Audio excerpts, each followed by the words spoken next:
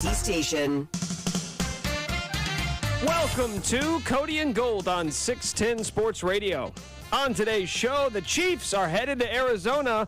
Frank Clark and Chris Jones sound off on Cincy, and it's a tough day to be the mayor of Cincinnati. Now, two jabronis who need to know their roles and shut their mouths today. Cody Tapp and Alex Gold. Let's go, man. What's up? This is going to be one of those next 2 weeks where, like, how can you not have a smile on your face? How can you not be amped up? Great. We're all on adrenaline today. It's gonna ride forward through the rest of the day. You can get the nap in a little bit later on. Might go to bed a little bit earlier on tonight, but the party continues in Kansas City. Once again, headed to a Super Bowl. And, oh, yeah, we're going to have some fun at Cincinnati's expense. Both the mayor, the city, some of those players that we're talking all kinds of you-know-what for really the last year, not just the last week or so. And now they are the ones headed to Cancun or wherever the hell they want to go for the next couple weeks for their vacation while the Chiefs are getting ready to go win another Super Bowl. I feel fantastic. And, of course, none of us slept last night, so that's still what time what time did head hit pillow? 1:15-ish. That's about the same for me. Yeah, that's probably, I think I got to the bed at about 12:30. But I would say that there was still some I want to make sure I'm not missing anything. Were you under the covers watching highlights? I definitely was laying in bed just on Twitter scrolling and watching clips throughout for an hour and a half while in bed. Definitely. Last night was probably the first time during this 5-year run of Mahomes and going to the Super Bowl 3 times. That was the first time where after the game I found myself going back and watching the post-game interviews more than I was watching the highlights. Like I went back and watched Frank Clark's post-game interview and Chris Jones' post-game interview because they were great. Times. That's, of course, why you watch them. On Friday, we're like, other than the obvious of just getting the win, like one of the moments we all could not wait for is post-game Frank Clark, post-game Chris Jones, and they delivered. Post-game Travis Kelce delivered. You're going to hear from all of them, don't worry, throughout the show today, because it is going to be a party all day long, as it already has been. I know with the guys this morning on Fesco in the morning, and then, of course, with the drive later on this afternoon. You guys can interact with us on the text line, 913-586-7610. You're going to hear from Andy Reid live coming up around noon. That's the expectation, at least right around noon, here on your official broadcast partner for the Kansas City Chiefs. But, man, you look at everything that went into yesterday, everything really that went into the season to get the 14 wins in the regular season and getting the number 1 seed, and would this be neutral site? What's going to happen? And, of course, then became the ankle injury, and how is Mahomes going to look? Everything that went into it, and yet here they are, despite the offseason and moving on from Tyreek Hill and everything, and, they're going to take a step back. And you got idiots like Bart Scott out there saying the team's not going to even make the playoffs. And here they are. They're representing the AFC in a Super Bowl for the 3rd time in the last 4 years. You and I have done this show for just over 3 years now. This month, 3 years. But this is the 4th playoff run we've had, and they've been in the Super Bowl 3 of those 4 years. Nuts. To me, it speaks to their greatness that we knew existed, but this is just one of those things that cements it for you. Like, hey, are they a dynasty-type team? Like, are they of that level of talent, that level of dominance, that level of consistency? And the answer across the board is yes, they are. Of course they are. They have Mahomes and Reid. This is going back to the whole, why would Andy Reid ever leave this job? He gets Patrick Mahomes and goes to the Super Bowl every damn year. I wouldn't go anywhere if I were them.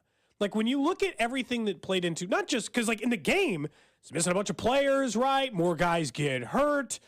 We mentioned the ankle. You could tell that as the game went on, it's bothering him a little bit.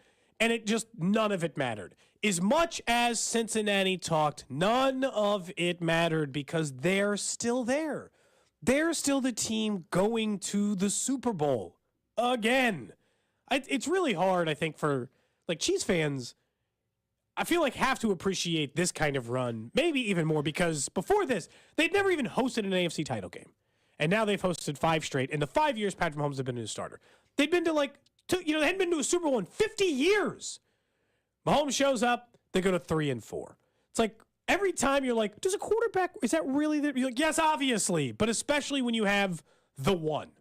Because that's what it was for me last night. I don't ever want to hear another stupid person try to convince me that Joe Burrow is better than Patrick Mahomes ever. Because look who's going to the Super Bowl again for the 3rd time in 4 years. And this time they don't have to play it in a Yeah, And it'll they'll be play a road a game, true which is neutral nice. site. A true neutral site Super Bowl. It's not going to be in someone's backyard like it was in Tampa. It's going to be in Phoenix, where we all know the Chiefs season began against Arizona. Let's hope they have new turf. We'll have multiple weeks to talk about all that kind of stuff. They better have some new turf out there. That's what led to some injuries early on in the season, of course, for Kansas City. But you're right about the whole quarterback and legacy kind of stuff that everybody was trying to nationally build up before this game even took place. Like this idea that this one particular football game could go and decide and change the real narrative around one or two particular quarterbacks. We thought it was foolish at the time, and you're right. Like, you never want to hear that anymore, because guess what? Out of all the active quarterbacks in football, it's over.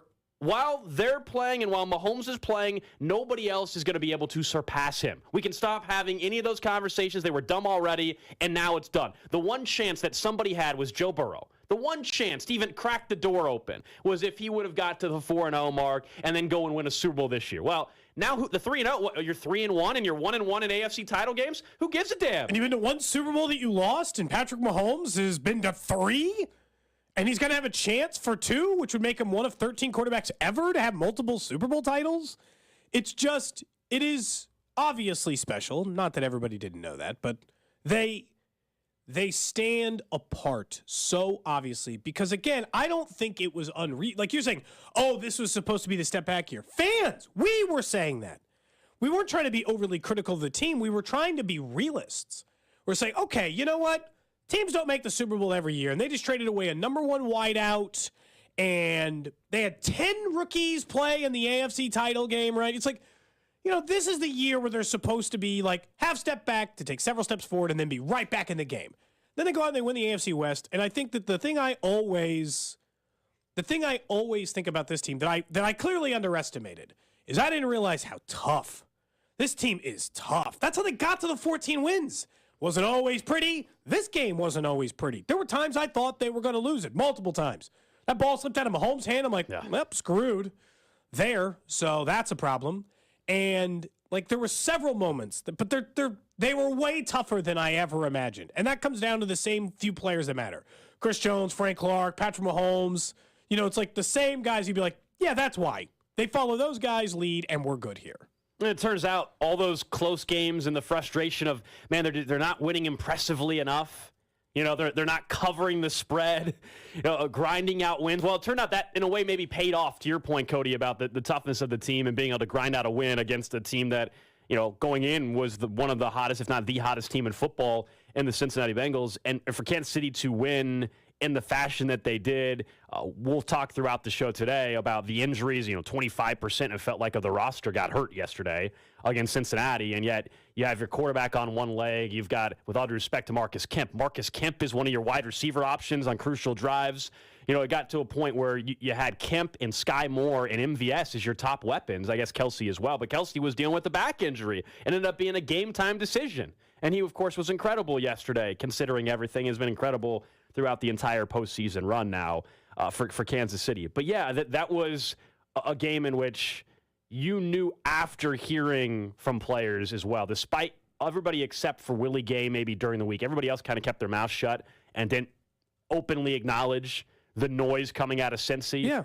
And it backfired on Cincy as well, because one of the things you could have said about Cincy throughout the last season and a half-ish is that, they played the underdog role. That worked for them. That worked. And suddenly, their cockiness and arrogance came back to bite them in the ass because they decided, Cody, to take the different approach, I felt like, than they ever had when they were having success. Cincinnati decided to take the way more outspoken, arrogant approach and stop with the underdog stuff and go after Kansas City, having their mayor, even as well, as we all know, make himself look like a moron. His own constituents in Cincinnati didn't like the kind of crap he was spewing leading up to the game yesterday. And that was not even what Cincinnati was about when they were last year's run, most of the regular season. Then they got full of themselves way too much, and it came back to bite them in the ass yesterday. And now, because of that, we've got some incredible sound from Chiefs players who openly acknowledged after the game every little thing that we heard out of Cincinnati. This wasn't the most animated one, but because it's from Mahomes, it's just so good. Yeah, you got Burrowhead. They beat us last time. They were talking about we got to play them. There was a lot of stuff. The mayor came at me, man. I mean, I understand he's the mayor of Cincinnati, so he has to think about something. But, I mean, it's something that you just got to play the football game and then let your play do the talking. Like, it's just, like, that part of it is so good. And we know the Burrowhead, my We'll ass. see y'all in Burrowhead. Yeah, baby. Let that sink in your mind. We'll see y'all in Burrowhead. Yeah, Joe Burrow, who's 1-1 now at Arrowhead. The fact that they were even saying that after 1-0 was the most ridiculous thing ever, and you couldn't back it up. And if they keep losing, it's just going to make it seem more like imagine if they lose it at Arrowhead next year and then they're 1-2. Like, can you believe they had the nerve to call it Burrowhead after one game? We're gonna fast forward 3 years from now, and somehow the Chiefs maybe hopefully are just dominant of the series. We're like, wait, you're 1-4 now? And at one point, yeah, that's very. By the way, that's very possible at this point. That's something like when you talk the way they did, and then you lose in an AFC title game, and you're just devastated. Like, you got to wear it, but also like we always talk about hangovers and psyche and all that mental part of the game. Like yesterday's game could have a major mental edge now for Kansas City for next season and beyond when you have what transpired with the comments and the build-up and then not being able to back it up. This team doesn't fall apart on each other, at least. That's always been the difference. Like, Osai was getting yelled at. He was like, come on, man, why'd you touch the quarterback? Like, on their way to the locker room. I mean, he's getting yelled at by his own teammate. My mind immediately went to, you guys remember when the Chiefs played the Browns this probably early 2000s, Dwayne Rudd, right? He took his helmet off, one of the dumbest penalties we would see, and that was a regular season game. Dwayne Rudd took off his penalty. The Chiefs then were able to kick a field goal and win the game. I don't know what that was, 2002 maybe or something. I'm not sure. Maybe it was a little bit earlier than that. Other than that play, I don't think last night I've ever seen a dumber penalty, considering what was at stake. Of course, we're referencing the third down scramble. This isn't the day for 55 offsides, but things happen in big games. Really, Cody? That is it. He said he'd never seen a dumber penalty. Cody, the Chiefs are going to the Super Bowl, and you're going to bring up one of the most gut-wrenching moments in Chiefs history? The most impressive part is the Chiefs are like 2 plays away from 5 straight Super Bowl trips. And again, speaks to their dominance. Little things that'll happen, right? Even to the Patriots, little things happen that stop them from going to the Super Bowl every single year. It's not reasonable to ask any team to go all 5 years. It's that you just put yourself in position to be there every single day and every single year. They just show up at the same thing, and what is it? It's Arrowhead Stadium with a chance to go to the Super Bowl. And that's the whole thing, like all that neutral site talk. What a bummer that would have been for that game last night. Yep. Arrowhead was electric. Dude, it was awesome. It was incredible out there. It reminded me, we talk all the time about the wild card game, and you were there as well, and you're hugging people you don't know. I mean, the group we were at, we had some, of course, annoying Cincinnati fans around us as well, and they left very quickly, very quietly, which was very satisfying because the entire second half they started chirping and were very, very loud. They started thinking they were going to win that football game after being quiet in the first half, and then they got their asses out of the section very quickly. But we're in this circle of people. Everybody's like hugging each other at the end of that football game. Again, people you don't even know, people you just met while you're at the game. But that's what's awesome about sports, like that feeling, and everybody's high-fiving. People were crying in the row behind us. That's what that win meant. And Arrowhead was Arrowhead was incredible. It was in all, it's one of another, add that to the list of very special moments at Arrowhead. It doesn't matter if it's 5 straight games you've hosted at Arrowhead. That one, to your point, because of all the trash talk and build-up. Yeah, 2019 Titans game, it was the first one. You didn't know you were going to be in 3 more after that and get to another couple Super Bowls in years prior to that. But seeing the trash talk and being able to win in that fashion with everything that transpired made it that much more enjoyable. And neutral site games would suck. You're right, because you get to have fans. You get to have Travis Kelce saying what he said in front of a home crowd up on the podium while Jim Nantz is desperately trying to make sure Travis Kelce doesn't grab the microphone from him. He should have just given him the microphone. What's the difference? Like didn't you want that on your broadcast? Hey, I got some wise words for that Cincinnati mayor. Know your role and shut your mouth, you jabroni. Oh, man. All-timer. You gotta fight for your right to party! And then later at the podium said that Cincinnati was better when Jerry Springer was the mayor. Like, he did some research on former Cincinnati mayors. No, he went to college there. He knows. He's from that area. And also Mayor Quentin Lucas made that kind of crack and joke before the game even started when he was responding to that idiot mayor and Cincy who looks like even more of a fool But how today. stupid He you gotta be. apologized. Well, he was like, oh, you know. Well, what else were you going to do? You got to walk back with your tail between your leg back to Cincinnati. Hop on that Southwest Yeah, I know he flight like back. challenges Travis Kelce to a fight. Why don't you come say it to Yeah. my face, pal? My favorite was Frank Clark, though. I thought his moment after the game, because he was like a choir boy on Friday. When Frank Clark was talking to the media, we thought, oh, better have the dump button ready. That guy was on his best behavior. And I thought, okay, something is up here, because this is not the Frank Clark that we're used to seeing. What did he do? He goes out, gets a sack and a half, and then I think is the greatest post-game interview maybe I've ever heard with James Palmer. I don't know who the hell they think they was calling this Burrow head.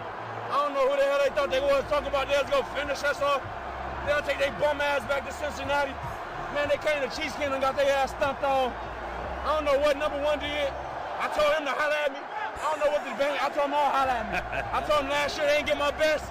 I told them this year they barely got my best. I told them with the playoffs though, I'm the king. They gotta holler at me every game. Let's go. Frank, It's I'm Omar's gonna line. start Like, when you walk. come at the king, you best not miss. Anytime we get into an argument on air, that's what I'm saying as we go to break. I'm the effing king.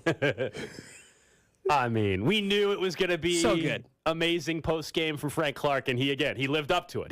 He absolutely delivered, both in post-game comments, and he absolutely delivered on the field. Whenever he publicly, I'll give him credit on it, he knows when he's feeling it, too. Like, you know, some players were like, oh, I always bring my A game, and I'm always going to go out. Like, Frank Clark, going back 2 weeks ago even. Yeah, he started talking Gave us before the- he was performing this way. Yeah, gave us the heads up, like, no, I'm feeling it. Like, he knows when for whatever, I don't know what it is, but we call it playoff Frank, as we, you know. Yeah, he's feeling loose. But he knows when he's in that zone, and he spells blood in the water, right?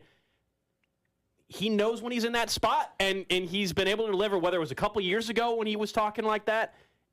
He knows if he's capable of putting together a performance, and he backed it up in a huge way from the get-go. They set the tone. We'll talk about Chris Jones coming up in about 12 minutes. Trust me, Chris Jones, unbelievable. He'll get some time dedicated just to him on this Absolutely, show. Chris Jones will.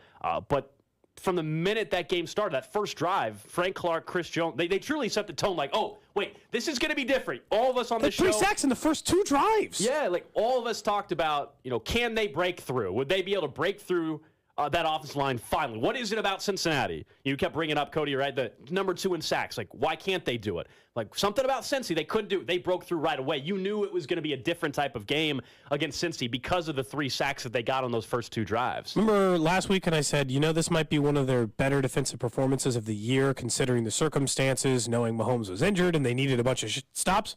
Not this one was better. Well, it turns out, to answer that rhetorical question, Gold, like, what is it about Cincinnati? Turns out nothing. Turns out 3 games is not a large enough sample size to draw a big sweeping conclusion about how one team plays versus another team, especially when all 3 of those games were decided by 3 points. Well, these 2 teams play dragouts. I mean, they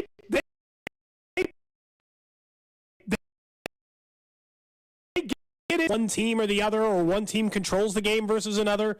It's never really like that between these 2 teams, and I was never going to do this. But this goes back to what we were saying before the game. The most obvious part of this entire game is the Chiefs were better on the offensive line and better on the defensive line and dominated both areas. They were great on both sides of the ball. It's hard to win games if you can't win in the trenches. Yeah, you had great skill position players. They went up and got like 90 jump balls for Joe Burrow. Yeah. But when push came to shove and you were forced to make plays, you have to make them while under duress. And the Chiefs team never let up. That's, again, while they're going to the Super Bowl again. Yeah, just about if you just were to simply never watch the game last night and all you did was go and look at the box score and you were just going through statistical category by category, the Chiefs destroyed them in just about every category. There was like 2 or 3 that they didn't. But whether we're talking pass yards and rush yards and turnovers and sacks, like, go down the list. The Chiefs, much like in the first 3 matchups, yet again, it was the Chiefs from the beginning of the game, controlling it, in position, and then there was a door that was opened a little bit by Kansas City to allow Cincinnati in, and this time finally closed it. That was part of the conversation heading in the game as well. Can they actually close the game out? Would they have another dumb penalty? Would there be a crucial turnover? For a little while, it looked like the Mahomes fumble was going to be that one. No, that was a moment when I'm like, they're losing this football. Like, we can all admit that I think there was a moment for everybody in that game. That was the game you're like, no, you had it. You had control again. And then when you lost that ball and they went down and scored that touchdown, and I was like, tied it up. You're like, no, But it didn't. None of it The difference mattered. this go around, and again, we'll talk about Chris in a second, but the difference this go around is they had defensive players that made the play. Obviously, Mahomes, the third down scramble, we'll talk about that, and we all saw what happened there. But the defense was able to get the stops throughout the game. That was the difference from the first 3 matchups to this one. They were actually able to get that stop. But now it's 4 games, Cody, and the margin is, between combined, the winning margin for all the games is 12. Like, the Cincinnati won the first 3 by 3 each, and now Kansas City wins the 4th one by 3. So, yeah, these are dogfights out there. And then you get even Patrick Mahomes' father, Patrick Mahomes Sr., Pat Mahomes, talking to Aaron Ladd, a friend of the show, of course, from 41. You got a cigar of your own, I see. Yeah, I'm smoking the Joe Burrow. You smoking on the Joe I'm Burrow. smoking on the Joe Burrow. How's it feel to be headed back to Super Bowl? It feels great, my baby boy did what he always do. He gonna show up and show out, and I'm just glad he did it. So good. I'm smoking on a Joe Burrow is such a good line. Did this game have like the most lines ever coming out of it? It makes Take sense. their bum ass back to Cincinnati. Burrow had my ass. I'm smoking on a Joe Burrow. Like the lines never end, seemingly. When you have all the trash coming out of Cincinnati, all the trash talk, you're going to get it back. Like the Chiefs did a great job during the week of downplaying it and not opening their mouth for the most part. And then when you get the win, the floodgates can open up, and you get stuff like that. Woo! Burrow had my ass! Woo! It's Mahomes' house! So good. Dude, they acted like that was as big as them as winning a Super Bowl. And I know it was Pete. Pete had said, like, we're going to look back on this and we're going to be like, that was the Super Bowl. I hope that means because the Chiefs won the Super Bowl. And we'll look, because I think I will. Like, if the Chiefs go out and they win some 27-24 game against Philly and they win the Super Bowl, obviously it'll be a huge deal. But, like, we'll look back at the Cincinnati game and be like, oh, that one was so much sweeter, though. I know it shouldn't be because the other one's a Super Bowl, but this one was sweet. Give it a week. Because of all the trash they talked. Give it a week, Cody, and tell me if you still feel that way. Fine. I know right now I'm with you. Right now this feels like that feels that way. Yeah, but once those two teams get down to Arizona and you have another game to look forward to, I think that feeling might change just a little bit. But right now, that's how I feel. I want to talk about the moment. Live in the moment. I'm not worried about Philly right now. Oh yeah, we had 2 weeks to talk about the Eagles, and wait, that's not what this week is even about. We'll worry about Philly. Eventually, we'll start talking Philly. Sorry for bringing up the fact that the Chiefs are playing in the Super Bowl, guys. I'm sorry. It's cool. It is pretty cool. Wait, so when did you start on this show? Have they played in the Super Bowl since you've started on the show? This is my second season. Yeah, this is the first one. Well, I'm really happy for you, Nick. I know it's been a really tough go up until now, with all the losing and stuff. You know, all those just making it to the AFC title games and coming up short. Yeah, last year was such a disappointment the way they went to the AFC Championship game. Nick's alma mater winning a national championship. It's been really rough for Nick on the sports front. Yeah, I could use to catch a break here. It's just hard because from our show's perspective, since the second Golden Eye have started the show, the Chiefs have been in the Super Bowl 3 times in the 4 years we've been sitting here. The last time they went to the Super Bowl and we got to go, we'd only been a show for like a month. Not even that, like 3 weeks. Yeah, I mean it was a 3-week run, and then next thing you know, we were in Miami. And then in a parade. Those were fun times. I'd like to do all that again. Well, you're a win away from having that whole thing happen all over again. A win away are the Kansas City Chiefs from hosting or having another parade in downtown Kansas City. That is all very much a reality and a possibility thanks to yesterday's win. Our NFL playoff coverage brought to you by Metro Ford. View our inventory online at kcmetroford.com. Up next, though, we said he had to step up. You want to get paid this offseason? Deliver, and boy, did he ever. That's next. Cody and Gold on 610 Sports Radio, brought to you by Gann Asphalt and Concrete. For asphalt, concrete, and parking lot maintenance, Gann Asphalt and Concrete. One contractor, all things parking lot. Trusted in Kansas City since 1994. Online at GANNasphalt.com. Matt Coker here from West Coast Men's Health. Guys, if you're taking Viagra or any other pill for ED, I want you to ask you this question. Do I want to continue to do this for the rest of my life? If you're like most men, the answer is no. Here at West Coast Men's Health, we can restore blood flow naturally without pumping your body full of chemicals like you've been doing. Guys, you need to come in today and fix this problem now.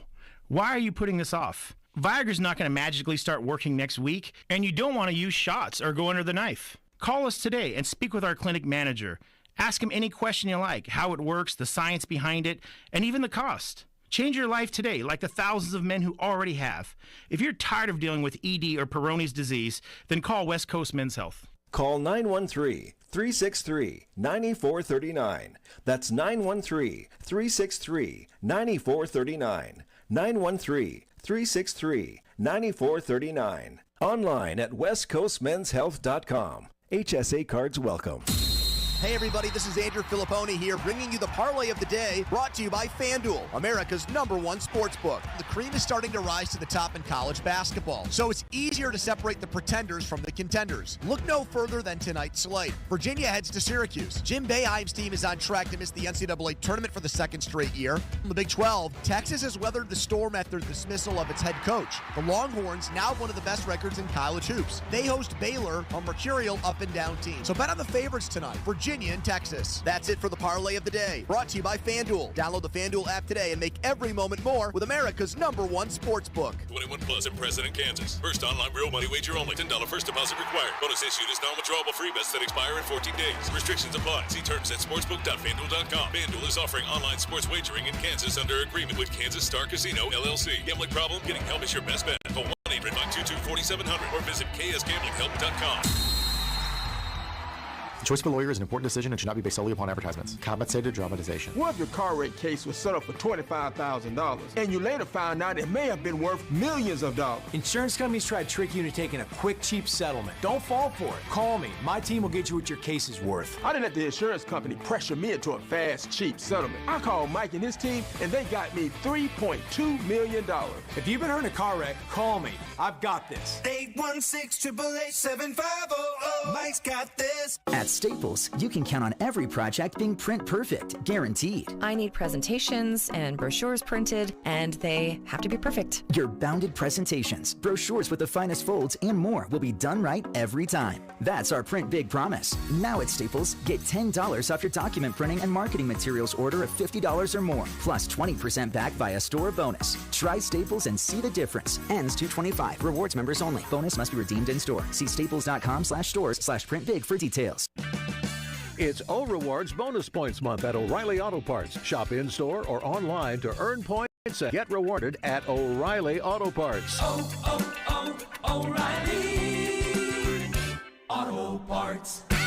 Do you owe more than $10,000 in back taxes? Good news. There's a new way out. It's called the Fresh Start Initiative. Call U.S. Tax Shield, A+ rated with the BBB. 800-391-5063 for your free consultation and let U.S. Tax Shield protect you from the IRS. Join Mark Patrick seminars and stop smoking without cravings, irritability, weight gain, or your money back. Only $49.99 guaranteed. That's right. Don't just cut down, but stop smoking once and for all. Also, lose all the weight and let Mark Patrick Hypnosis destroy unwanted cravings. Seminars Wednesday, February 22nd, Sure Stay Plus by Best Western Kansas City. Or Thursday, February 23rd at the Holiday Inn and Suites, Overland Park West, Overland Park. Weight loss seminar, 5:30 p.m. Stop smoking seminar, 8 p.m. Sign up at markpatrickseminars.com. Hey, I'm Andy.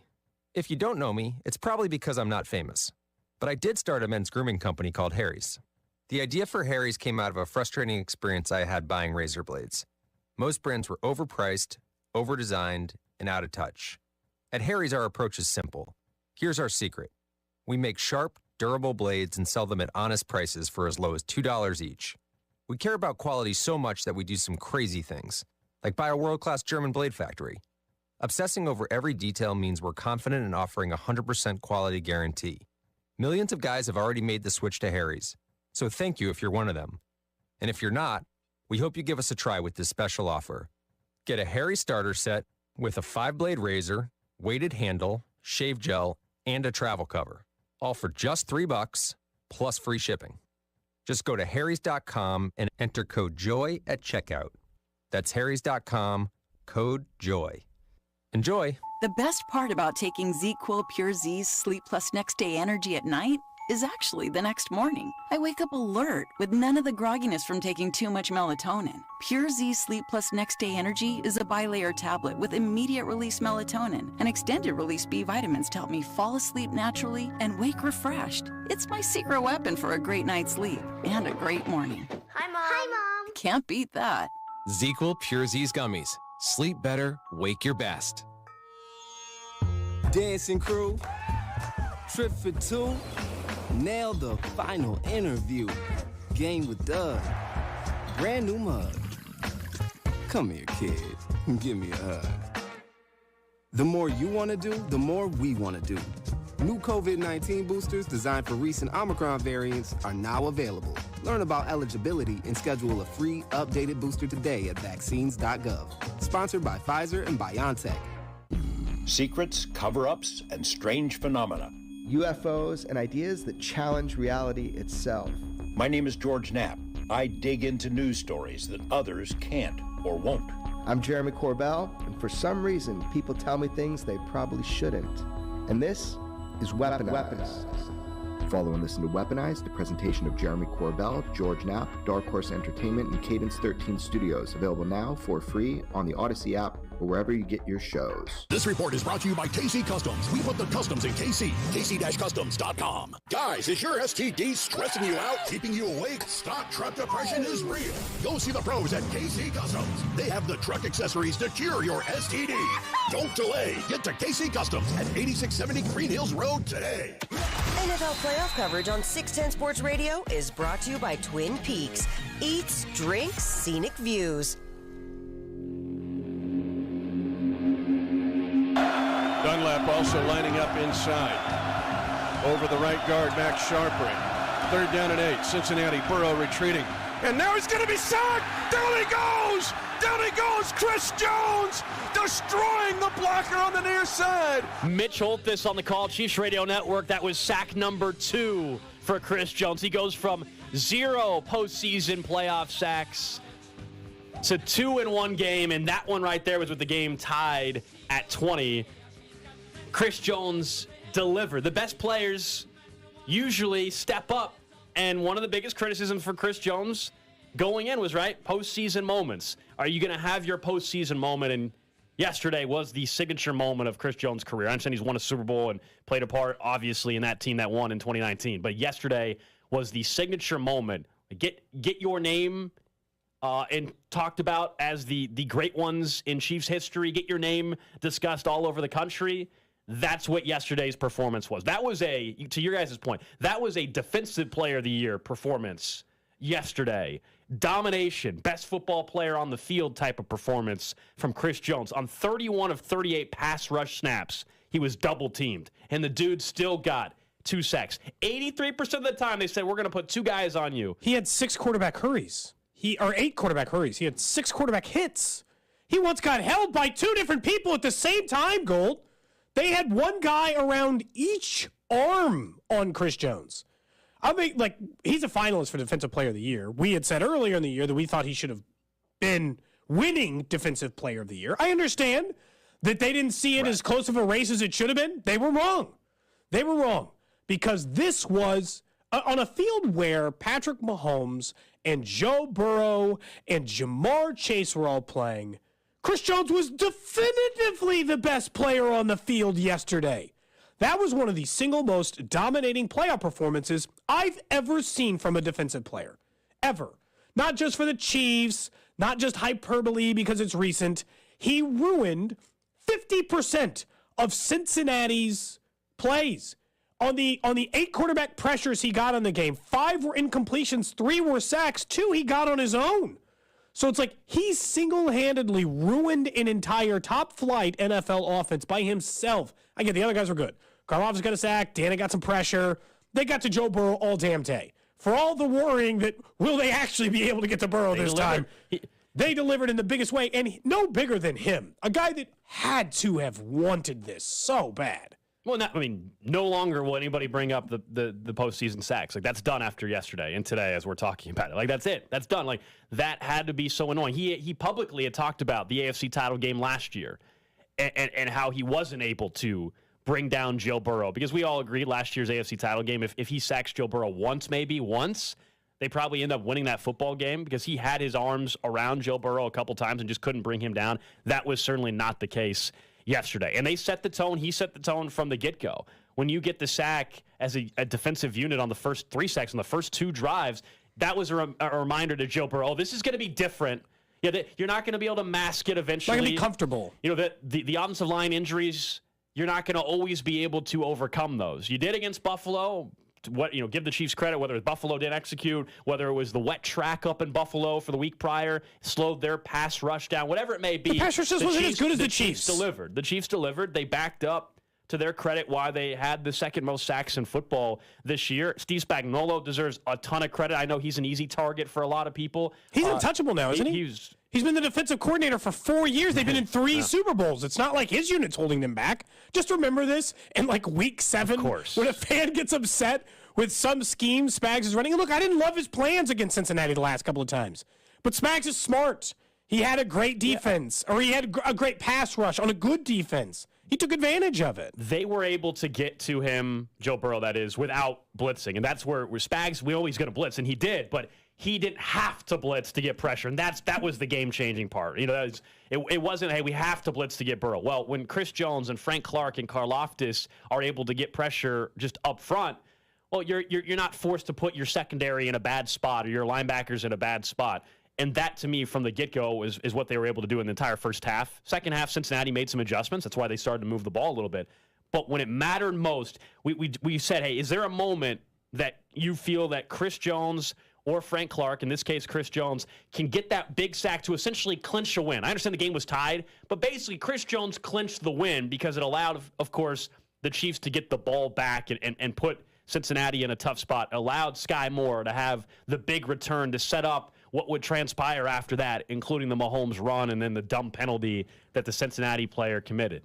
He just, it's really hard because like the defensive line just played so great, but it's just, man, it's just so, I feel really good for him because I don't think it was wrong for us to be like, hey man, you played in like 12 postseason games.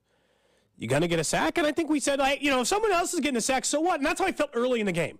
Like I could see Chris Jones was a problem. But it was like Frank Clark was getting them, or like some of the other defensive players at first were the guys getting the first few sacks, and you're like, oh, here we go, Frank Clark again, baby.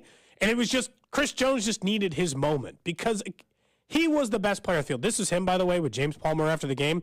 I think he's probably relishing in the moment, and also was maybe the loudest voice in the Burrowhead stuff. Not let my emotions all bottle up throughout the week. There's a lot of talking going on. I'm not really much of a talker. It's a full circle, 360, man. These are moments I prepared for all offseason. I dedicated my offseason to this moment last year when I missed 2 sacks to end the game, and I put it up on myself. This game, we gonna end it up front, and that's what we did. We got a resilient group in our room, start with the D-line, and these guys fought through all night, man. The last thing you said to us when you walked off the podium here at Arrowhead was everybody enjoyed Burrowhead. Did that motivate you all week? Hey, let me tell y'all something, man. Don't ever, and I'm looking at the camera when I say this, disrespect Arrowhead. I don't care how many times you done beat us. Don't ever disrespect Arrowhead Stadium. And G-E-H-A! I like that he's the one company man on it. G-E-H-A! It's so good, but it's just... Because remember, you knew he knew it because on Friday he did leave that podium. He was like, Burrowhead, right? That's what it's called? Burrowhead? And you're like, they took it personally. And he's got a tear coming down his face during the national anthem. You're like, this guy's going to ruin your world today. Yeah. You must have known. You must have known when he was saying Burrowhead. He's crying during the national anthem. Awesome national anthem, by the way. Yes. And then he just goes out there and singly dominates every single Cincinnati Bengals offensive lineman. They had no answer. He was moving around, too. Left side, right side, center, didn't matter. All of those guys were screwed. Every single one of them got beat by Chris Jones during the game. That's what we said. The best player on the field yesterday, and it was so noticeable. And he deserves all Patrick Mahomes had 326 yards and 2 touchdowns. I know. On a bad ankle, and I'm telling you, Chris Jones was the best player on the field. And Chris Jones deserves every bit of praise he's receiving today, received last night, will receive leading up to the Super Bowl, and of course, we'll have plenty of time to talk about what they'll need again from Chris Jones against a very good offensive line in Philadelphia. But that was, you feel good for Chris, obviously, considering, as he said there, his whole offseason was built around missing multiple sacks against Cincinnati in the AFC title game. And to get an opportunity on Friday's show, we mentioned, it's not often you get both individually or as a team to redeem yourself against the very team that sent you home in the very same situation. And this time, he was able to clearly redeem himself individually. The team did as well. Gets the win. Sends Cincinnati to Cancun, wherever Eli Apple wants to go. And I don't know if he's tweeted. His mom deleted her damn Twitter because she couldn't handle it either because she was talking noise. All of it. Love it. It was all fantastic. Imagine talking so much trash that when you lose a game, your mom's going to delete her Twitter. Your mom? She probably could you imagine talking so much trash? Your mom deleted her Twitter, and I know she has one.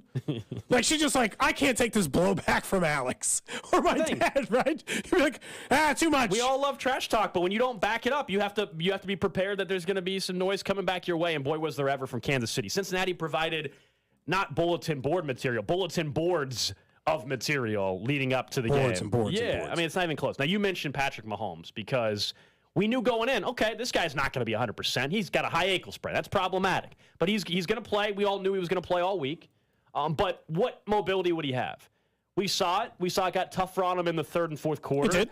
As we thought it probably would. But then on top of that, Cody, it wasn't just his health. Then I'm going to go ahead and I'm going to take away Juju from you because Juju's going to get hurt. McCole, who gave it a go and tried his damnedest to stay in the game, he's going to be out because he gets re-aggravated with an injury. Kadarius Toney, ankle injury, foot got caught in the turf. Justin Watson wasn't available because he was sick all week. Marcus Kemp, Sky Moore, and MVS, and we'll talk about MVS. Their leading rusher gave him 26 yards on 10 carries. That was an MVP-type performance. You were able to move the ball even when it seemed like a couple drives in a row you couldn't. But when it mattered most, with a bad ankle, with your fifth or sixth wide receiver out there, against Cincinnati with the game on the line, you're able to scramble on one leg, one ankle, to the out-of-bounds marker, which would have been close to a first down anyway, but then that whole play results in a dumb play. You made that Cincinnati player have to make that decision. And he was still a half step faster than everyone. He was. It's the same thing. He beat you to the edge still on one ankle. This is of lore stuff. I know we talked about, will this be his flu game? Of course it was. His running backs, not including his running, 17 carries, called for 34 yards. 17 carries for 34 yards. He's throwing first downs to Marcus Kemp. That throw to MVS is a throw only he makes. It's an absolute dart. I remember MVS was asked about it after the game. He's like, he's got eyes all over his head. It doesn't make sense. He was down everybody. Even Justin Watson, who's become a reliable guy when guys were injured, missed the game because he was ill. It's I don't know that I would have said Justin Watson, some big, huge absence, but that's because I thought McCole Hardman and Kadarius Toney and Juju Smith-Schuster and all these guys were going to be on the field, and it didn't matter. It's always the things that make you – because, someone will try to tell you. Someone tried to tell you today that Mahomes didn't play perfect, but it's he, considering the ankle and all the wide receivers that were gone, went for 326 yards, 2 touchdowns, and no picks. I understand he had the one mistake where the ball just slipped out of his hand. It didn't even stop him from winning. He was great. He just put it on his back again on the offense and said, it's cool, I got it. No big deal. And it wasn't even one of those Travis Kelce, I'm going to go for 15 catches and 200-yard kind of games. They used MVS more than anybody. They used Isaiah Pacheco out of the backfield. He hit anybody he had to in order to make this game work. And I know it's not front and center because of how great Chris Jones was and Patrick Mahomes were yesterday, but I do think the offensive line deserves a ton of credit as well. Great. They were fantastic. They really were. A guy that gets a lot of heat, and we'll have offseason to talk about what they should do. But Orlando Brown Jr., I thought, played phenomenal yesterday. I thought the entire offensive line was really, really impressive against a defensive front, knowing that their quarterback wasn't going to be as mobile. And obviously Mahomes and his ability just to make throws makes their life easier as well. But they needed to step up, and they certainly answered the call. That was that truly was all the way around. Look how many guys we've already mentioned. We still have a couple more next hour that we haven't even focusing on. That truly was I haven't talked about a single rookie yet, and think about everything they did in the game. It's something that people will roll their eyes out at times when people in the media or in general mention it. It truly was a 53-man roster win yesterday. You know what I mean? When you get down deep in the depth chart, and Marcus Kemp, who wasn't active for many games this year to begin with, when he's involved in the plan, and some of the rookies as well, and you have other guys that get hurt throughout the game, like Darius Harris is back in. It truly wasn't planning on saying Brian Cook's name as much as we did. Yeah, it was a true team 53-man roster type of win yesterday in the biggest game you can play in other than the Super Bowl. It it's the most glaring thing that if you're a talking head on any show over the next 3 years and you try 10 years, right, like you said, you try to ever talk yourself into Patrick Mahomes not being the best quarterback, just do what you guys make fun of me on this show. It's very easy. Any conversation that starts with a quarterback playing great, doing something spectacular, doing something special is he the best besides Mahomes? We can joke about those conversations because I'll suggest them on the air sometimes. Go to be like, hey, let's have a conversation about who's the most important player for the Chiefs other than Mahomes. Because I can't have because otherwise we'll just have the same conversation. Patrick Mahomes is a unicorn. He on one ankle beat the guy to the corner again.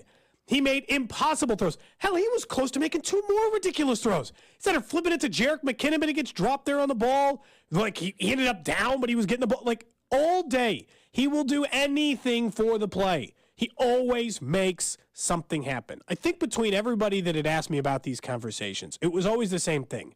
And this is how I felt about it in the end. This was going to be over my dead body. He was not going to let them lose this football game. That's what we saw yesterday in a really gutty effort. I don't know what percentage he'll be in 2 weeks with a high ankle sprain. Oh, yeah, a bunch of guys, they need that. They're going to need that 2 weeks for a bunch of guys that got banged up yesterday. And, so we'll find out as the weeks go on how they're available. But, yeah, you're definitely going to need the full 2 weeks, not only for his ankle, but Juju's got, a knee injury, and obviously the ankle for Tony. Snead was in concussion protocol. So it's good you have that buffer week getting set to play the Eagles in the Super Bowl as well. But let's get to Nick's notable notes.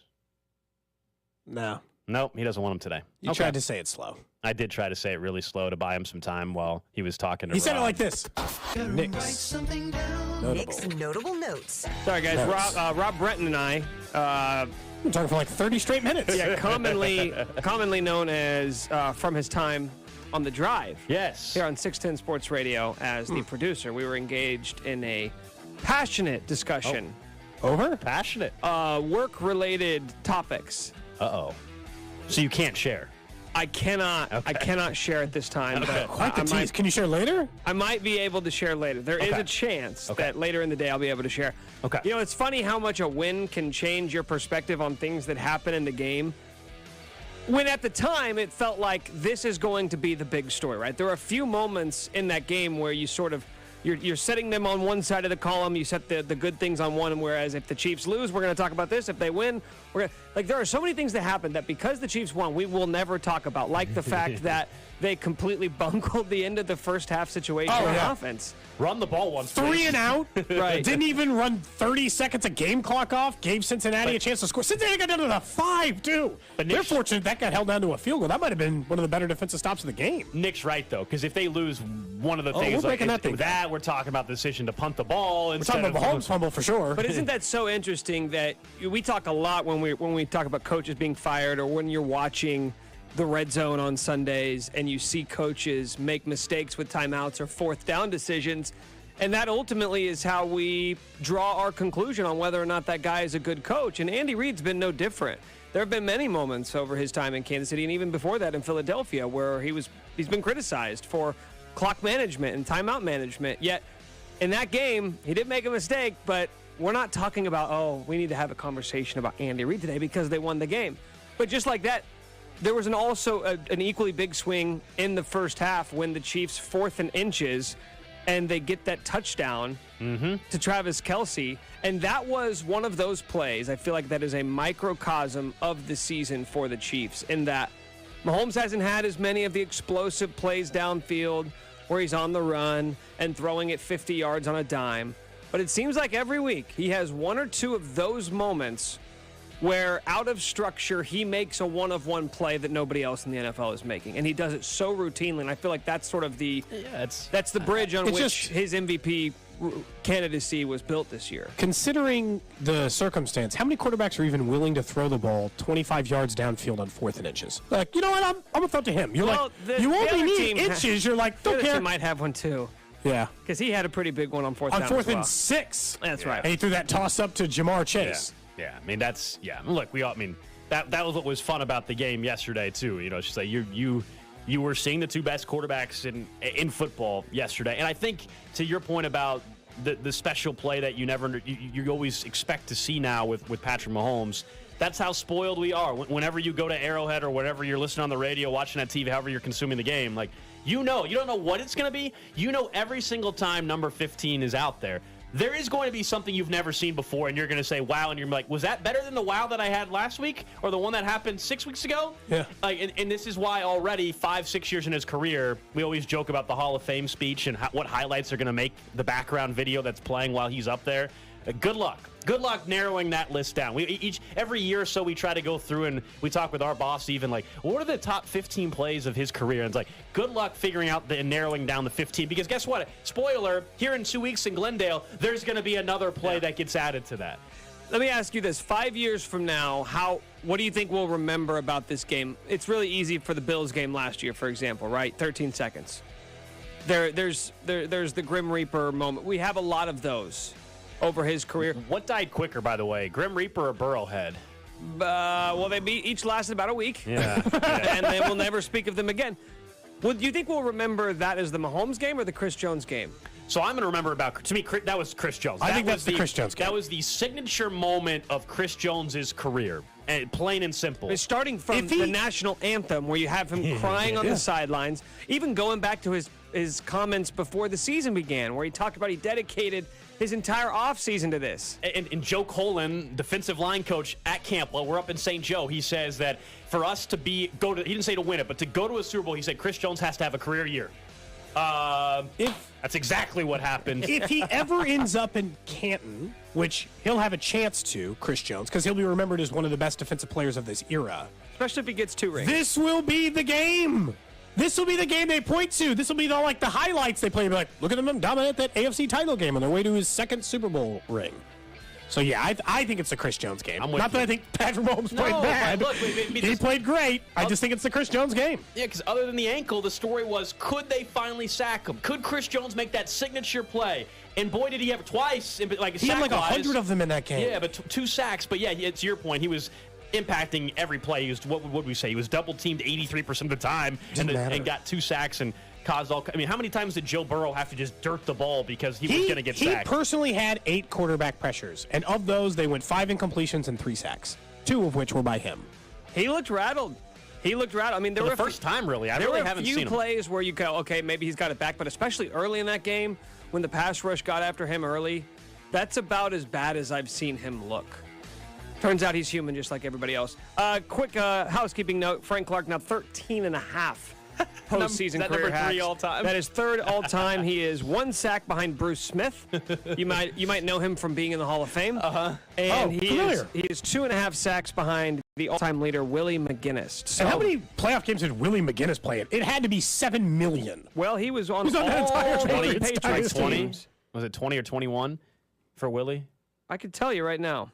Right now? Like right now? 18 games. 18. Okay. So, look, Chris Jones, very good chance he gets one the way he's playing. He did have, by the way, Willie McGinnis had 4.5 sacks in one game. So that's insane. Frank should try that. I mean, if Frank Clark gets a sack in a Super Bowl, I mean, he's already in position for it. But assuming Frank Clark continues to play for contenders, whether it's in Kansas City or elsewhere, like Frank Clark's going to end up being the all-time postseason sack leader in the NFL. He's 29. Yeah. He's so much younger than you think. It is going to happen. Like, as long as, I mean, if he stays healthy, he is going to easily, almost at this point, you would say, based off of contenders that he's been on, whether he stays in Kansas City or elsewhere. That's nuts. But to a credit, he steps up in the biggest moments. And I can't believe this offseason, for the 3rd time in a row, we're going to have the conversation and be like, bring Frank Clark back? Because it's not crazy, but the Chiefs don't really sign anybody who's getting ready to be 30. Only under the condition that we never, ever, ever talk about him during the regular season. Yeah, just wait till the postseason. Unless you're talking about what he'll do in the postseason. Playoff Frank. Yeah. Like it's week 6, and you'd be like, you know what? Not bad. I'm interested to see what he'll do in 10 weeks. Something changes, man. He feels it, and the stomach suddenly is right, and everything's right, and it's his perfect storm. And he, like he says, he smells blood in the water. And when he feels himself, he is better than anybody at getting after the quarterback in postseason history. I mean, right now, current active players, I should say. It's nuts. That is Nick's notable notes. Thank you for the time, guys. You got it, man. NFL playoff coverage brought to you by Twin Peaks Eats, Drinks, Scenic Views. Up next, though, we'll talk more about, of course, the Chiefs who are headed to Glendale, Arizona, and redemption for 2 Chiefs players. You're listening to Cody and Gold, brought to you by Gann Asphalt and Concrete. For asphalt, concrete, and parking lot maintenance, Gann Asphalt and Concrete. One contractor, all things parking lot. Trusted in Kansas City since 1994. Online at GANNasphalt.com. Subscribe and download all new episodes of Nick's Wavin' in the Wheat podcast, released every Thursday on the 435 Podcast Network and the Odyssey app. Burrowhead, huh? Knocked away and intercepted. Intercepted by Joshua Williams. Burrowhead, huh? Pass left side, intercepted at midfield. Burrowhead, huh? Burrow pressured in the pocket. He's sacked. He's sacked. Burrowhead, huh? Burrow swallowed up. Burrowhead, huh? Burrow's gonna be sacked again. Wrapped up and taken down. Chris Jones. 610 Sports Radio. Attention BetMGM customers. Have a friend who loves sports as much as you do? Well, here's a chance for both of you to earn a $50 bonus when you sign up through BetMGM's Refer a Friend program. Just sign up into your BetMGM account and click on Refer a Friend program to send your friend a message inviting them to register a new account in the same state you use BetMGM in. Once your friend signs up and makes a deposit, they'll receive a $50 bonus. And once your friend places a bet with their bonus and the wager is settled, you'll receive a $50 bonus as well. So sign in to your BetMGM account and click that Refer a Friend program so you can both earn that $50 bonus.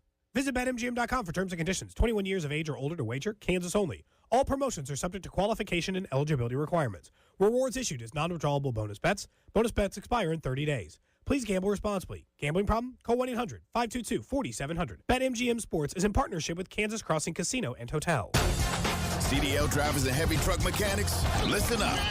Everybody loves playing for a winner, right? That's why it's time to bring your skills and experience to one of the nation's leading providers of sustainable solutions, Waste Management. There's so much more to waste management than what you think it is. WM is paying a $7,500 new hire bonus to CDL truck drivers and heavy truck mechanics for immediate job opportunities at our WM site in Kansas City. Besides the $7,500 new hire bonus, there's steady work, weekly paychecks, opportunities for overtime, paid training, a generous boot and tool allowance, and home every day. Plus, over-the-top benefits like 100% tuition coverage for you and your family, and so much more. Apply online today at WM.com/careers. That's WM.com/careers. Search driver and mechanic jobs in Kansas City, Kansas. Hiring today for tomorrow. We are WM. If you are a business owner, listen up and remember the website getrefunds.com. If your business has 5 or more employees and managed to survive COVID, you could be eligible to receive a payroll tax rebate of up to $26,000 per employee. It's a little-known program, but it's out there. It's a payroll tax refund, not a loan, no payback. It's a refund of your taxes. Now, the challenge is getting your hands on it. How do you cut through the red tape, get your business the refund money they have coming back? Well, go to getrefunds.com. The team of tax attorneys they put together, highly trained in this little-known payroll tax refund program, and have already returned $1 billion to businesses, and they can help you too. To find out if your business qualifies, just go to getrefunds.com, click on Qualify Me, and answer a few questions. They do all the work, no charge up front, simply share a percentage of the cash they get for you. Don't miss out. Go to getrefunds.com. That's getrefunds.com. Every pro is an MVP to us. As a Lowe's MVP's Rewards member, you can earn bonus points when you shop select products and brands. Then redeem them for exciting rewards like tools, sports memorabilia, e-gift cards, and more. Join today to become a member and start earning. Bonus points calculated before taxes and fees after applicable discounts, if any, subject to program terms. While supplies last. Points expire at end of calendar year. Visit Lowe's.com/MVP's bonus points for details. When a cold comes on strong, knock it out with Vicks DayQuil Severe for max strength daytime relief. Just one dose of Vicks DayQuil Severe starts to relieve 9 of your worst cold and flu symptoms to help take you from 9 to none. Power through your day with Vicks DayQuil Severe, the daytime non-drowsy, coughing, aching, fever, sore throat, 9 to none medicine. Use as directed. Every pro is an MVP to us. As a Lowe's MVP's Rewards member, you can earn bonus points when you shop select products and brands. Then redeem them for exciting rewards like tools, sports memorabilia, e-gift cards, and more. Join today to become a member and start earning.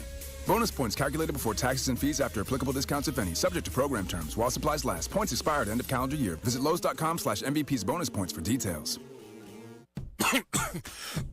When a cold comes on strong, knock it out with Vicks DayQuil Severe for max strength daytime relief. Just one dose of Vicks DayQuil Severe starts to relieve 9 of your worst cold and flu symptoms to help take you from 9 to none. Power through your day with Vicks DayQuil Severe, the daytime non-drowsy, coughing, aching, fever, sore throat, 9 to none medicine. Use as directed. Every pro is an MVP to us. As a Lowe's MVP's Rewards member, you can earn bonus points when you shop select products and brands. Then redeem them for exciting rewards like tools, sports memorabilia, e-gift cards, and more. Join today to become a member and start earning. Bonus points calculated before taxes and fees after applicable discounts, if any. Subject to program terms. While supplies last. Points expire at end of calendar year. Visit Lowe's.com/MVP's bonus points for details. It's not easy being the one everyone counts on to keep your operation running, no matter the weather or supply chain hiccup. But we get you, Raymond in Buffalo, Maria in Miami, and Jules in Troy, taking control of everything that's under your control. At Grainger, we're here for you with high-quality supplies for every industry, plus real-time product availability and access to experts ready to help. Call, click Grainger.com, or just stop by. Grainger, for the ones who get it done. The Kansas City Chiefs are looking to win the championship, and Metro Ford is winning with new inventory coming in and opportunities to make great deals. View our inventory online at kcmetroford.com.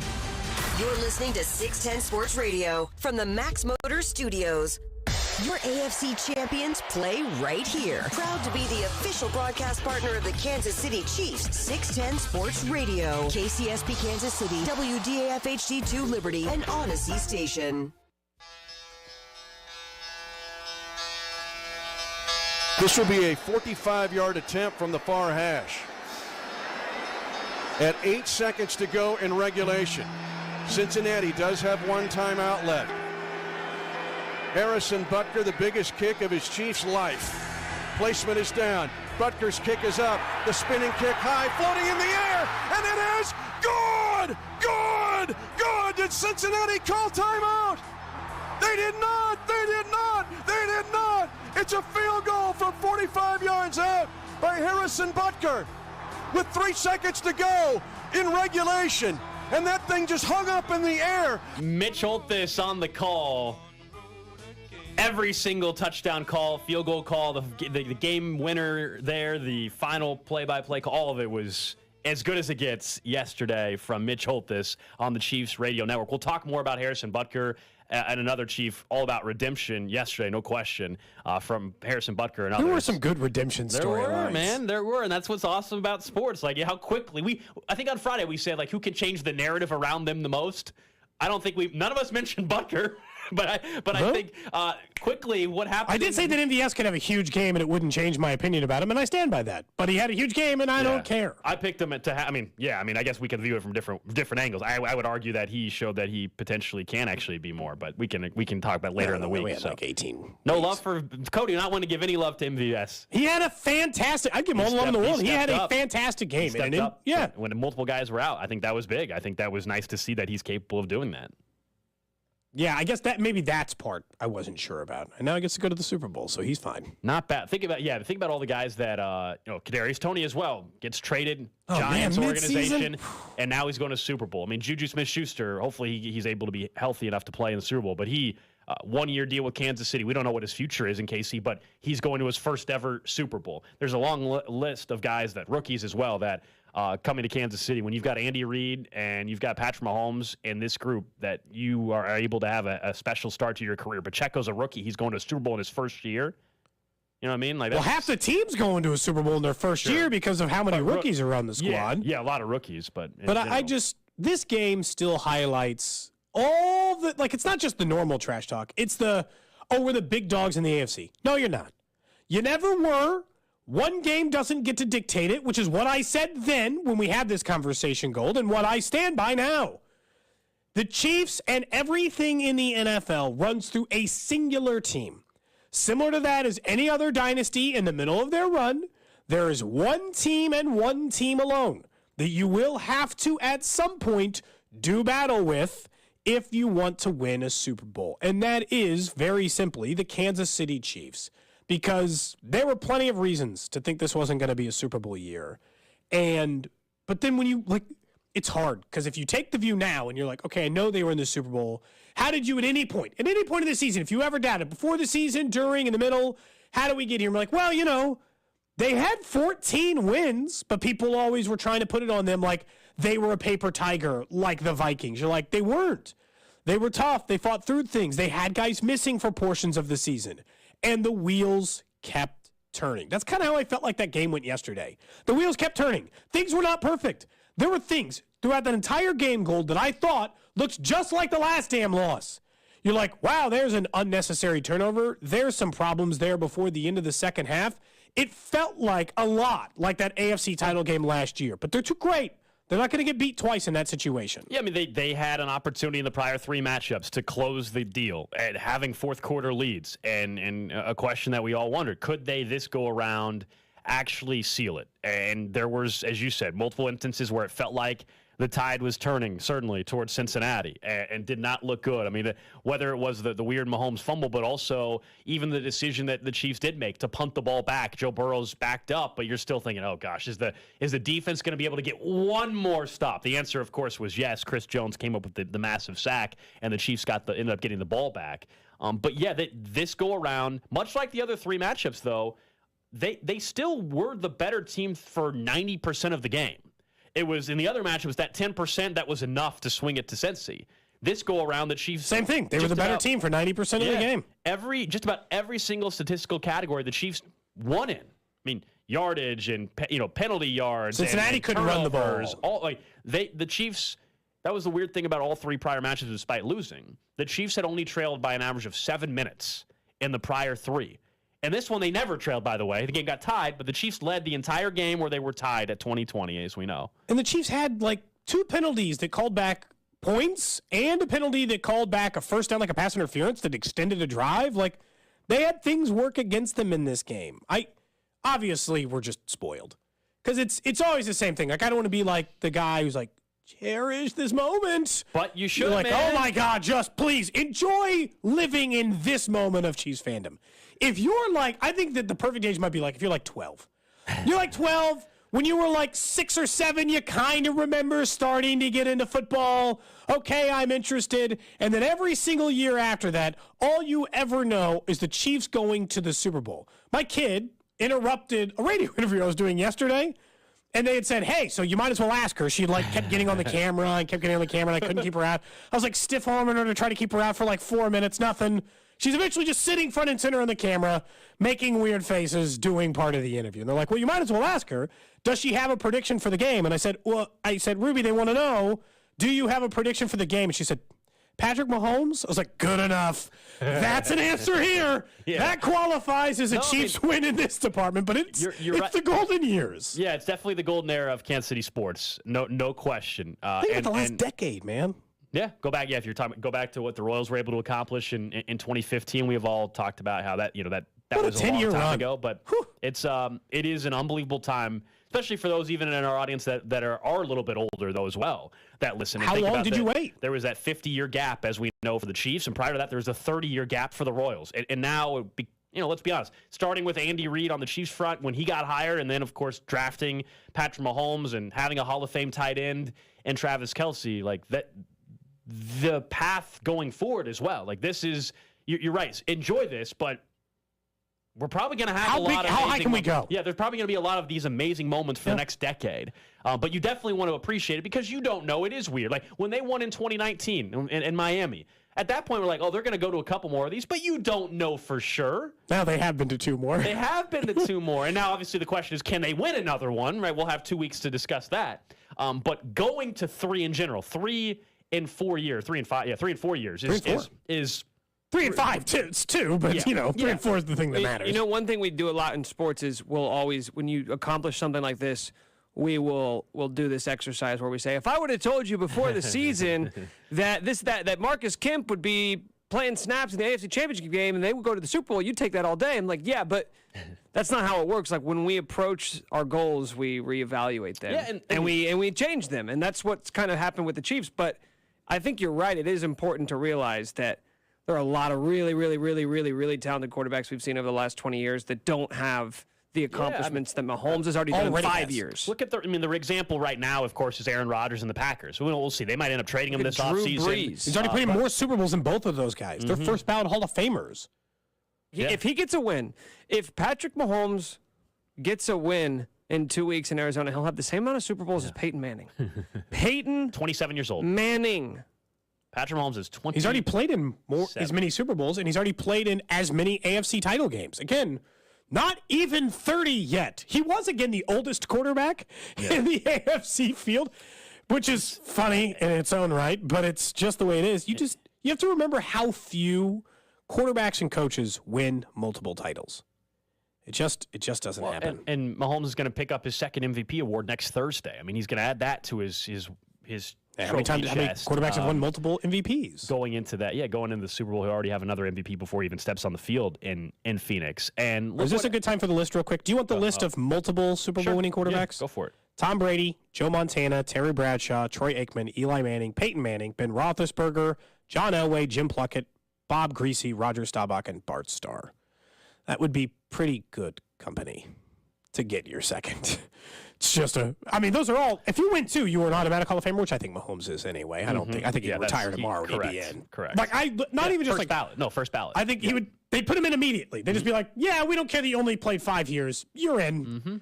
Just handshake, fine by us. And to this point about appreciating it as well, I mean, look what happened with the 49ers yesterday in their game. They ran out of quarterbacks, guys. They ran out of and then went back to the third one again who couldn't throw. And they've been to, 3 NFC title games in a row, and of course the one Super Bowl when they lost to Kansas City in 2019.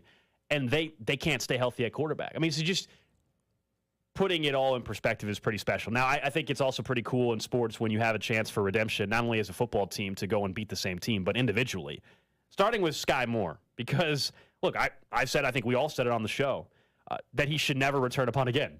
They had no choice yesterday, though, because they're down to Marcus Kemp and Sky Moore and MVS and their wide receiver group because Juju's out and McColl's out and Tony's out.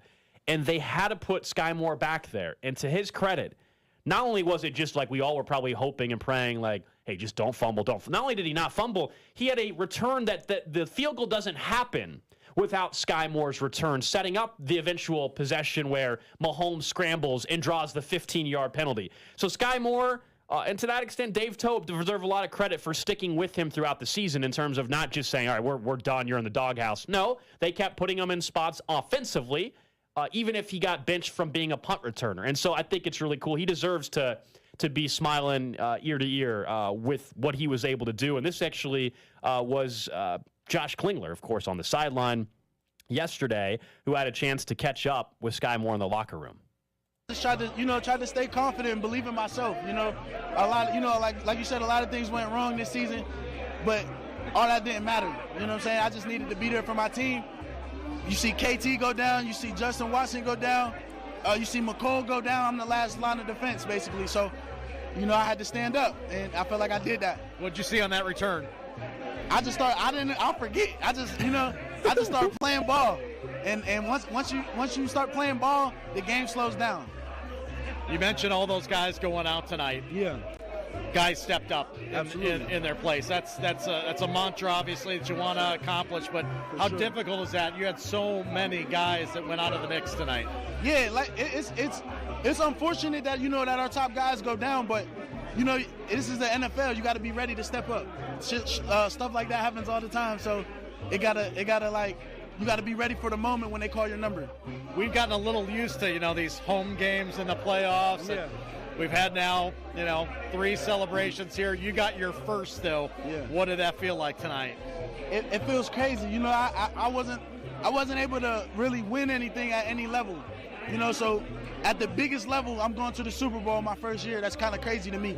But it's going to mean so much more when we come back with it.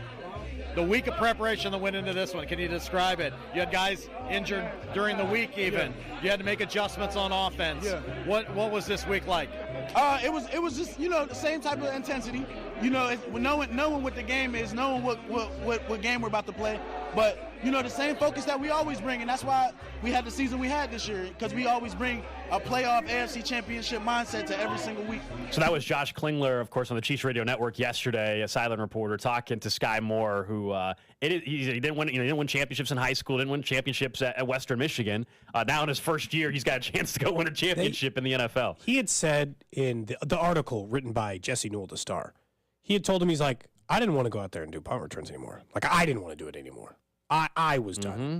Think about a player saying that. Like, I had lost so much confidence. There's no way I wanted to be back there. Nick, this is like the joke. You're like, if I had told you. There is no damn way at any point this year you could have talked me into Sky Moore and Harrison Butker being the heroes. How was I supposed to assume that?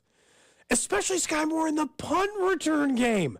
A job that I don't think it wrong at the time we said it. Like I said, anybody but him. I'd rather have, I think at the time, like, nobody return it.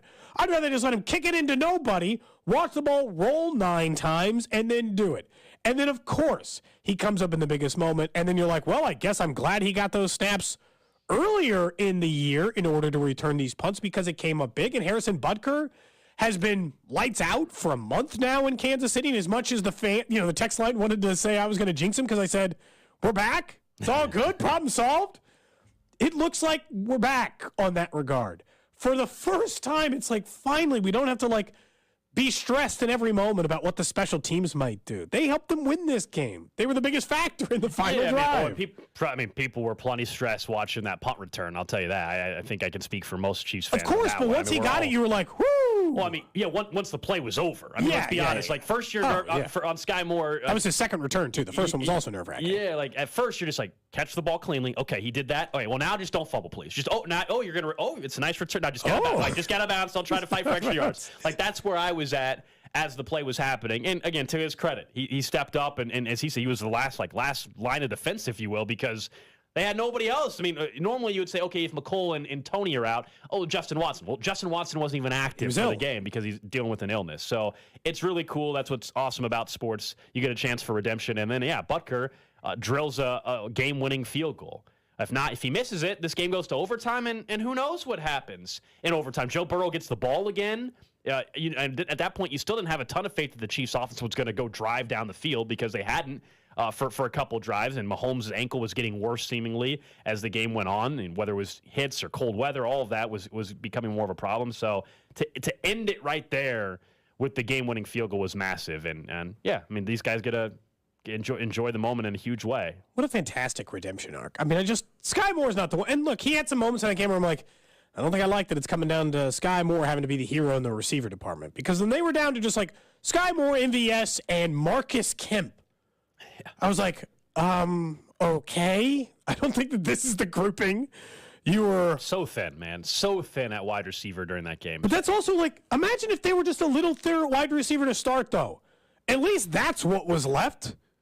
Like, I don't even, last year, like, we were mad they were throwing to DeMarcus Robinson. He was actually their fourth option. Not they had lost 5 receivers, and then they were throwing to DeMarcus Robinson. He was down to he was actually one of the players they counted on.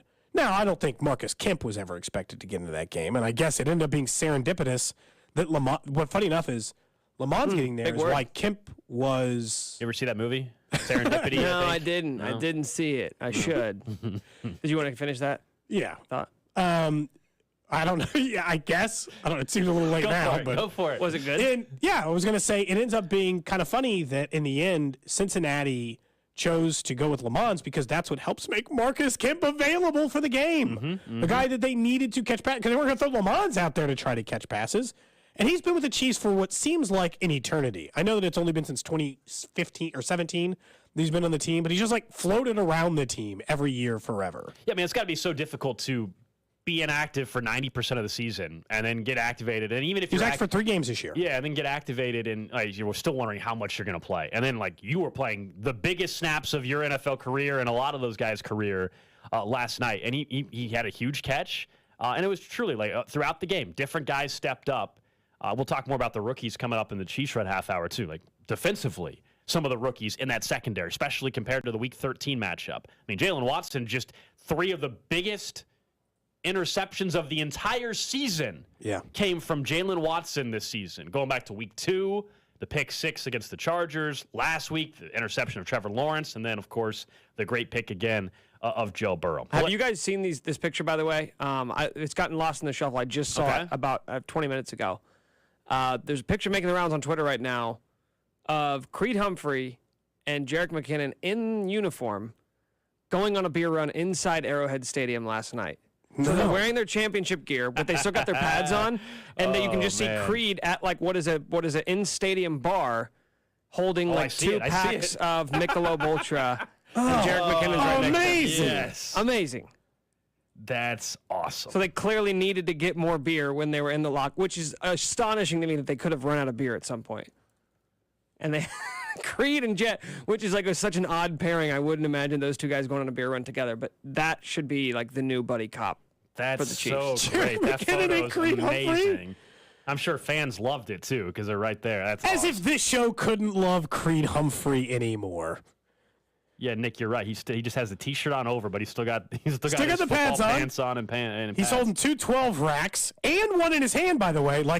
He wasn't going to wait. He needed to crack one open on the way. You know, the go beer from the car up to the stadium entry. You're like, no, I need one. I just need one. He's still wearing the face. Jerick McKinnon's still wearing the ski mask type thing or whatever you call it. He's got the whole head covering. Oh, it's so good. Let's get to the trash of the day. Trash of the day. Oh, the trash of the day is just Cincinnati. That's it? Just them? Yeah. The whole city? The mayor? The mayor, the football team. That's the trash of the day. You got the mayor, of course, coming out, talking all kinds of smack, saying Joe Burrow is Patrick Mahomes' dad, and it backfires in a huge, huge way. I appreciate you. How about this beautiful trophy? Huh? Hey, I got some wise words for that Cincinnati mayor. Know your role and shut your mouth, you jabroni. You gotta fight for your right to party! I knew he was gonna be up for one more of those. Does anybody else think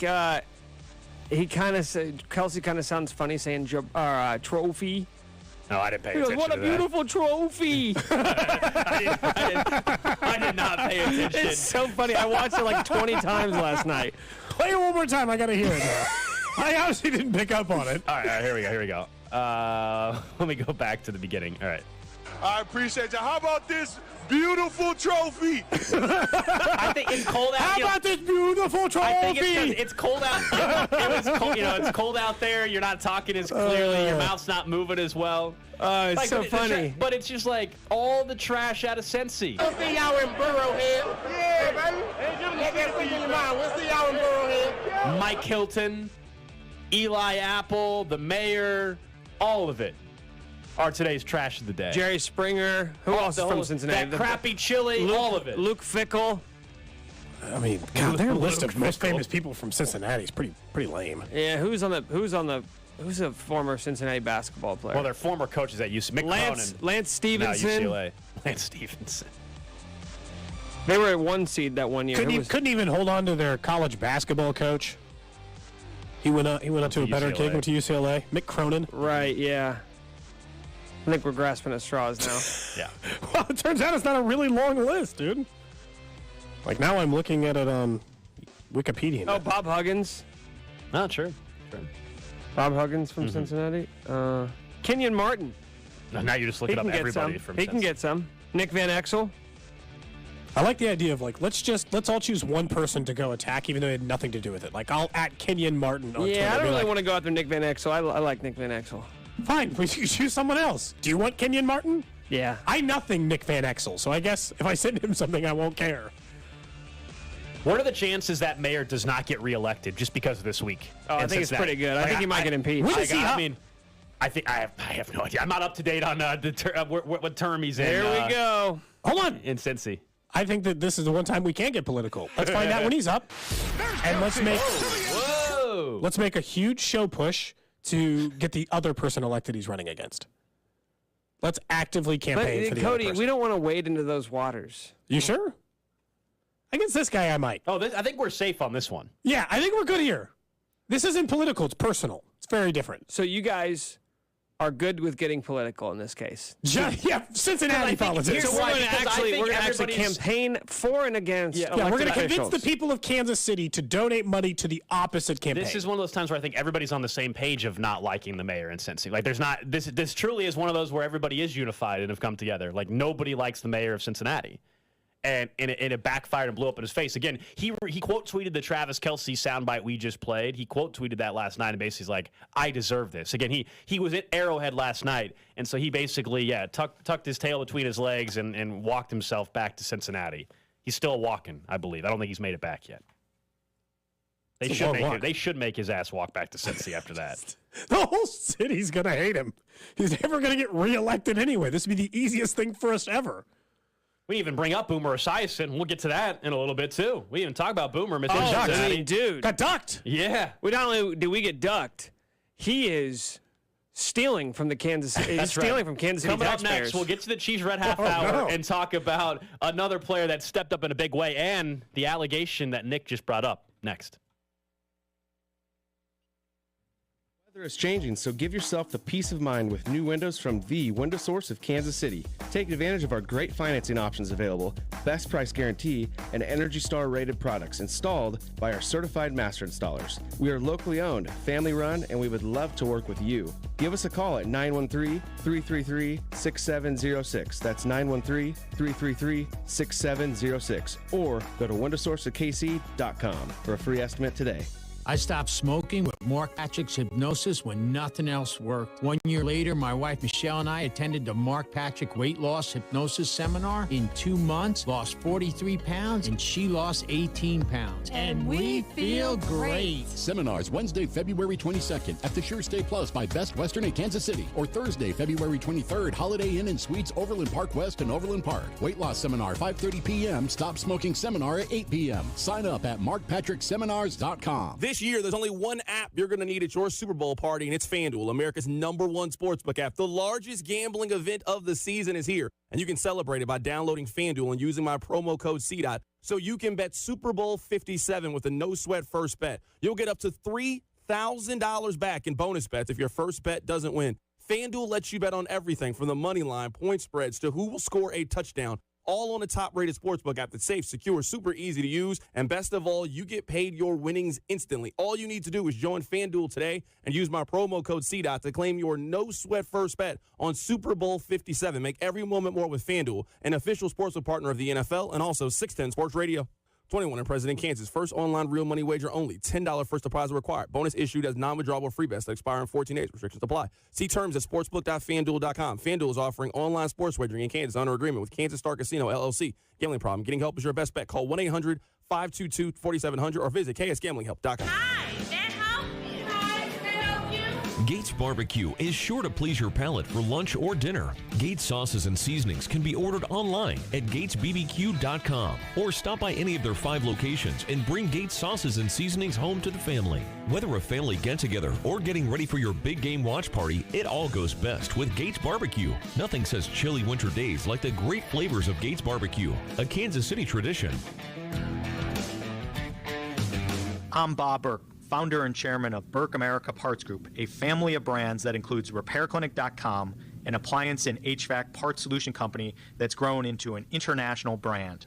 Before AmericanEagle.com, we partially launched a new technology platform developed by another firm. American Eagle helped take our technology to a whole new level with digital marketing, software development, and business insights into our key markets, appliances, HVAC, and outdoor power equipment, and did so both on time and on budget. AmericanEagle.com has the resources, experience, and talent needed to produce solutions. Our new technology platform, developed by AmericanEagle.com, has produced tremendous results with higher traffic, conversion, engagement, and online revenue. If you have any home repairs you need to take care of, check us out at repairclinic.com. If you need a world-class website or technology project, then I would highly recommend AmericanEagle.com. Call AmericanEagle.com at 773-NETWORK. That's AmericanEagle.com, 773-NETWORK. Without the ones like you, who work tirelessly to keep things running, everything would suddenly stop. Hospitals, factories, schools, and power plants, they all depend on you. No matter the weather, emergency, or time of day, you're the ones who get it done. At Grainger, we're here for you with professional-grade industrial supplies. Count on real-time product availability and fast delivery. Call, click Grainger.com, or just stop by. Grainger, for the ones who get it done. Nachos! Hey, I'll take some. And some Frank's Red Hot. Nah. You're just gonna eat these boring nachos with no flavor. Frank it up! Frank it up! This guy finally gets it. It's the perfect blend of flavor and heat. Frank's Red Hot. I put that on everything. Cold today with some sun, high of only 21. Weather brought to you by Total Wine & More. At Total Wine & More, save big on what you love this month with hundreds of deals on amazing wines and spirits. Love what you find at the lowest prices only at Total Wine & More. Drink responsibly. Be 21. Brought to you by Pfizer. When temperatures drop, COVID-19 cases may rise. So, if you test positive and are at high risk, act fast, even if your symptoms feel mild. Ask your provider if an authorized oral treatment could be right for you. Visit treatcovid19.com. Sponsored by Pfizer. Burrowhead, huh? Knocked away and intercepted. Intercepted by Joshua Williams. Burrowhead, huh? Pass left side, intercepted at midfield. Burrowhead, huh? Burrow pressured in the pocket. He's sacked! He's sacked! Burrowhead, huh? Burrow swallowed up! Burrowhead, huh? Burrow's gonna be sacked again! Wrapped up and taken down! Chris Jones! 610 Sports Radio. NFL playoff coverage on 610 Sports Radio is brought to you by Twin Peaks. Eats, drinks, scenic views. Chiefs Kingdom. This is Mitch Holtis, and welcome into the Chiefs Red Half Hour on Cody and Gold. Every day at 11:30 on your official broadcast partner, the Chiefs, 610 Sports Radio. It is the Chiefs Red Half Hour, brought to you by Greenway Ford. It's a new day, a new way at the all-new Greenway Ford. Potentially going to hear from Andy Reid during the show today. At one point scheduled for noon, but that might get pushed back. We'll let you know. If Andy does talk today, you'll, of course, hear it live right here on 610 Sports Radio. Real quick, let's get to Boomer Esiason, and then I want to talk about someone who stepped up and continues to step up in the postseason and now has continued to vault himself forward in the history of the National Football League and the record books in particular. But so Boomer Esiason, obviously, former league MVP with Cincinnati, CBS NFL Today. He hosts Boomer and Gio for WFAN, our sister station, of course, up in New York, among other things that he does. And he was at the game last night because, of course, CBS was on site. And so his local radio show goes on. And so he we're sister station, so he used one of our side studios here. Makes sense. This happens a lot in the business. When I was in Baltimore, I used a studio there. When I was in Miami, we used theirs. We did, which their studio, by the way, in Miami was very nice. We both. You're making it sound like ours is bad. But you have to admit, we both made the same comment on the air. We said their studio was really, really nice for whatever reason. It was nicer than ours. It was. Ours was bigger, though. But anyway, that doesn't matter. I digress. Boomer Esiason at one point we thought was going to come on our show today. We thought. And then Nick threw out a serious allegation, though, that I think has to be addressed. I mean, don't make it seem like I'm the one on trial. This comes directly from our boss. Yeah, Steven Spector caught Boomer in the act. Well, so we have a company kitchen. We call it a kitchen, but it's basically a bunch of vending machines, essentially, right? But it's an open vending machine. Mm-hmm. And you have to scan the item. It's not a machine. It's just like a fridge. Yeah, and you have to scan the item. And there's like shelves with food on it. On this kiosk, right? You have to scan the items and you I don't know, pay for them. It turns out that I guess Boomer thought everything in that area was just free, and he just grabbed them. He just grabbed them. So he's ducking us, and he starts stealing our stuff. Just to recap, Boomer Esiason thinks he can walk in here, Mr. Big City, hot shot, right? City slicker, walking in with his $5,000 suit and his mink fur coat, and he thinks he can just walk around and steal from you, tax-paying Kansas Cityan. You work hard every single day so that Boomer Esiason can fly in on his private jet and eat and drink whatever he pleases without any repercussions. And not even face the music on this show. And you know what? I'm not going to stand for it. I will stand up for those Kansas Cityans. You deserve better. Do you want to permanently eliminate Boomer from ever being on the show again? Boomer Esiason has henceforth been banished from banished. Cody and Gold. Wait a second. Forever? Joining the likes of Michael Lombardi. That's the list, by the way. There's only one other person on it. In fairness, bad list to be on. In fairness, exclusive list. I'm not so sure that Boomer even knew we were trying to have him on the show. Actually, in fairness, he was It's not very even what quickly it's left about. the building. Hey, it's not even about that. It's about the stealing and the lying and the deceit. Do you think he grabbed the egg salad sandwich and ate that? I saw him housing it. Another during questionable one of his decision commercial breaks. that should make us And wonder listen, you about know him. what? Boomer picked the Bengals to win on national television yesterday. Yeah, in the pregame show. They all did, except Well, for. and he's a Bengals guy, so did we really even want a Bengals guy on Do you the think day he after would've- winning the AFC Championship? If Cincy would have won, do you think he would have gladly Yes. have come on the show and not Ubered 5 Yes. seconds after his show? For ended? sure. For sure. 100,000%. And by the way, I saw his Uber. with a strut. It was Uber Black? No, dude, it was a stretch Escalade limo. Okay. No, you didn't. This guy, man, the nerve on this guy. Oh man, have a safe flight back though, Like, kicked Boomer. a puppy have on his safe, way out. Have a safe flight back to New York. Oh, we're having fun, right? And that's what today's about, man. That's the whole point of today. How are you? What did he steal, by the way? Did we get confirmation of what he took? I don't know. I don't know. I mean, he really did steal. I think Multiple items. he just didn't know you had to pay, which is odd to me. Which is funny. Does that mean? My question is, that mean? What's the setup at WFAN? Well, that's what I'm wondering. I'm sure it is. I'm sure it's just all take what you want. But that's what I'm wondering. Yeah, so we're forced to pay for our snacks. At WFAN, they just go and grab whatever food. Like and- Silicon Valley, we just have this big open kitchen of snacks we could just get whenever. Can you imagine how much extra food we would be eating during the show if it was just free? You have any more Reese's peanut butter cups? Nick would weigh 400 pounds if there was an unlimited food supply source. What the hell is that? What do you mean? You're a big snacker. Okay, but I don't. Have you ever seen my weight fluctuate? Why do you think I No, weigh that's true. 400 pounds? I just thought that availability to if food. anybody's going to be packing on LBs, it's you, pal. Let's not go there. Let's Okay, not go there fine. today. I guess we won't go there. We're in a Jeez. good mood today. You know, Relax. Even better mood because Zach Greinke is now a Royal again, so problem solved. now a Royal again.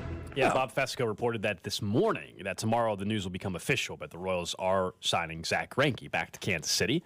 We'll have maybe later this week to talk a bit more about that. But it is a great day in Kansas. I mean, how can you not be thrilled? Like, even if you're tired today, you don't give a damn today. You're running on adrenaline. Everybody in the office is happy. You know, the Chiefs are going to the Super Bowl. And if you're Frank Clark, you're living up to when you talk a little bit. He's backing his talk up.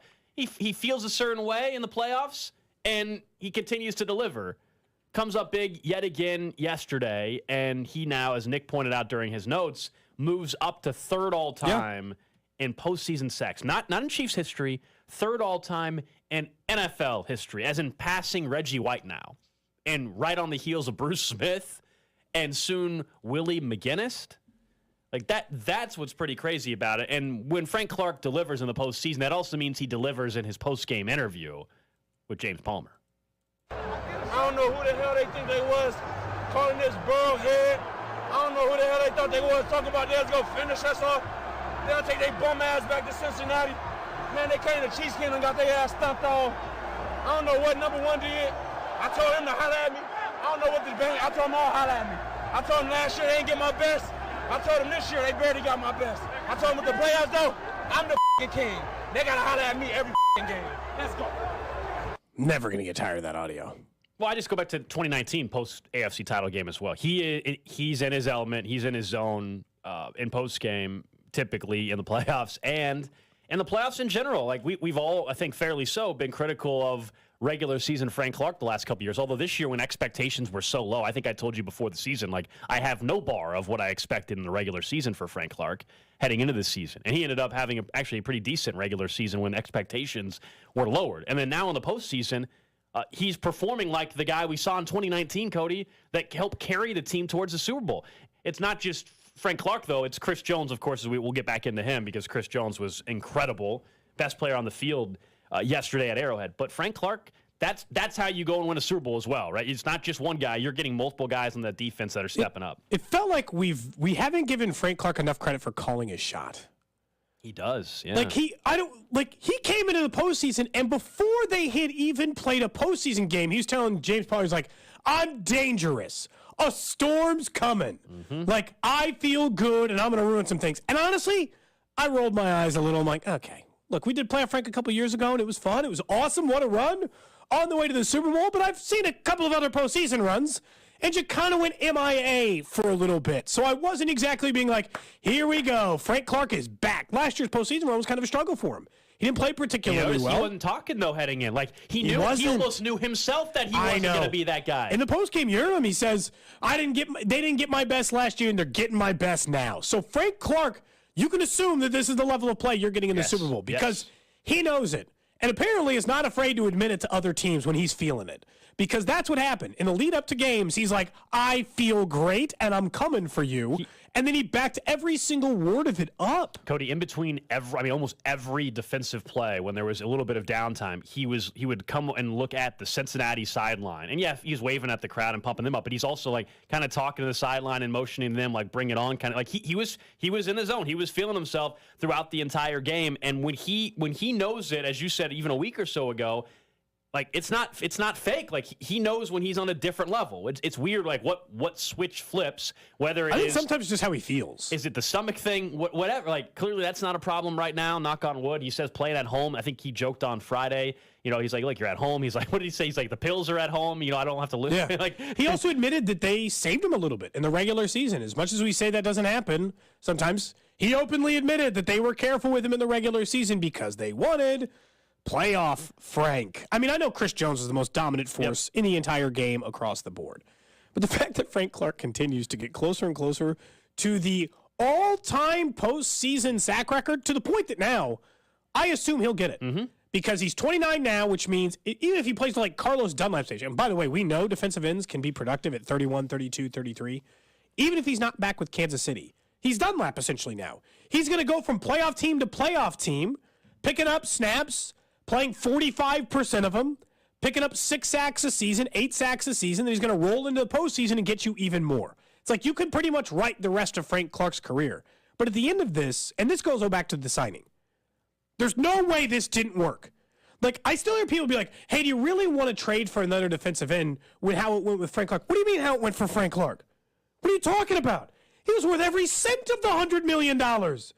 They played in 3 Super Bowls in 4 years. He's been a huge part of it. It was worth it the minute they won in 2019. Yes, but it's only gotten more worth it, right? Like, in general, like once they won it in 2019 with what he did, despite the frustrations around it, like that was still a very good trade. And then now you're still seeing repercussions in a positive way from that, because when, again, expectations were lowered quite a bit this year for him. And now we can say playoff Frank again. Like not like last year we were asking if we would see it. Like this is playoff Frank, and hopefully we get another great mic'd up after they win the Super Bowl where he's talking about there's blood in the water. I mean that gif still gets circulated whenever Frank Clark is playing a football game of him on the sideline in Miami saying, "I smell blood." You know, he's moving. "I smell blood in the water," or whatever. That's the kind of stuff I hope we get again down in Miami. He was simply incredible. Does anybody know? Because I saw on NFL Network and Good Morning Football they were talking about it as well. The most bizarre thing that happened yesterday wasn't the random Mahomes fumble. It was the random taunting penalty on Andrew Wiley. Oh yeah, Andrew Wiley. By the way, if Andrew Wiley talks trash on you, you deserve it. What was that? What was that? I mean, he technically committed the foul. You know how it is. You can't look a guy in the face and talk to him directly. I couldn't tell you the last time I saw a right tackle get a taunting penalty in football. Maybe never. Like Trent Williams got a penalty because he shoved it to yesterday for the 49ers. He had flat out grabbed an Eagles player and slammed him to the ground. Okay, that's different. I'm talking about taunting. I don't know what that was. It's not the wrong call. By the letter of the law, he broke the rules, but... Whatever, yeah. Oh, but I don't care. It's like, why are we even doing this? What's the point of you guys having this conversation around, he did. I'm like, just stop calling these dumb penalties. I didn't care. There were several questionable calls throughout the game. I would say it was a normal refereed game by the NFL standards this year, which gold means there are good calls, there are bad calls for both teams. Seems fairly obvious that that's the way it went, right? That we got that version of it.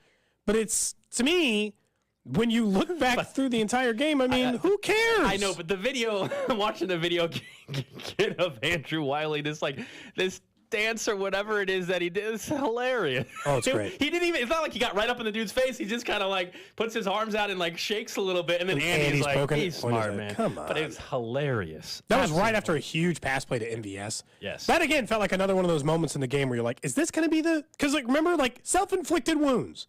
Wasn't that like a huge storyline going into the game? And it just turns out this time, Cincinnati had problems too, right?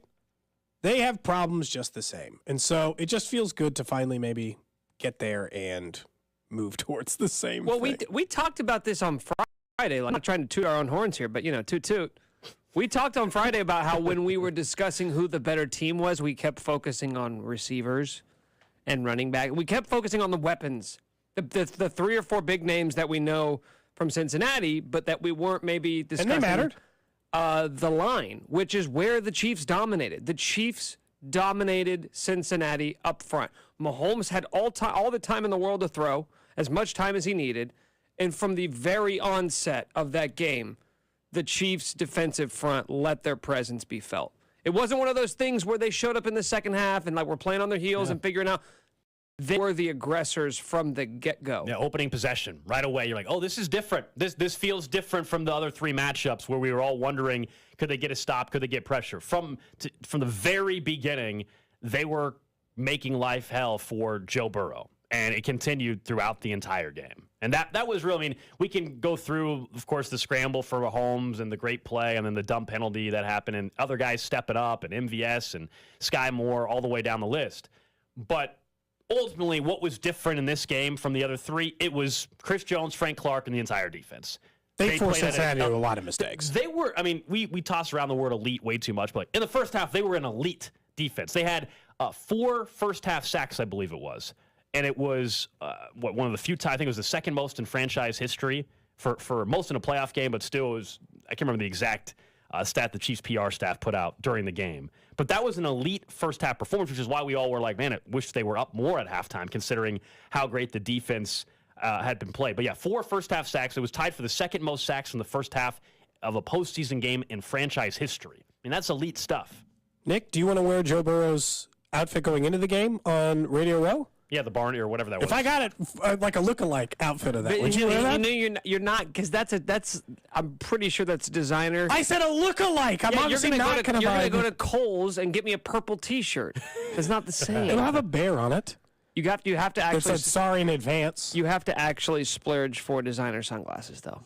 Wow. So in order for you to wear this on Radio Row, you're saying I have to splurge for designer sunglasses? Yeah, I got at least $2,000 for the sunglasses. The good news is, Nick, we still have one wardrobe that you have to pay off. So I think we can come up with something for Radio Row. It's all this time. It's the perfect place for you maybe to wear the Nutcracker or something. It'll be conducive for me going and trying to do getting some interviews nailed for the show. Honestly, who's going to say no to the guy dressed up like a Nutcracker? I got an answer for you, Cody. Everyone. Well, we won't do it on Monday. Everyone will say no. The guy in the Nutcracker. We won't make you do it the whole week. It'll be one day. We won't make you do it Monday, Tuesday when we're trying to get stuff booked. Friday. Maybe it's Friday. Okay, fair enough.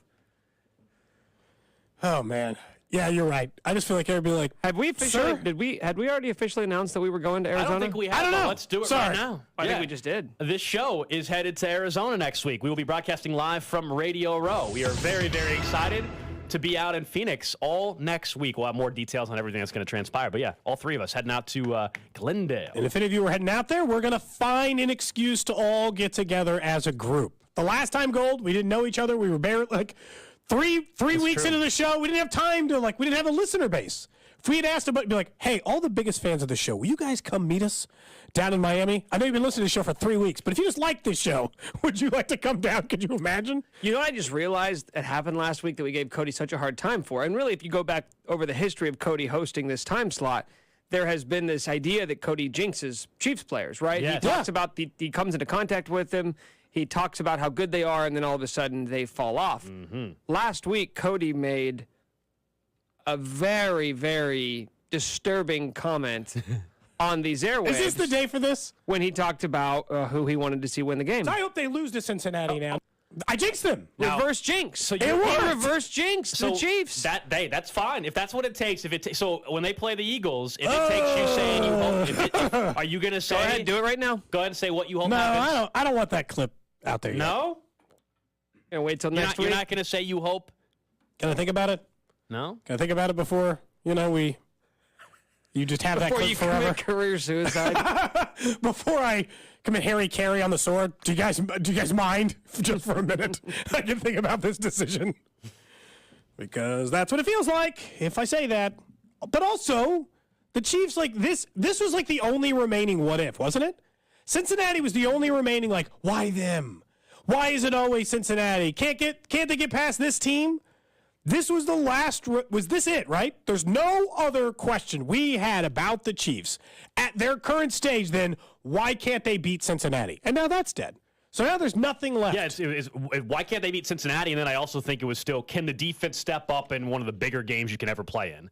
Yeah, I think we still have, despite them being much better this year in the second best sack team in football, I think there was still not only Cincinnati, but in general, against the elite quarterbacks, right? Whether they were going to have to play Josh Allen or Joe Burrow during this run towards the Super Bowl, can they get home against those guys? We know they could get home against some of the middle tier quarterbacks. And it was specifically him even, too. Yeah, they can get home against Russell Wilson or Davis Mills. Or Trevor Lawrence. But can they get home against Burrow or Allen? And the answer, of course, is now yes, we've seen it. And they'll have a huge test, of course, in a couple of weeks. How against Jalen sick Hurts. to their stomach must Bills and Cincy fans be to see this again? Love it. So now, Cincy because they lost, but Bills they have got to be so down in the dumps. When they played in the divisional round, there were people in Cincinnati and Buffalo saying, "Winner wins the Super. Whoever wins this game is going to win it all."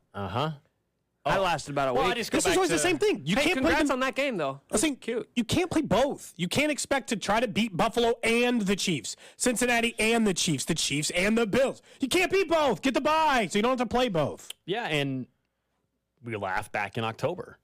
The 2 years in a row, the Super Bowl celebration that occurred in October by the Buffalo Bills. Twice they came in Arrowhead and won. It doesn't mean a damn thing. Next year, honestly, at this point, next year, the Chiefs are going to play the Bills again at Arrowhead, by the way. Might lose. They're going to play Cincinnati.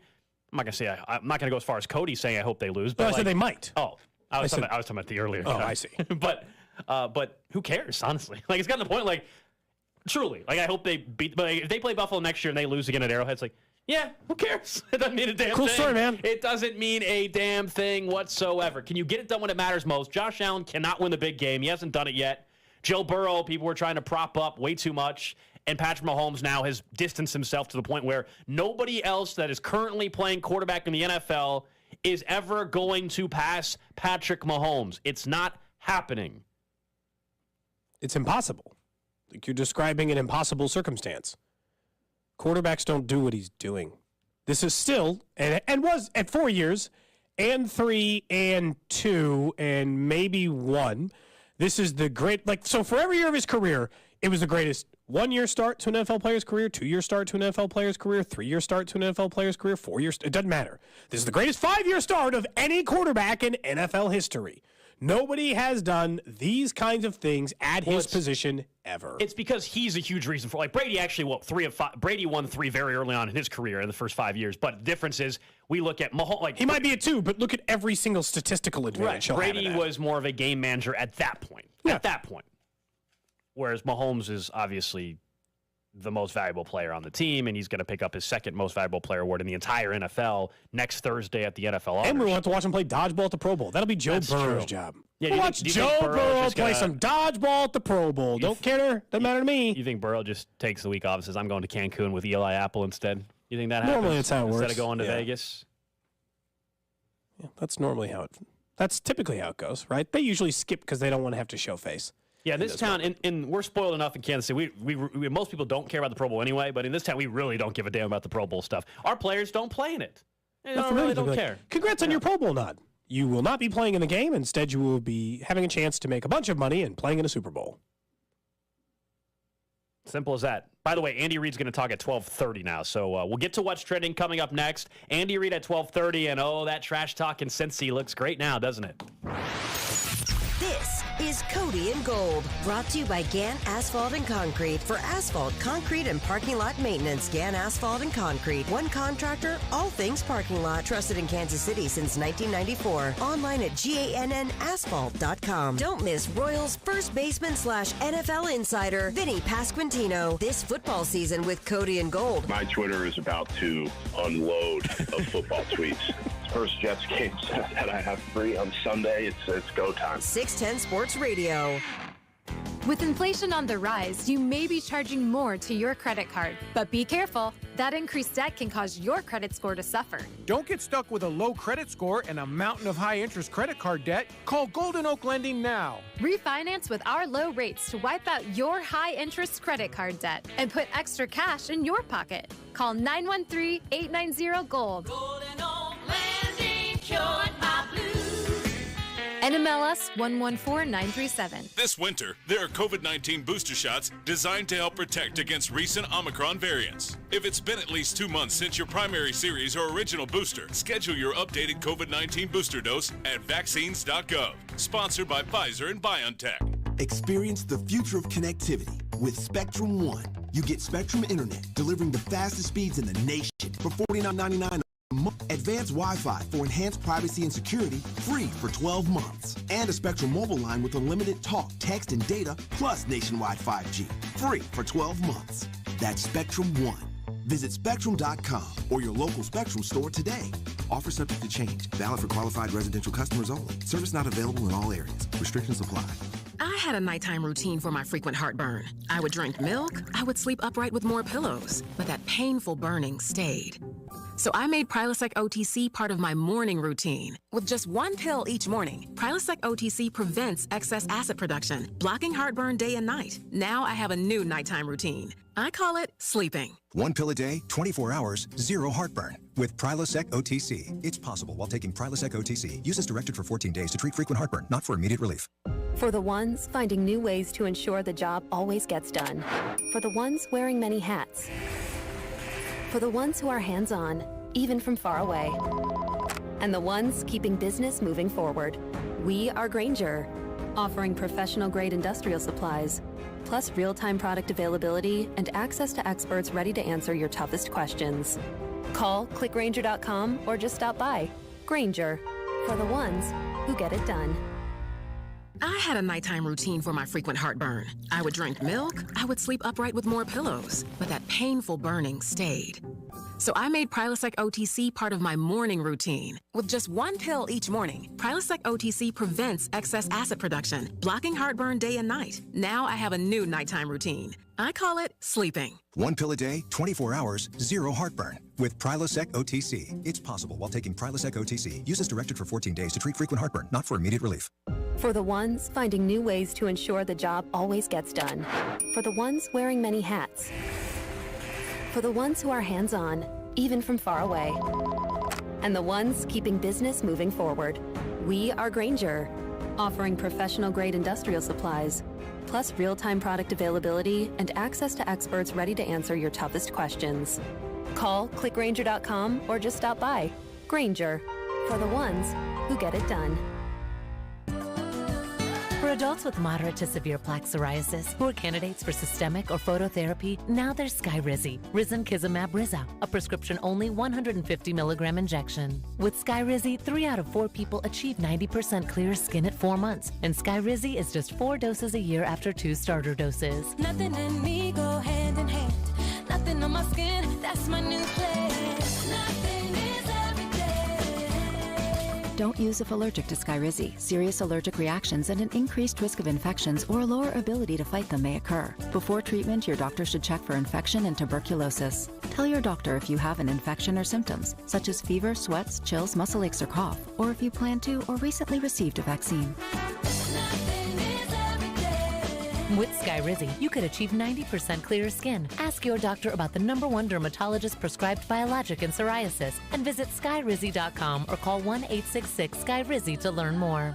The Kansas City Chiefs are looking to win the championship, and Metro Ford is winning with new inventory coming in and opportunities to make great deals. View our inventory online at kcmetroford.com. You're listening to 610 Sports Radio from the Max Motors Studios. Your AFC champions play right here. Proud to be the official broadcast partner of the Kansas City Chiefs. 610 Sports Radio. KCSP Kansas City, WDAF HD2 Liberty, and Odyssey Station.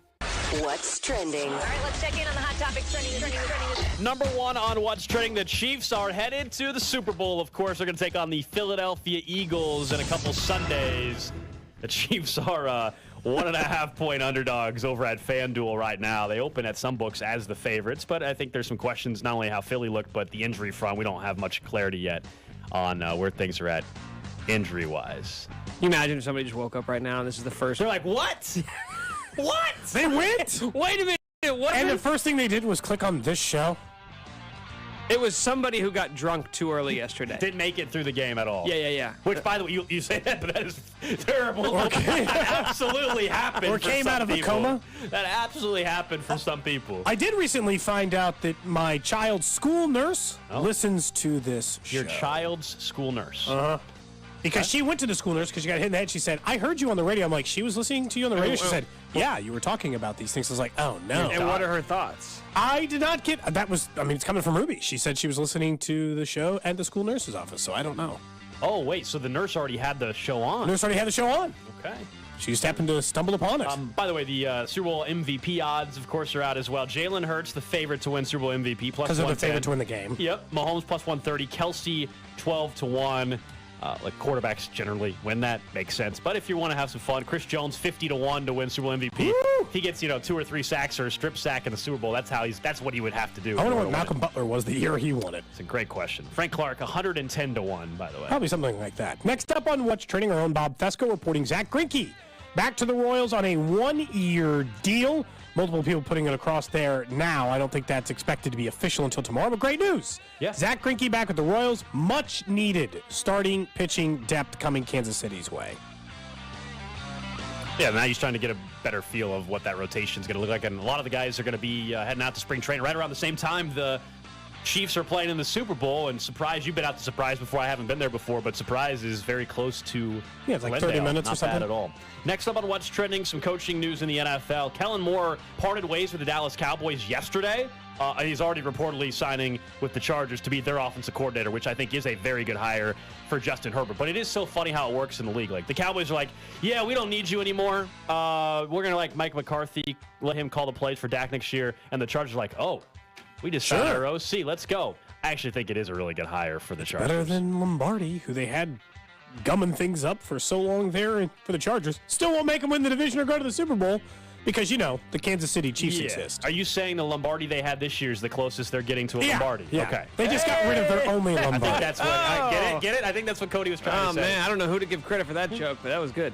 It works either way. Next up on lastly on What's Trending, the NFL cap is officially going up to $224 million next year. That, according to NFL Network, an increase of over $16 million. Total number will be 224.8. Okay. That should, normally get the cap range a little bit later, I feel like, you get the final cap number a little bit later after the Super Bowl, but that's a big increase, so that's fine for everybody in the NFL. Did that match your projections, Cody? Did that match your estimations? You were crunching the numbers. Is that exactly where you $16 million. What would that pay for? One half of one Chris Jones?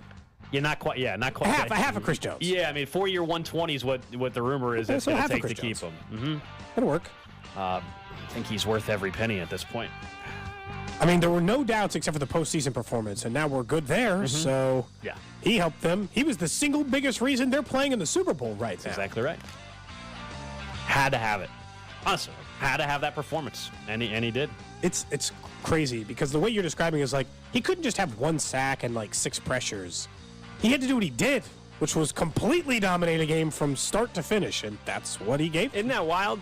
You had the best offensive player in football all season long. You had one of the, if not the best defensive player in football all season long, and this is what you get. We can talk about roster depth. We can talk about how you need to construct a championship team, but if you just have the best player on both sides of the football, that might be enough. And those 2 players went for 326 yards, 2 touchdowns, and no picks, and the other guy had 14 quarterback pressures and 2 sacks. So including essentially a game-clinching sack to set up which was offense. His, 6th time this year? Mm-hmm. But he finally saw it in the postseason, and it's amazing like how quickly, like now it's not even part of the narrative at all, of course, around Chris Jones now that he's on the board and in a huge, huge way. That's what's trending here on Cody and Gold. Again, we're going to hear from Andy Reid coming up at 12:30. We'll head out to Arrowhead and hear from Big Red after we'll find out maybe how late everybody stayed up last night around the Chiefs organization. My guess is not a lot of sleep, as they should. They should be partying it up. Absolutely should. Did you see our guy Tommy Townsend with the cigar in the locker room? He was looking comfy, holding that Lamar Hunt trophy. Oh, yeah. Well, this has been an interesting year for Tommy. For all the, not only was he having to listen to Cincinnati, he was getting on the home front a little bit on the holding criticism. Oh, yeah, I don't think Dustin Colquitt's going on radio shows today talking about the special teams. Oh, no, sorry, I forgot to put this in what's trending. Dustin Colquitt is also on the list with Boomer Esiason and Michael Lombardi. Boomer Esiason, a recent addition after he tried to steal from Odyssey, but a company he works for. Actually, really, he's stealing from that other company, but it's our city, so it feels different. Something like that. Real quick, by the way, on the text line, 913-586-7610, Nick was giving the basically scenario where someone would have woke up, listened to our show during What's Trending, and found out the Chiefs. Someone says that was their mom. She hit his weed pen before the game. Parents had to go home in the first quarter. She went home, passed out. I hope she's okay. I mean, so do I. I think based on the text, I would assume things are okay. A hell of a hit. So she got anxiety and paranoia, and so she had to she'd go home and just lay in bed. She went home, passed out. She woke up and found out the Chiefs are going to the Super Bowl. That's a hell of a thing to wake up to. Yeah. But there's always some photos of some guy passed out in some tunnel. You're like, dude, when did this happen? Well, I guess when did this start for you? I guess it's better than waking up to find out the Chiefs lost. Yeah. Yeah. It's like a good luck thing. Get blackouts for next time. Silver lining in there.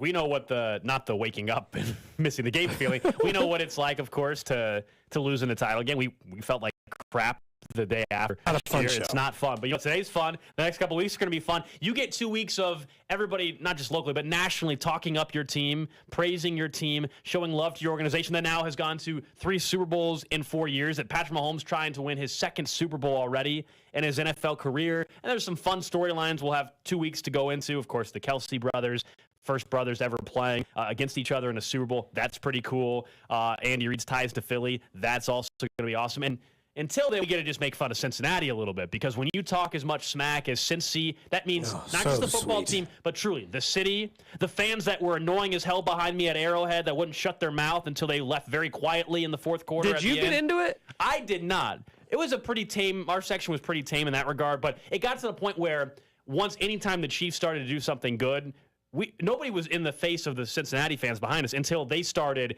being obnoxiously loud once Cincinnati started to finally move the ball. And so then it became like anytime something good happened, everybody would turn around at them and just, it's Normal. like taunting a little bit. You're allowed to do that with your fans. I mean, it's this. This is the biggest single reason.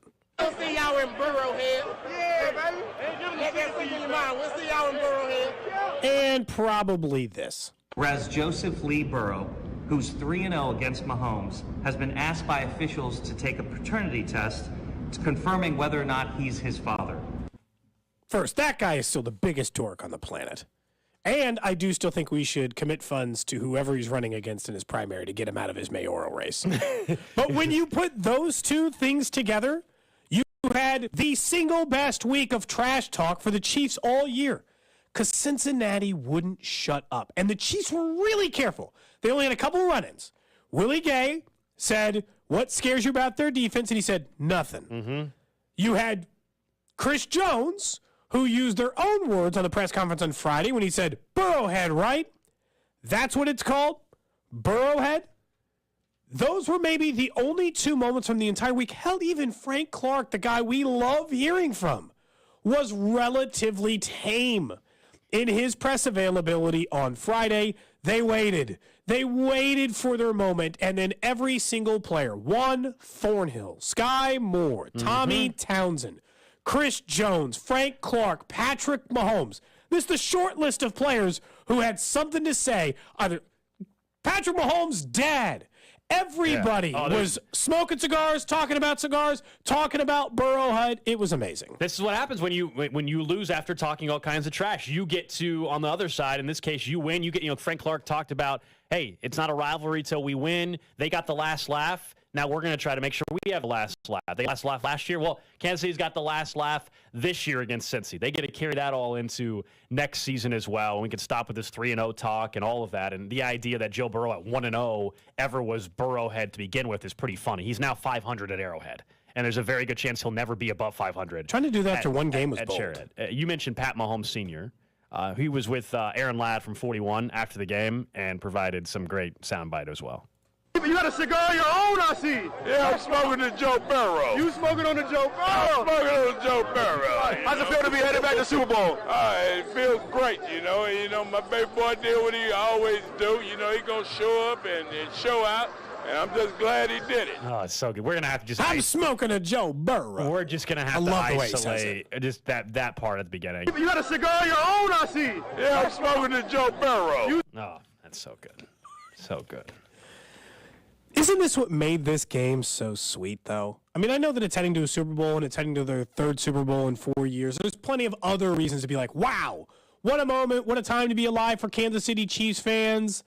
He's going to his third Super Bowl. There are great quarterbacks who do not even get to 3 Super Bowls. Certainly, that's the same number you'd mentioned earlier that Peyton Manning has played in his entire NFL career, and he's doing this. But the game felt really sweet because of that. Gold, I didn't want to walk in here on a Monday morning and have to wear all those words again. Have to live with Burrowhead forever. Mm-hmm. Every Cincinnati fan would have owned a Burrowhead t-shirt. It would have been disgusting. Now, every Chiefs fan is going to own a shirt that says Burrowhead my ass. So it's a way better circumstance. I loved all the talk after because it made it very clear for anybody who'd been like, hey, do you think it's really a big deal? They're going to get some extra motivation out of this trash talk. I'm like, yes. Yeah, I mean, just listen to what Mahomes is getting interviewed, and then Travis Kelce ends up jumping in on the microphone. Woo! Burrowhead my ass! Woo! It's Mahomes' house! It is absolutely Mahomes' house. And again, if you can own a place by winning one game and not losing, that means Patrick Mahomes owns about 17 stadiums across the NFL on the road where Mahomes has never lost. So the whole notion of the Burrowhead thing was always funny to begin with, that after one win, you can possibly have a venue. Mike Hilton, you screwed up in a big way.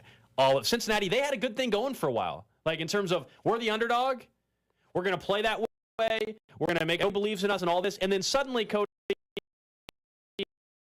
they couldn't help it. Their mayor couldn't help it. Too far in front of their skis, and they ended up approaching their games, I think, a little bit differently. That's not who they had been. They've been confident, but they didn't talk. This is the most Cincinnati had ever talked. They just decided they were like, we're better than you, which was obviously massive error in judgment. But it's just, why did they bring this upon themselves? And honestly, I think it's because they had decided they were going to be the swagger team.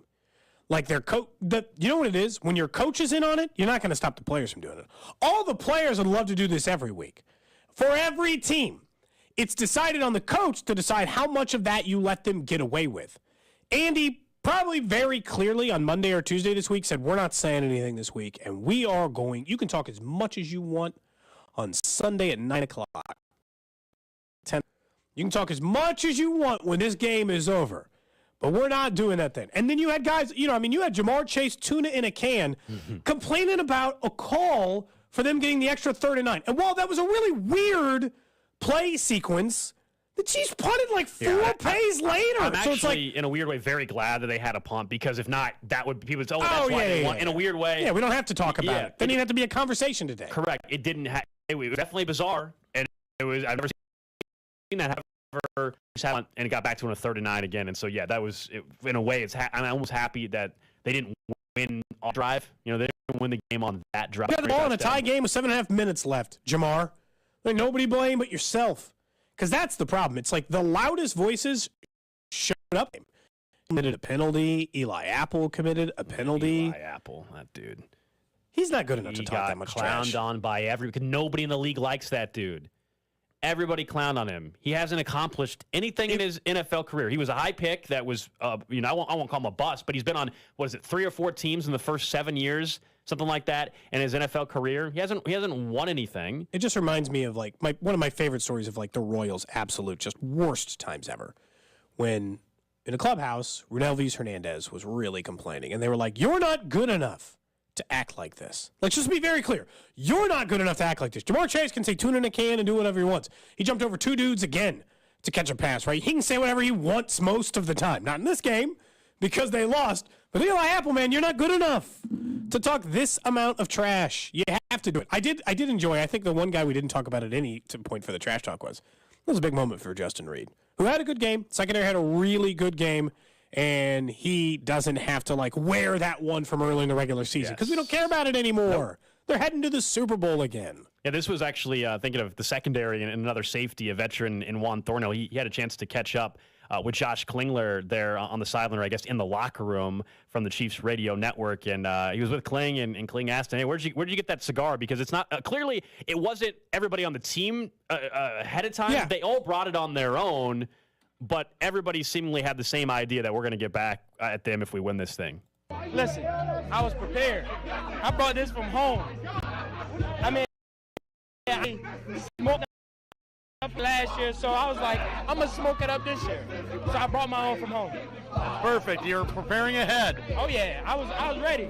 Getting this rematch at home, I don't know if you're going to draw it up better to try to get revenge, right? Payback, whatever you want to call it. Listen, we already knew what we was going to do. We prepared all week. We knew those past 3 games didn't matter. They was talking all week because they beat us 3 times. Today is a new day, and we came out with the win today. That's all that matters. The defense really looked on point today. What did you guys feel heading into this one that had you guys so locked in? I mean, it's just confidence. We walked out here with confidence. We knew what we could do. They beat us last time because we made a couple of mistakes, and it was on our end. We fixed those mistakes, and we win today. That's all that matters. A lot of guys got injured during this game. Guys stepped up, made plays. Guys you had to call on to come through. How big is that to see a Sky Moore, a Marcus Kemp, guys on defense coming up big? Jalen Watson coming up with another big play tonight. You guys showcasing your depth once again. I mean, that just shows that we got guys that can step in and be a starter each and every day. We always preach that. You never know. You're only one play away from being that starter. So guys prepare each and every day, practice hard, and when their name was called, they stepped in and made a lot of big plays. So my hat's off to those guys. It's hard to get to this stage, yet you've been here now number of years, now breaking through again. What's it mean to get to another Super Bowl for yourself? I mean, it means the world to me because we won one, we lost one, then we back in it. So what we're going to do, we're going to prepare hard. We're going to try to come out with this win. Is it hard to be reflective? Because you mentioned you've been in now your 3rd, 5 straight years here. I mean, you don't want to look back, but do you pinch yourself a little bit about how this run has been? I mean, we were down it all year. I mean, we lost a couple players. They didn't think we was going to do it. They had us last in the AFC West, all types of stuff. But guess what? We don't worry about that stuff. We just move forward and prepare hard each and every day. And we showed that we are a great football team no matter who is on his team. Coach Reed, he leads these guys each and every day. So I love Coach Reed, love my team. I appreciate the hard work. All right, finish that cigar. I'm going to finish it now. I'm going to smoke it up. That was Josh Klingler in the locker room with Juan Thornhill last night on the Chiefs radio network. And if we enjoy being able to go back to the receipts, if you will, can you imagine if you're an athlete and a player where all year you kind of did have to keep your mouth shut, but you knew all the, I mean, because they're all rehashing things that were said. You always try to find ways to motivate yourself, but you got to keep your mouth shut a little bit, especially, Andy prefers them to not speak during the season until the job is done. And now you're able to, and certainly you're a win away from another championship, so you really can say whatever. But against this particular moment, it must be so gratifying, not just to get to the Super Bowl, but because of everything that was said all week and really all season, going back to last year. And then you had an elite Mahomes performance because he, considering everything, I don't know, in the 4th quarter when he's running like Sky Moore and MVS only, because Tony and Juju Smith-Schuster had already been out, Justin Watson didn't even get to make the trip. Like, I get it. They still had Travis Kelce. And it turns out Isaiah Pacheco, a guy who they didn't even throw the ball to in the early part of the season, became a big factor in the game. But between that and the ankle and Brett Veach saying after the game, you don't even realize how hurt he was. And he's saying he's got 5 hours of rehab a day just to get on the field. And then he still put up 326 yards, 2 touchdowns. He outperformed Joe Burrow. And I got it. He had way more time. He's a lot more comfortable than Joe Burrow in that game. But it was just another but he's playing classic Mahomes performance where he's just like, you know what? I don't care. I'm doing everything, and I'm going to do everything. That throw to MVS, Not to mention the run on 4th down that eventually gets him there. But that throw to MVS, that's incredible. That's impossible. Hell, I thought the throw he made to Kadarius Toney was one of the best throws of the day. It just ended up getting not quite caught, right? I mean, he almost got it, but he played not perfect, but he played nearly so. I mean, in a game which he was limited at that level. Yeah, I mean, think of everything stacked up against him. You mentioned, of course, the ankle injury and how severe that clearly is, and it's something that'll still factor in, no doubt, to the Super Bowl in a couple weeks. They just have some more time to work on it. And then all of a sudden, Juju Smith-Schuster gets out with a knee injury. McCole Hardman tries to give it a go, but he re-aggravates whatever the injury is that he's been dealing with. You mentioned Watson was already out because of an illness during the week. You got Marcus Kemp and Sky Moore, along with MVS as your top weapons, other than Kelsey, out there. You're up against it. Like you can mention that Joe Burrow struggled with or had a bad offensive line in front of him, but Joe Burrow started Jamar Chase and T. Higgins and Tyler Boyd, and those guys had a big impact in that game where they're just like jumping up above 2 defenders and catching everything for a while. And then in particular, I think Clark Hunt, the owner of the Chiefs, last night said in his post-game press conference that he mentioned like on that 3rd down run, it was like watching Superman put on his cape. I think was exactly what Clark Hunt had to say. That 3rd and 8, like somehow, some way, he was going to will himself towards the 1st down marker, which put the Cincinnati player in position to make one of the dumber penalties I've ever seen happen, with the 15-yarder, of course, and clearly a late hit out of bounds. He was like 3 steps out of bounds. Otherwise, Butker's attempting, a 55-yard field goal, and who knows? And to be clear, who knows? Kling, who watched all of the pre-kicks, said that wasn't doable. The 53-yarder. From that distance, he thought 52-53 was max. And you were going to have to bury it. And based on every other kickoff they had going that direction, that sounds right. I don't think he was shorting kicks just to short him. I don't think Harrison Butker could put him out of the back of the end zone. I don't think any kicker could at that time. The difference in that yardage, and they still had just enough time to maybe get those 3, 4, 5 yards. They run something out of bounds, give themselves a chance at the shorter field goal, but that cemented it. And in that moment, for him to still have the ability to get past the defenders to the edge goal, I think that's what stands out to me. Like, he was short, and he still managed to do it. I don't even know how it's possible, but Patrick Mahomes is an absolute freak of nature. Are you enjoying the single greatest start to an NFL career ever? No, I actually hate it. It's not lame. It's not enjoyable. I need more adversity to overcome. Yeah, I mean, I feel too spoiled. It's a little too nice, isn't it? Yeah. We are so spoiled. You have to have some personal drama in your regular life, I guess, to maybe make up for it. Because this got to be tough. It's got to be tough for other fan bases. Like I know that you can, just like we always talk about, athletes are so good at manufacturing motivation to inspire them. Fan bases are really good at manufacturing reasons to hate other teams. So I'm sure in Buffalo and Cincinnati and places all over the country, they're finding ways to talk about the Chiefs in a negative light. Well, today they're all bitching and moaning in Cincy and stuff about the officiating. And I love that we haven't talked about it at all because we're not. It's loser mentality, right? And you lost, so you can be the losers and talk about it all you want. That's great. We won. That's what Cincinnati really has been for forever. So. I just like to right now to be a Chiefs fan. It's not even arrogant to every year be like, they're winning the Super Bowl, they're winning 14 games. You're like, you're just a Chiefs fan. No, we are correct. Every year that you step on this radio show, you step into a bar to have an argument with your friends, and you're like, the Chiefs are winning the Super Bowl this year. They can try to claim homerism if they want, but they're wrong.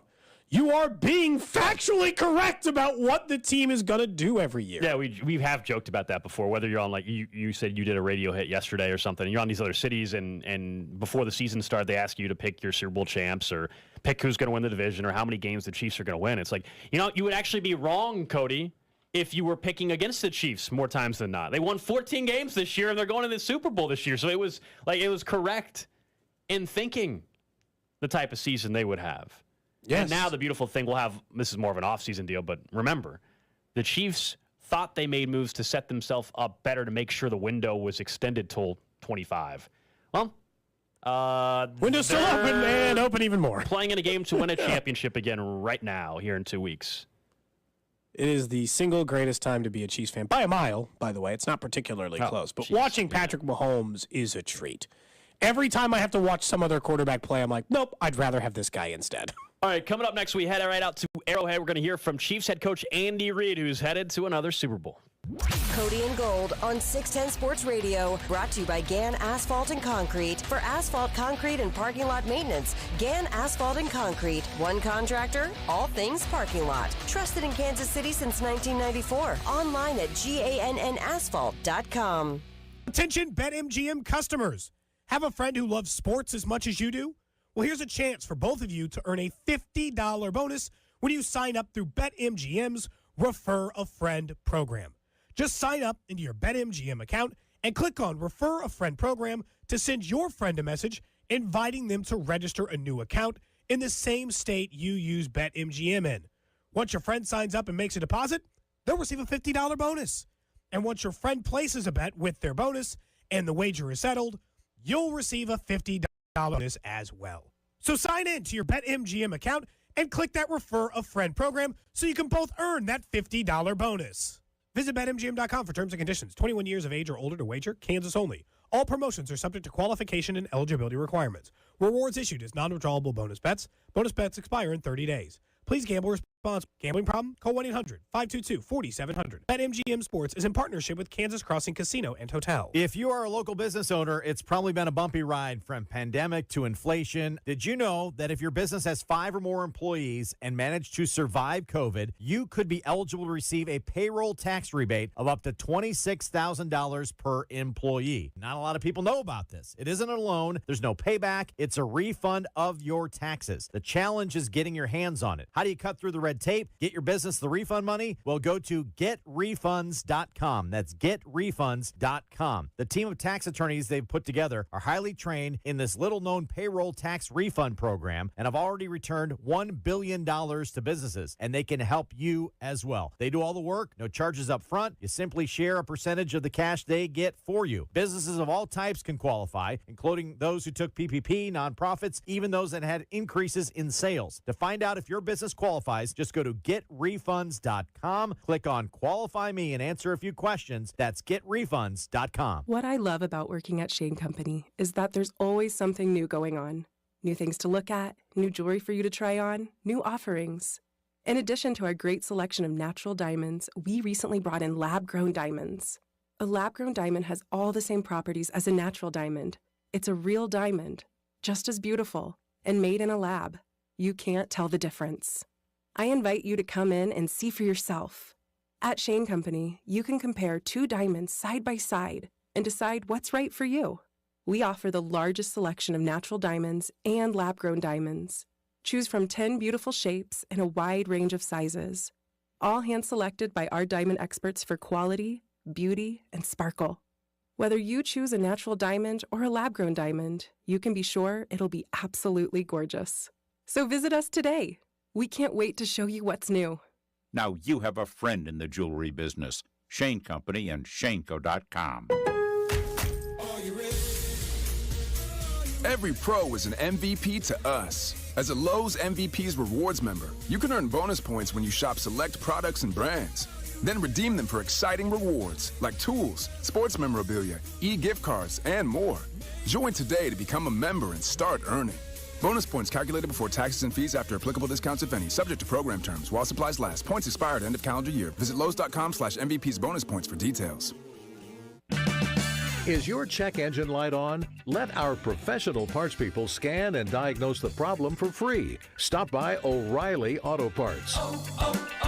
O'Reilly Auto Parts.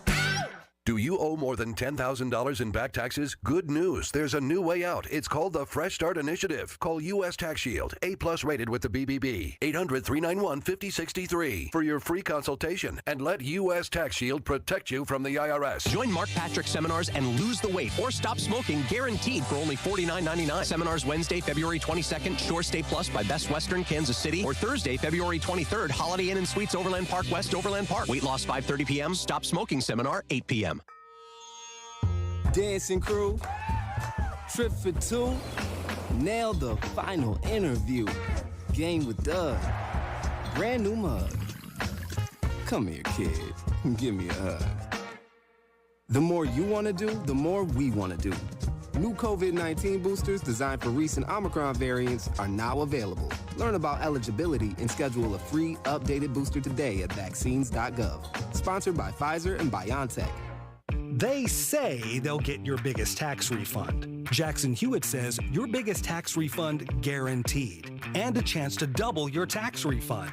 Thousands in weekly prizes during the Double Your Refund sweepstakes. Your biggest refund times 2, twice the money, so forget about them. File your taxes on the double at Jackson Hewitt today. No purchase necessary to enter or win. Open to U.S. residents 18 or older who file a 2022 federal tax return. Promotion ends 4/2/23. Visit jacksonhewitt.com for rules. When you can't stop, there's Vicks VapoRub. Vicks VapoRub sends powerful medicated Vicks vapors right to the source of your... so you can experience cough relief and breathe easier. Generations of families have trusted Vicks VapoRub to help relieve the worst cold symptoms. So next time you have a cough, reach for the Vicks VapoRub. Vicks VapoRub. Cough relieving is believing. Prescription products require an online consultation with a healthcare provider who will determine if a prescription is appropriate. Restrictions apply. See website for full details and important safety information. Subscription required. Hey guys, did you know there's a generic form of Viagra that works just the same but is 90% cheaper? And you can get it online? Go to 4hims.com/joy. At Hims, you'll get a free medical consultation and discreet shipping if prescribed. You'll love your results. To start your free online visit, go to 4hims.com/joy. That's FORHIMS.com/JOY. Chiefs coverage on 610 Sports is brought to you by Park & Go. Book parkandgo.com. Park & Go makes airport parking fast and stress-free. Stay clear from the winter elements with covered parking and free instant shuttles. Reserve your spot today at bookparkandgo.com. The best deals in parking. Bookparkandgo.com. Park & Go, family-owned and operated. NFL playoff coverage on 610 Sports Radio is brought to you by Twin Peaks. Eats, drinks, scenic views.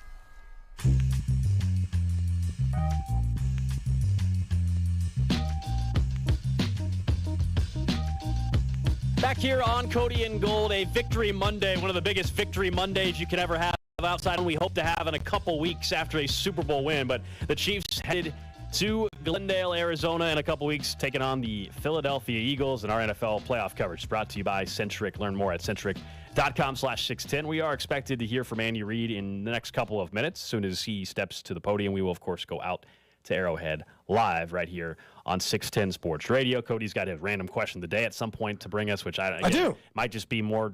We've had people texting us, tweeting us, saying that they, for whatever reason, wanted to just listen to a little bit of Cincinnati and sports radio today just to see what was going on. And I guess they're going through it, man. They're going through it. Are they fighting it? They're fighting it. They're struggling. They're blaming the officiating. They wanted NFL investigation. An NFL investigation? Launch it. What the hell does that even mean? You know what? Do it. Go ahead and launch it. Unless it results in the Bengals going to the Super Bowl instead of the Chiefs, I don't care what you do with your time. Oh, man. It's like, you don't have to do this. Like, and also, yourselves. hey, by the way, would that make you feel better, Cincinnati, if the NFL came out and said, you know what? We got it wrong. Look, the Bengals should have won the game. Sorry, but nothing we can do about it now. This is all you can do. They never do that. That's all you can do if you're Cincy. That whole city. I mean, I'm like, the arrogance coming out of that city was ridiculous. Starting with their players, their mayor who represents all of them. Like, that's what, when you have that kind of trash talk and then you lose, what else are you going to do? And so they're like, well, we found something to bitch about, and we're going to say that the officials wanted the Chiefs to win, which is hilarious because, again, if we go through the scenarios, like, it just never, anytime people bring this kind of stuff up about, like, the NFL being rigged is always ludicrous to me.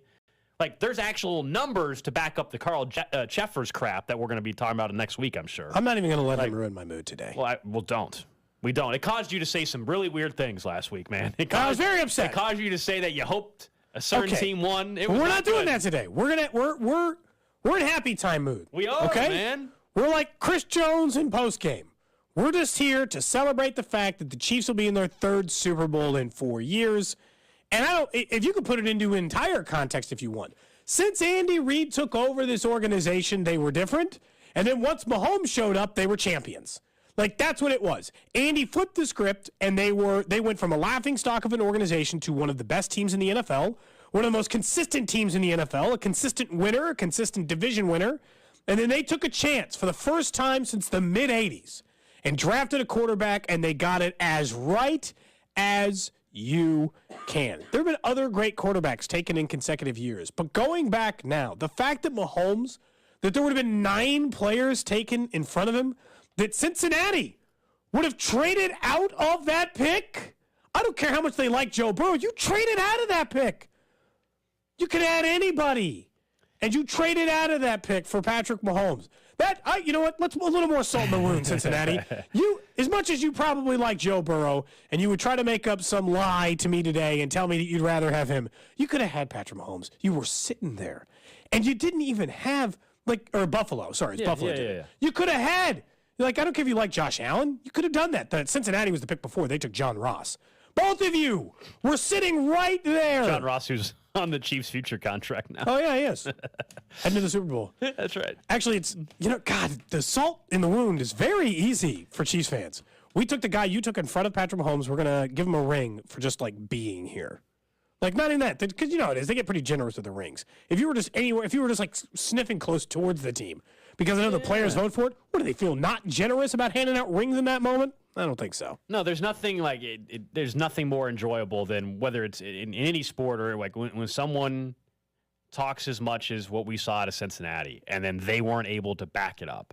There's nothing better than making them go back inside and keeping their mouth shut. Yeah. There's nothing better than that. Now, I will say, to your point about Andy, he's behind Belichick still, but he's got the second most postseason wins, I believe, now in NFL history. I believe he's now number 2 all by himself, based off sheer number going back to his Philly days. Does any other active coach have multiple Super Bowls?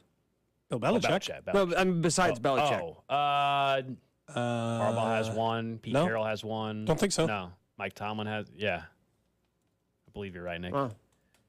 But you're right. I mean, think about 2012 and where this franchise was, to your point, and Andy already had turned things around with Alex Smith in a big way. And then they draft Patrick Mahomes. And honestly, the rest really is history. And as long as Reed and Mahomes are together, and especially if it's Reed, Mahomes, and Kelsey, they're going to continue to be a pain in everybody's ass. And even when those two guys end up retiring and it's just Mahomes left, you said it. He is the best quarterback in the league, and nobody that is currently playing has any chance to get anywhere near his level. This was the closest that people thought they could get to Mahomes. A Burrow win. Oh, yes, we finally found someone that can take him down. And they traded away. They lost to Cincinnati and then traded away a top 5 wide receiver in the NFL, faced each other again in the AFC title game, but the Chiefs won. What was the Chiefs' biggest the 2 biggest offseason signings for the Kansas City Chiefs were 1 year and $10 million to Juju Smith-Schuster. It was actually 1 for 6 with incentives that could make it 10. All right, let's go out to Arrowhead and hear from Andy Reid. Have any of the injury things for you with the late check-in here, but I'm proud of the guys that obviously that push themselves through the nicks and bruises and sprains and everything else that we had. We were down to 3 wide receivers. Our secondary was, we were missing a couple guys there, and everybody pushed through and made it work. So very proud of that for our guys. Very proud of Sky Moore for the ability to catch the punt and then make the return that he did. Really put us in a great position. And then for Becker,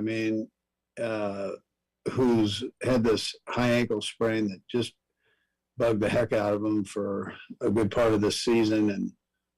And he's changed his kickoffs, he's changed the way he approaches the ball and so on. And for him to step up and just crank that thing, at the end of the game for the game winner was really special. So for him, he's been a great player for us, and he had a couple of hiccups this year, but just came through in the clutch there. So, and I can go through all the players. Pat and Trav and all these guys that stepped up and played.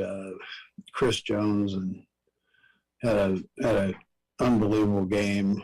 Unbelievable game. And Frank Clark, his energy and the way he played was great.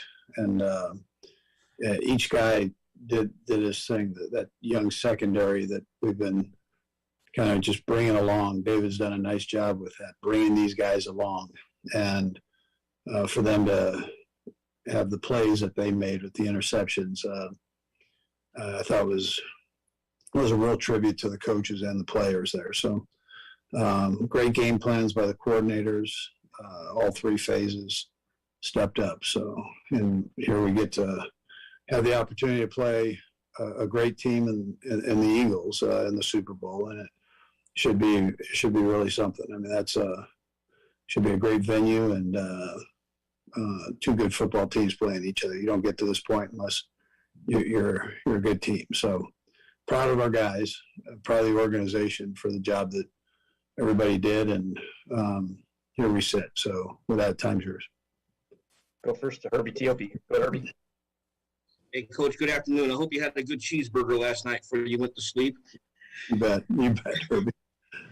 Two questions here for you. Understanding that he will have to go through the concussion protocol, but what is your concern level with Jarius Sneed's availability this weekend, hopefully for the Super Bowl? And I'll have a second one.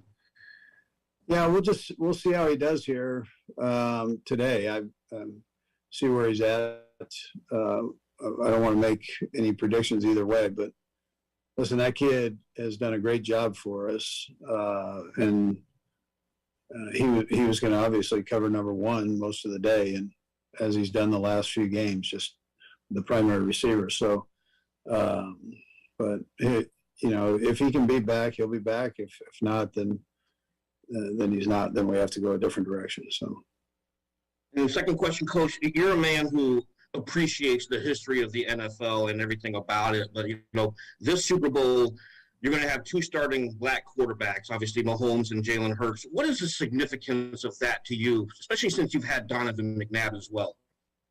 Yeah, well, listen, I think the biggest thing is they're really good, and I think that is a tribute to the kids. Yeah, I mean, that's unique. It is unique. I don't ever look at it that way. I look at, I don't really care what color you are. You're a good player, which at that position takes a tremendous amount of time and effort. I can really appreciate that. And I've never been one that really looked at the color part of it. Where I grew up, we had everybody. Everybody was a part of the equation. And that's, someday I hope that's the way it all works. And you, as we go on, you'll never have to be asked a question like this again. I mean, I understand why you're asking it, though, Herbie, absolutely. But it's a tribute to the kids, though. I mean, both of them are phenomenal players, and I'm happy for both of them. Let's go next to Adam Teicher. Go ahead, Adam. Hey, Andy, congratulations on last night, by the way. Yeah. You touched a little bit on this after the game last night, but we want to ask you a little more about your group of rookies.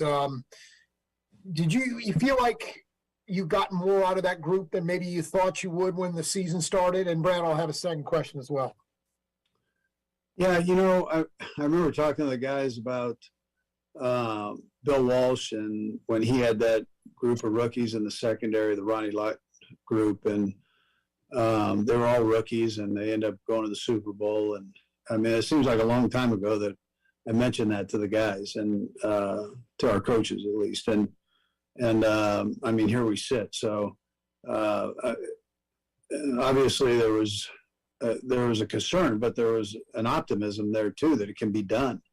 And then the kids, just their work ethic, they showed us this in training camp. They showed it all the way through the season. They weren't, if they got beat, they came back and fought back to, I mean, you look at Williams, I mean, the PIs that he had early that put us in a bad position. All of a sudden he comes up with an interception in the championship game with a deflection from Cook. I mean, it's crazy how those things work. But the kids stepped up. They didn't lose their confidence. David's done a great job with them, and real tribute to him. So I was optimistic, but you don't know how that journey is going to go. But here we sit, and they sure did a nice job. Yeah. Okay. I asked this next question, understanding you still have another game to go here, so don't misunderstand that part of it. But put into perspective, if you could, what you guys have achieved this year, given, you got a quarterback on a big contract now, and you traded Tyreek Hill, and there's all these rookies you've been playing, particularly on defense, like we talked about. Can you put in perspective what kind of achievement maybe this was? Yeah, so I would start with Brett Veach and the way that he and his guys have gone about putting this thing together for the coaches, giving the coaches an opportunity to coach good players. It includes everybody. I mean, it includes Mark, it includes Clark. I mean, they're all part of that, giving us the opportunity to do what Brett can do by bringing these guys in. So, but his process, the process that he goes through, you guys have gotten to know him now. I mean, the process that he goes through, he's relentless. He's committed. He's got a great eye for talent. He's fearless when it comes into trades and drafts and all those things. I mean, it's just, it's been fun for me to watch him grow. So. Let's go next to Aaron Ladd. Go ahead, Aaron. Hey, Coach, appreciate the time here. I know you kind of touched on this yesterday, but wanted to get you again on it. There was a lot of trash talk between both teams, but specifically to the Cincinnati mayor. I know you've been coaching for a long time. A lot of weird stuff gets said. Have you ever seen anything like that? And how motivating do you think that specific part, the mayor of Cincinnati, was to getting your team ready to go? Well, listen, everybody, they're excited. I mean, they were excited to have their team there. So everybody jumped in on it, and the mayor was part of it. And hey, it's a tribute to him for being so excited to have this football team. But at the same time, you probably don't want that. I'm sure Zach probably didn't want that out there. And but listen, it happened. Our guys, obviously, Kelsey noticed it being from there. So he threw out a little rock on him, and that's what so obviously they heard it. Let's go next to Pete Sweeney. Go ahead, Pete. Hey, Coach, congratulations. You've done this a few times now. In the past, I know that you like to really almost treat this week as the game plan week. Will that be the case again? And why do you feel like that strategy has worked for you in the past? Yeah, Pete, so we will. And I think it's important. I think before you get down to Arizona with the distractions and the different events that go on, you'd like to at least have the base part in where you've got a good foundation of the game plan. And if you have to tweak it here or there, you can do that. But you're really, while it's relatively calm here and normal, then let's get it done. I mean, it's really that simple. Let's go next to Dave Skretta. Go ahead, Dave. Morning, I guess afternoon by this point, Andy. You're gonna be asked about Philadelphia 100 times probably in the next 2 weeks. I didn't realize that you'd actually won the last 6 matchups, 3 with Philadelphia and 3 with Kansas City, which is kind of odd. Do you like this, knowing that you can't pick who you're facing? Do you like the idea of playing Philadelphia, and does it make it harder or more difficult or more time consuming away from the field, knowing that you're going to be facing Philadelphia? Yeah, I think when you really cut to the chase on it, they're a really good football team. And so I think that's where the energy goes. Because really when it's kickoff, you're playing that team. I mean, it's the players that you're going against and the coaches. And so the uniform, that all that, it's not that's not where your mind's at. Your mind's at making sure you have a solid game plan and that you come out and you can perform. I mean, that's to the best of our ability. And that's I think where the major focus goes. And you try to, it doesn't matter who you're playing, you try to blank out all the hype that goes with the game. It's pretty big game for everybody, you guys included. It's a big deal, man. I mean, it's the Super Bowl. So, but you try to blank that out and make sure that you're getting the game plan, what really matters together, Let's go next to Sam McDowell. Go ahead, Sam. Hey, Andy, a couple things here real quick, but just having coached Jason and Travis, I mean, we can see their personalities a little bit on the podcast, but what stands out to them maybe that's similar and maybe what's different about those guys? Yeah. So Travis is the little brother, and I think Big Brother probably protected him so Travis could do some crazy things. And, he probably talked him from jumping off a ladder into the raked up leaves once or twice, So but listen, they're both at heart very competitive and compassionate. I think is the biggest thing. They care, and they care about people, and they care about their game, their trade, and their podcast. It looks like it's unbelievable. I mean, they've got a good mesh there and a good relationship between the two of them. I think Travis has grown up a lot. I think Jason came in probably more mature, Big Brother, and Travis was a little more immature, but has really grown and a good person, man. Thanks, Andy. And then wanted to ask you about Chris Jones' game last night as well. You touched on it briefly in your opening statement, but just what kind of impact did you see when you rewatched the game that he had on the game? Yeah, huge impact. He was relentless, and he did it against the run, and he did it against the pass, and just playing. I mean, he's done this all year. I mean, he's just played tremendous football all year. Let's go next to Soren Petro. Go ahead, Soren. And Brad, I'll have a follow-up. Coach, the decision to punt in the fourth quarter, so many different things that went into that, right? Like the last time you played Cincinnati, you punted, you didn't get the ball back. The receivers, I think at one time your three wideouts were Marcus Kemp, Jody Fortson, and Noah Gray, two tight ends slotted out. So you've got personnel issues. Like how much, and you've got to do it all in one play, right? In one shot clock.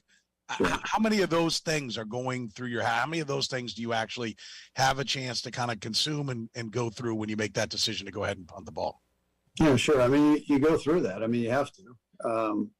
And then you go off your gut feeling. I mean, you're right at that area where, some would say go for it. Some would say kick it. I thought our defense was playing well enough where we surely could punt the ball and with probably minimal seconds or time on the clock, get the ball back. So but we've been able to do some good things with limited time.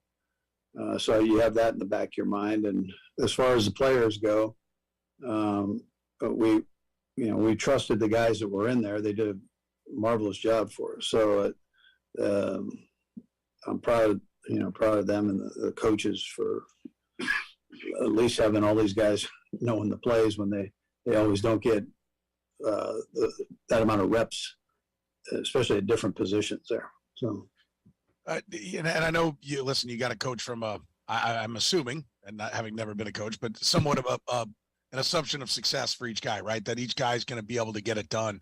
I asked this of Dave, when Sky Moore and when they're having the problems with the holds on the kicks. Is there ever a time that he's had to, go to you and say, hey, the guy can't do it, whether it's his kicker or his returner or something like that, or would he, I guess was my question. And he said, yeah, that's my job to do it. And then he kind of reflected on his own and said, but I've never had to do it. Have you ever had a moment, like, was there a time where you're like, whether it was Sky going back there and you mentioned he got it done, or, any other situation where it's like, I don't know if Tommy can get this, you've just checked off in your mind, the guy can't do it, or as a coach, do you always have to assume they're going to get it done? No, that's a great question. There's a time and a place where you go through training camp and you watch the guys return these punts. Every day you watch them before practice, return these punts. And you go, man, this kid has a lot of talent. He just hasn't done it a lot. And then if there's failure mixed in with that, you hope you can take a step back to take 2 steps forward. And that's kind of where we were with Sky. We just felt like, listen, if he can just get back and maybe have some success doing other things as a receiver, that maybe we can come back to this. his confidence level will be up, and we go. And so, that's what happened. And with this and with the injuries that took place, here he is, and a clutch time, and came up with a clutch play. I mean, that between that and Butker's kick, I mean, arguably two of the really redemption stories that you guys get into, and as coaches, we appreciate. So it was quite a deal to watch. We've got time for a couple more. We'll go Vahe and then Matt. Go ahead, Vahe. Hey, Andy, congratulations. And Brad, I'll have a follow-up too. Hey, Andy, one thing with the Eagles, I remember speaking with you and Clark a little bit about this once, that I think there's a sense of a mutual agreement almost at the end of your tenure there, and that you actually encouraged Jeff Lurie to say, look, we need to make a change. Can you just elaborate on that a little bit, and then I'll have the follow-up. Yeah, so I think we both, listen, it was 14 years. So that's a long time to be someplace. And there were 14 great years. I mean, I loved every minute of it. It was, Jeffrey Lurie is a phenomenal owner and did a great job for me, my family, everything. So, but it got to that point. They needed, I thought it would be good, and Jeffrey felt this way, that it would be good for them and good for me. And I appreciated his feeling on that. And we left with a ton of respect for each other. I mean, I think he does a heck of a job. And Howie Roseman was also part of that. So he was involved. And I'm so happy for him. I don't think he gets near enough credit for what he's been able to do with that team. So, and replenishing. So it's, I love Philadelphia, love the city. I've been blessed to be in 3 phenomenal places in the NFL. And I'm loving every minute in Kansas City. And the follow-up, Andy, so when you came here, you were going to bring, I think this is right, David Culley with you. So you already had a receivers coach, which meant a tough talk with Nick Sirianni, but Nick has always referred to that as something that was important to him. Can you just tell us about that a little bit and how that went and what that was like for you? When I came here, I was told Nick Sirianni is this guy is really a special coach, really, really a good football coach. Ted Cruz was his biggest fan at that time, and just said, this guy is really, really good. And but I had David. David was my assistant head coach, and he'd been with me for 14 years, and so he was coming with me, and I had to make that determination to keep Nick or not, and I knew he, being as good as he was with the reputation he had, I knew he was going to get something, and so it's worked out great for him. We'll go last to Matt McMullen. Go ahead, Matt. Hey, Coach. You touched on this a bit late last night, but I'm just curious what you thought of the crowd yesterday and how they helped you guys get the victory. Yeah, I'll tell you what, Matt. They were unbelievable. That crowd was loud. You could feel the energy. And then, listen, for them to stick around afterwards, nobody left. It was crazy how many people were there. I mean, I just kind of took it in for a second, just looking around, and I mean, it was a packed house, and we loved playing here. We appreciated the support. They do matter. I know other people use the 12th man thing, but when they crank it up, man, it's tough on these quarterbacks and the offensive line with the procedure penalty and so on. So it's again, it's a great tribute to our fans. The Sea of Red is something special. Coach, we appreciate the time. Thanks for joining us. There you go. That's Andy. Okay, you hear thanks. that complimentary of the crowd last night. He was thanking me. You personally. He was thanking me. He's like, there was that one guy. He was thanking me for being out there. He said, you down 104. He was like 50 rows up in 104. He's like, wow. He's like, I like all the fans at Arrowhead, but there's this one guy. The way he was cheering us on, it made me want to coach that much harder. Like he's the kid from Angels in the Outfield, and he's just like Alex is waving his arms in the middle of the crowd. That false start penalty in the first half. That was That was all you? 104. That was all section 104. Oh, you were leading the charge That there? was all section 104. Come on, last guys, night. let's make some noise, and maybe they'll jump early. That was all section 104. Well, no, it was a great atmosphere. In all seriousness, it was awesome atmosphere last night. And to your point earlier, Cody, about like the neutral site stuff, and I'm concerned about the NFL wanting to do neutral sites. Like both of those atmospheres, both in Philly and then at Arrowhead last night. That's why it'd be a terrible decision to take that away from cities that play in title games, because it had a massive impact in the game. It is so cool that you get to watch your team, and we've been spoiled in Kansas City and got to see it a couple times now. But watch your team go through a trophy presentation on their home turf. Like that, it doesn't get better than that. Like that you don't have that same feeling if it's at a neutral site field in Atlanta instead. Yeah, we're all still excited, but the moments from Kelsey after the game, some of those just do not have the same vibe if it's down in Mercedes-Benz Stadium or whatever it's called there in Atlanta instead of Arrowhead. All right, we're late for a break. When we come back, we'll react to a couple other things that Andy had to say, and also we got to hear from Travis Kelce again. Random question. You're listening to Cody and Gold, brought to you by Gann Asphalt and Concrete. For asphalt, concrete, and parking lot maintenance, Gann Asphalt and Concrete. One contractor, all things parking lot. Trusted in Kansas City since 1994. Online at GANNasphalt.com. Subscribe and download all new episodes of Nick's Waving in the Wheat podcast, released every Thursday on the 435 Podcast Network and the Odyssey app. You're looking for that big spring project? Let me tell you why the window source of Kansas City is going to cover those needs for you. A father and son locally owned team that you can trust with those big projects, because I've trusted them multiple times.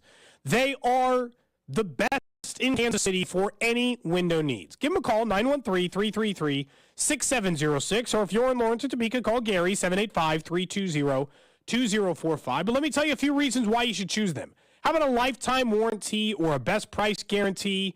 Working with a company that we said you can trust, but also might do the extra things you want to make sure get taken care of. I always point out this thing. It seems so small at the time.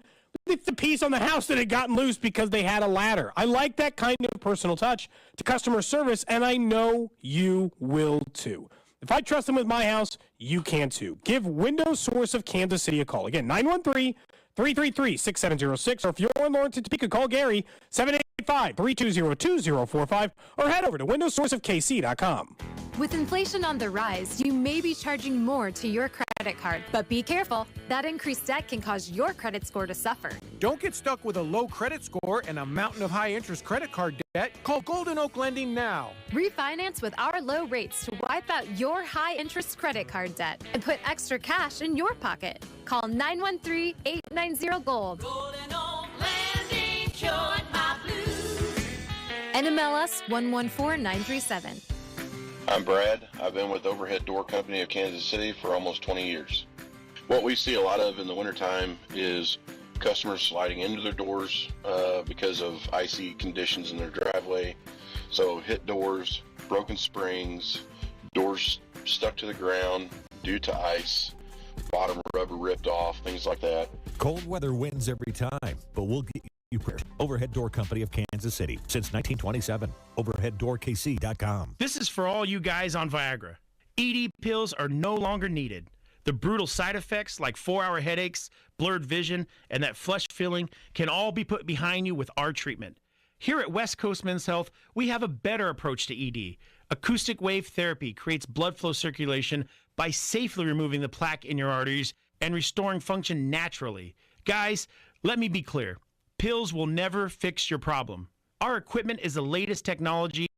Medical staff is the best in the industry. And right now, we're offering a free treatment just for coming in. That's right. You can try this treatment at no cost. If you suffer from ED or Peyronie's disease, give West Coast Men's Health a call today. It's not just about better health. It's about a better life. Call now, 913-363-9439. That's 913-363-9439. Online at westcoastmenshealth.com. Gates Barbecue is sure to please your palate for lunch or dinner. Gates sauces and seasonings can be ordered online at gatesbbq.com or stop by any of their 5 locations and bring Gates sauces and seasonings home to the family. Whether a family get-together or getting ready for your big game watch party, it all goes best with Gates Barbecue. Nothing says chilly winter days like the great flavors of Gates Barbecue, a Kansas City tradition.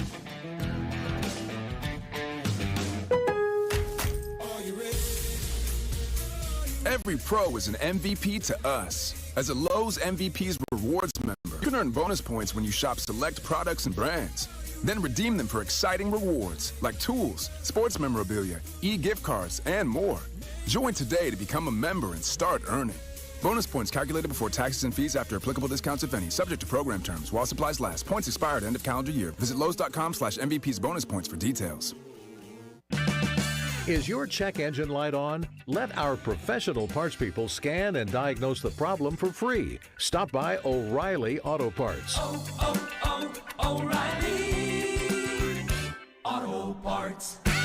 Do you owe more than $10,000 in back taxes? Good news. There's a new way out. It's called the Fresh Start Initiative. Call U.S. Tax Shield, A+ rated with the BBB. 800-391-5063 for your free consultation and let U.S. Tax Shield protect you from the IRS. Did you know that the average price of a used car is up over 40% from just a year ago? The cost of living has gone up and the cost for auto repairs is rising as well. The car you have needs to last you longer than ever. So if your vehicle has less than 150,000 miles with an auto warranty about to expire, or with no warranty coverage at all, you need to call CarShield at 800-523-9985. We've just announced a low-cost month-to-month vehicle service plan to help save thousands of dollars on out-of-pocket expenses for future auto repairs. While the cost for new and used cars continue to go up, CarShield offers protection plans at an all-time low. Drivers who activate their plan today will also receive 24/7 coast-to-coast roadside assistance, courtesy towing and emergency tire, battery, and key lockout service. Call 800-523-9985 today to save 20% on your plan. That's 800-523-9985. Keep your car protected. Call 800-523-9985. Again, 800-523-9985. The Kansas City Chiefs are looking to win the championship, and Metro Ford is winning with new inventory coming in and opportunities to make great deals. View our inventory online at kcmetroford.com. You're listening to 610 Sports Radio from the Max Motors Studios. Your AFC champions play right here. Proud to be the official broadcast partner of the Kansas City Chiefs. 610 Sports Radio. KCSP Kansas City, WDAF HD2 Liberty, and Odyssey Station. All right, 1 o'clock hour. It's Cody and Gold. Alex Gold, Cody Tapp, Nick Schwerk with you. Of course, the drive coming up at 2 o'clock with CDOT. It is a Victory Monday all day long, really all week long here on 610 Sports Radio, leading up to the Super Bowl in Glendale a couple Sundays from now. You heard from Andy Reid. At one point, he brought up, I thought it was an interesting question, about the mayor's comments out of Cincinnati. We've all heard those. Well, we can play those again, that idiot. Oh, we probably should. And nobody looks more foolish today other than maybe Eli Apple. But honestly, I would argue the mayor looks even worse than Eli Apple somehow, some way. There in Cincinnati. And Andy was asked about the comment, and he's saying, like, I bet you Zach, meaning Zach Taylor, the head coach of Cincinnati, probably didn't like that being out there. I would imagine, based off of how Zach Taylor did, even though they were talking, he liked being more of the underdog. I'm sure they weren't thrilled with the comments from the mayor, but the mayor was basically did their fair share of talking. He was echoing what the team started to do. That was not the MO of Cincinnati until the last 2 months or so. They were always talking as if they were the underdog. Nobody believed in them. And then suddenly when it came to playing the Chiefs, Cincinnati decided to talk more trash than I've heard in a long time. By the way, did you hear Andy Reid talk about the mayor? It's like he's such a football coach. Even when he was talking about the mayor, he was talking about it as if he was a player. He was like, you don't want that. You don't want to see your guys doing that. Your guys, like the mayor, like he's already sitting and threatened to Quentin Lucas, like, hey man, look, we don't do that here. You're like, I don't play for you. He said, I'm sure Zach didn't love that. Well, like last night at the post-game press conference, Andy was asked about it and said he appreciated how our mayor, so Quentin Lucas, he appreciated how our mayor in town handled his business, which obviously wasn't anywhere near what the Cincinnati mayor was doing. He didn't want it to come to this. I appreciate you. How about this beautiful trophy? Huh? Hey, I got some wise words for that Cincinnati mayor. Know your role and shut your mouth, you jabroni. I just like So good. So good. And now I can't hear him say trophy any other way, so thanks for that, Nick. Trophy. Text line said that. Text line claimed that was an Ohio accent. I don't know if that's real or not. Is that a thing? I think it's just one of those deals like we heard with Brian Kelly when he got introduced to LSU. When you're on a microphone and you hear the echo, and it maybe there's like a split second delay in your head, and it kind of messes with you a little bit. My family. That's what made us. What a beautiful trophy. I appreciate you. How about this beautiful trophy? Beautiful trophy. Who cares? Which, by the way, it's not that beautiful of a trophy. I mean, other sports have better trophies. I think I've got the image of Bill Belichick tossing it away like garbage in my head. Dude, Andy got rid of that thing pretty quick last night. Did you see how quickly he handed that thing off? Was it? I didn't see it. He went. It's gotten quicker. It's definitely gotten a little bit quicker. The amount of time, Andy, if someone wants to go back and get a full breakdown of how many seconds. I think it'll go like 30, 20, 15, 10. Yeah. I think it's like decreasing every year. Yeah, how many seconds he held the Lamar Hunt trophy. I agree. I think it has the amount of time before he passed it off to somebody else has shrunk, considering that they're getting used to being in these games. And I don't think I had realized that story that he fired Nick Sirianni. Like, he got to Kansas City, Nick Sirianni was already here, and they're like, hey, man, this guy's really bright. He's like, I got a different future head coach at wide receiver coach, so I guess I'm stuck. Because there's a reminder, David Coley was a one-year head coach in the NFL. Yeah, he had his guy, David Coley. He was loyal to him. I can appreciate that. Could you imagine, I can't question any decision Andy Reid's made to this point. Based on the level of success they have had under Andy Reid's tenure, there's absolutely no way to question it. The only other stuff that obviously concerning is what will happen with the injuries, but Andy's not going to give us an answer today, and we're not going to get an answer today about whether or not L'Jarius Sneed or Juju Smith-Schuster or some of the other players we'll be worried about over the next couple of weeks will be healthy and ready to go. Because those are important players, and we know that. But, we're not going to get an answer on that today, even though Andy Reid tried to talk about him a little bit. Yeah, it feels like, honestly, if you've speculation for sure here, but based off of Sneed being in concussion protocol, he's probably more likely to be available in 2 weeks than maybe some of the other guys that have. And McColl, the pelvis issue, kept him out half a season. Yeah. Or how long was the hamstring for Kadarius Toney? Those are issues that bothered those players all year, right? Yeah, although this is an ankle, right? For Toney, which honestly. Better? Without knowing much more, it might be better than a soft tissue injury, which has, of course, been more of the problem for Kadarius Toney. Someone who was an absolute problem for Joe Burrow the entire game from the very first drive on was Chris Jones. He was the one player, anytime we focused in on, I think, Nick, you asked me on the pregame show you guys were doing with Rob and Dusty on Sunday, you're like, is there one player where there's no way you can see a scenario almost essentially of him winning unless this player steps up and has a huge game? And the answer to that was Chris Jones. And boy, oh boy, did he ever. 2 sacks in the game. He was double teamed 83% of the snaps in the game. He still gets 2 sacks. He still probably could have had another sack, but Joe Burrow dirted a couple ones because he was about to get sacked by Chris Jones. You talk about a special player who's going to finish probably second or third in Defensive Player of the Year, putting his mark on a football game, in a playoff game where he's been criticized for not having big playoff moments in his career. Well, that all changed in a huge way. That story ended in one fell swoop. Oh, absolutely. That was a signature moment in his entire career. That was the signature moment, period. I know he won the Super Bowl with the team in 2019, but that was a marquee moment for a guy that had a career high in sacks in the regular season, who's an all-pro for the first time, and last year could not sack Joe Burrow in the AFC title game. For him to get redemption and then do it essentially a game-sealing sack that led to the offense getting the ball back doesn't get any bigger. You can't have a bigger impact on a football game than what Chris Jones had yesterday. Best player on the field. One where a one-ankled Mahomes went for 300+. So, and no picks. So, I mean, that kind of speaks for itself on their own right. And you look back on his season, too. That game was sort of his season in a nutshell. Wait, closed out 5 regular season games that they are count. Just when we talked about earlier. Single-handedly wrecking opposing offensive lines. He's your number one focus. You came into the game circling 95. We're going to have to put 2 bodies on him all night. He got the Aaron Donald treatment. They double-teamed him 90% of the snaps. And he was getting that treatment all season long and still was one of the best defensive players in football. Just to, he had 8 pressures. The Cincinnati Bengals, on those 8 pressures, generated 0 yards. They did not have a single positive gain on any of them.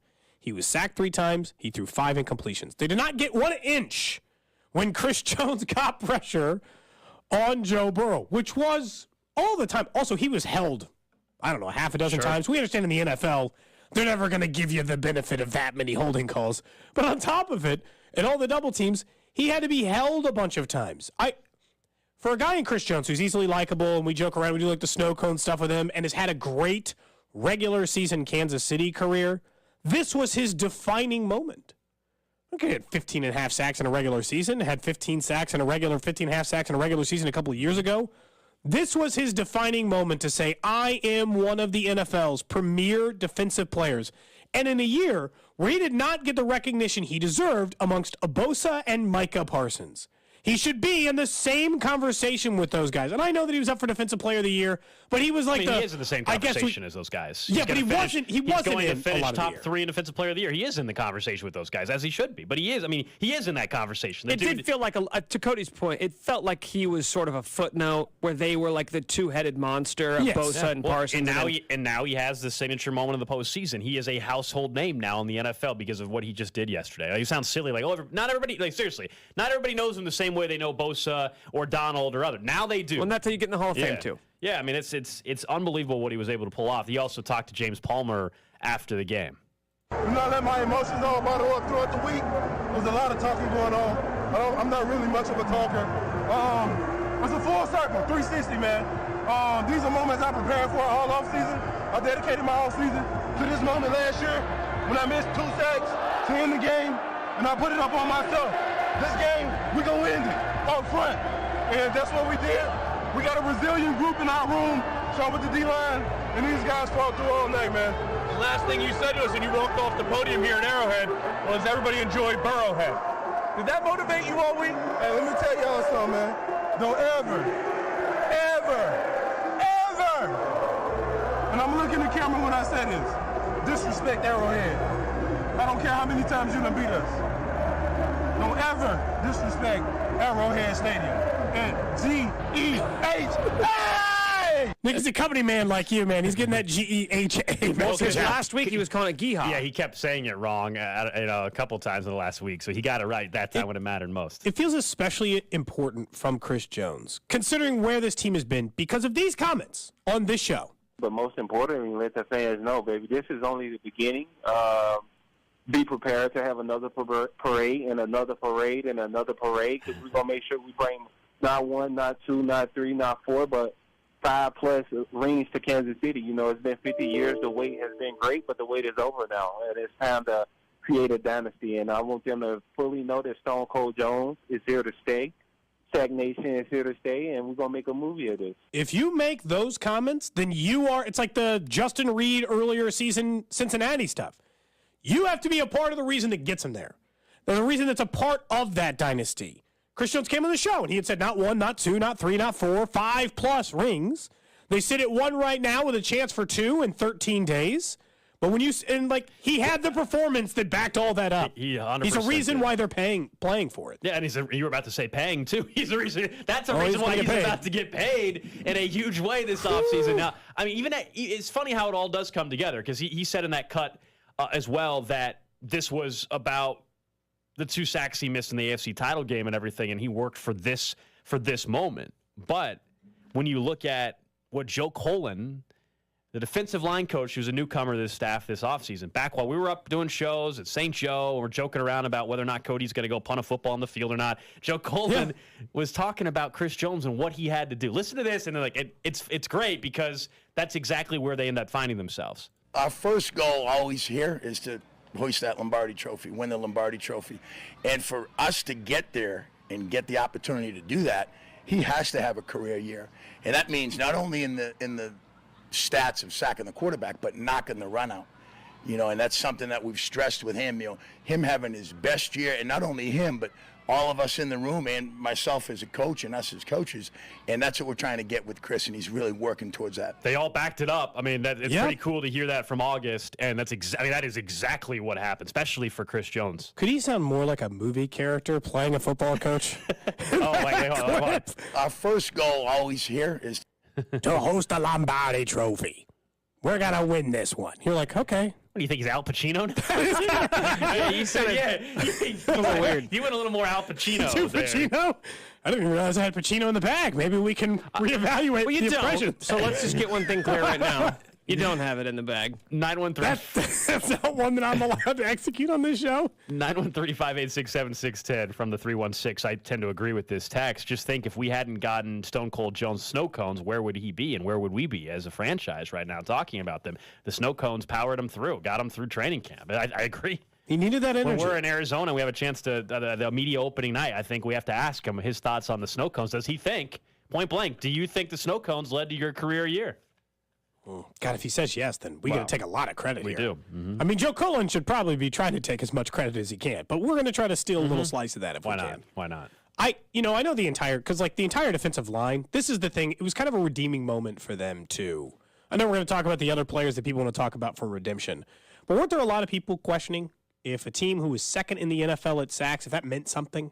You, Gold, to a point, were like, hey, I want to see it against the elite quarterbacks. Not that they can't get to the quarterback, but can they do it against elite coaches or elite quarterbacks? And does being second in the NFL in sacks mean anything if you don't do it in the important moments? They sacked Joe Burrow 5 times. They pressured him 14 times. Chris Jones had a great game. Frank Clark played really well. Mike Dana was a consistent force. George Karlaftis got a sack. Matter of fact, Nick, I've decided that if George Karlaftis gets a sack in the Super Bowl, even though I don't like the nickname, I'll join your cause, and I'll call him Georgie Porgy Pudding Pie. Whoa. Gold? Hold on, wait, get the If details. George Karlaftis gets a sack in the Super Bowl and the sack. Chiefs win it, I will switch, and I will allow Georgie Porgy Pudding Pie to live forever Hey, on Gold, the show. betting man, what would be like a same game parlay? What would that pay out? Chiefs to win and Karlaftis to get a and the sack. Chiefs win in the Super Bowl. So they're not; those props aren't out yet. Like, so those props aren't out. You can now if you want to go, he's going to Super Bowl MVP. Those are out, but there's no prop bets individually for. Can we sacks see what yet. he was in the last game? Because we can assume it's something. What would you ballpark it at?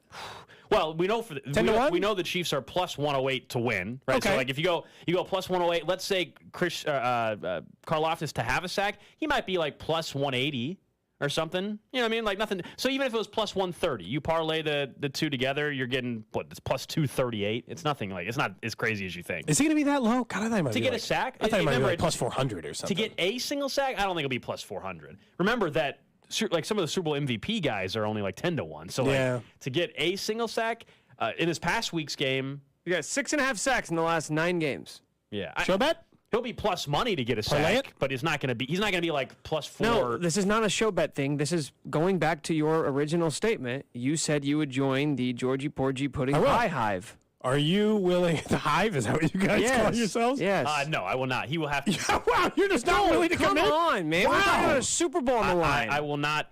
I will not start calling him Georgie Porgy. He doesn't even want to be called Georgie Porgy. You don't know that. He's never been asked. Here's the deal. You want to make another deal? Ooh, wow, we got to ask him. I will ask him personally. You guys stay far, far away from him. On opening night, so on opening night, Monday night, we'll be out there, and they have the podium set up. So in addition to asking Chris Jones about snow cones, we're going to do some real investigative journalism. We're going to find out deep down, does George Karlaftis like Nick's nickname of Georgie Porgy Pudding Fight? He will I answer will the question. find out. I will find out. Well, I don't but- want you guys to, because you Why? guys will slant the question. No, we're going to. Yes, you will. We're going to say, what do you think of, because you're You're gonna slant the accusing me of question. being You'll a be biased laughing. You'll journalist? be laughing. You'll be like, oh, what do you think of this nickname? you I kind just of want like, to ask, our producer on our show came up with a nickname for you, and some people tend to like it. We're not so sure about it. But do you like? see, you can't say But that. that's true. That's exactly right. just That did. Gold. Here's what you say. What do you think about the nickname Georgie Porgy Pudding Pie? He'll be like, not really a fan. And then I'll ask That's a it. follow up and be like, and then I'll ask the follow up. I'm like, but So isn't you're it going to explain awesome? the joke. I'm like, isn't it awesome though, dude? Yeah. Wait, that's bias. We got to ask this from an unbiased perspective. Now, here's what I'll say. I'll say my 4-year-old niece Oh, jeez. loves that cartoon, and she thinks that's the great nickname lying, for you. And you're her favorite player. Well, that's And she said her only wish that's not the question. for her 4th Oh, my birthday God, was that that's you accept this as your nickname. Unacceptable. And you hereby denounce any other nicknames. Okay, it's decided. I'll ask the question because Gold clearly has a bias. He said some people hate it. You're talking. This is nonsense. what's gonna happen? I'll ask it straight up. It's going to be opening night of the Super Bowl, and all 3 of us are sprinting to George Karlaftis to see who can ask the question In first. fairness, I don't know what the big thing. The 2 things I remember asking at opening night the last time when we went in Miami were I asked a series of questions to Dustin Colquitt of how far he could punt blank. So, like, if you had to punt a tennis ball, how far do you think you could punt it? Yeah. Or like a watermelon. And then we asked. Probably break his foot. And then we asked LDT about my elbow bursitis. I got an actual medical diagnosis. Of course you did. He did. Of course he really did. That did happen. All I know is we have to keep Nick away from Jody Fortson. That you're not allowed near that. Wow. Podium. You're not Why? allowed. You're not allowed near that podium, man. I'm Not gonna get allowed. a picture. I don't with want you him. to have to get a restraining order. Yeah, we need you all week. There's three guys I want to talk to: Jody Fortson, George Karlaftis, Frank Clark. That's it. Well, Frank Clark, yeah, that was who I was stationed next to at the podium. And it was great for a whole hour because in Miami, because he was, and Josina Anderson had him try out. They tried, and she took over the whole thing because she kept having him try on the sunglasses she was wearing. She tried to steal Multiple the show. times. Yes. Yeah. Like too many times, Cody you did. think? Cody remembers. I stood by Chris Jones for the You think it was early one portion. too many times, Gold? Yeah. Yes, I do. Would you say that to Josina if she were here right now? Oh, if she were here? Yeah. I don't know. It feels like a no. I don't know. She's not here, though, so he doesn't have to worry about I that. tweeted out the video of her doing it. Oh. But did you question her? Were you just in a good mood and you're like, look at this? Or were you say, like, get a load of this? What is she doing? Yeah. Was it get a load of this? I didn't say get a load of this. No. Are we now going to try and get Josina Anderson on the show? Is that what you want? Three of us. I think we could probably aim a little higher. Well, you're the one that wanted me to talk to her. Just on the side. Oh, okay. Cool. Who's you know what? I actually need one more betting odds before we get a break. Most likely to be arrested while in Arizona. Oh, Nick is. I've never been arrested. So we're all plus money on this, but Nick is got the best odds. Why? I've never been arrested. Nick is about 5-1. Cody's probably. I've been alive longer, so it's like it's different. Yeah, why am I better odds than him? He's been arrested. I'm a parent now. Yeah, Changes it. He's gotten older. Never getting arrested. I'm a parent. Yeah, but he's gonna be out of the house, man, away from the nest. What, you think I'm like a stray cat? I'm glad you brought this up, Cody. Our Guillotine League has been has concluded this year, and correct. One of the things for our Guillotine League, someone had offered up a $500 tab essentially to use at a strip club for your first strip club experience. I can think of no other place other than Vegas that would be better for you to have your first strip club experience than Super Bowl week in Glendale. I agree wholeheartedly. Are you down for that? Well, doesn't this guy who joined the league want to go too? Well, I don't know. We got to find out who that was again. I have the list somewhere. Hands to yourself, though, Cody. There are rules to follow. I don't want to go. I'm not going to touch anyone. It's just like it's. You don't have to worry about that. They're going to touch you. I would like zero physical contact if that is an option. He's wearing like a bubble boy suit. I would wear 2 pairs of pants. No, you're walking like you're at like a nuclear a disaster site wearing a hazmat suit as he walks in there. Although I'll be honest, that might be a terrible idea. If some of those the couches aren't exactly probably something you just want to be sitting on comfortably all the time. They clean anyway. them sometimes. Mm-hmm, sometimes. Coming up next, what's trending? And it was all about redemption for a couple Chiefs. There's Kelsey to the end zone. Cody and Gold brought to you by Gann Asphalt and Concrete. For asphalt, concrete, and parking lot maintenance, Gann Asphalt and Concrete. One contractor, all things parking lot. Trusted in Kansas City since 1994. Online at GANNasphalt.com. Don't miss the Chiefs Red Half Hour every day at 11:30 on your official broadcast partner of the Chiefs, 610 Sports Radio. So I was watching the playoffs this past weekend like everybody else, and I'm watching the New York Giants play. Their quarterback, Daniel Jones, at one point had to rush over to the sideline because his contact lens fell out. They're quickly grabbing the contact solution, quickly popping back in the contact. Get some LASIK, Daniel Jones. It's that simple. You don't have to worry about the contacts or glasses or anything like that. I don't know why he doesn't have LASIK yet, but all you have to do if you're in Kansas City and you're sick of dealing with those contacts like I was, just call DuraVision at 913-491-3330 and find out if you're a candidate for SBK Advanced LASIK. It's way more convenient than having to scramble around. You're probably not going to be as fortunate as Daniel Jones to have someone holding your contacts on the sideline for you like he was. So call up the best in Kansas City, Dr. Lindquist and the great team at DuraVision, and make that appointment. And right now you can even save $1,000 with their friends and family discount. But hurry, the offer ends on February 28th. It's the friends and family offer, your chance to save $1,000 on your LASIK procedure. So go online to DuraVision.com or give them a call at 913-491-3330. Ooh la la. OMG. Wowza. What will they say when they open your Valentine's Day gift from Shane Company? Visit us today.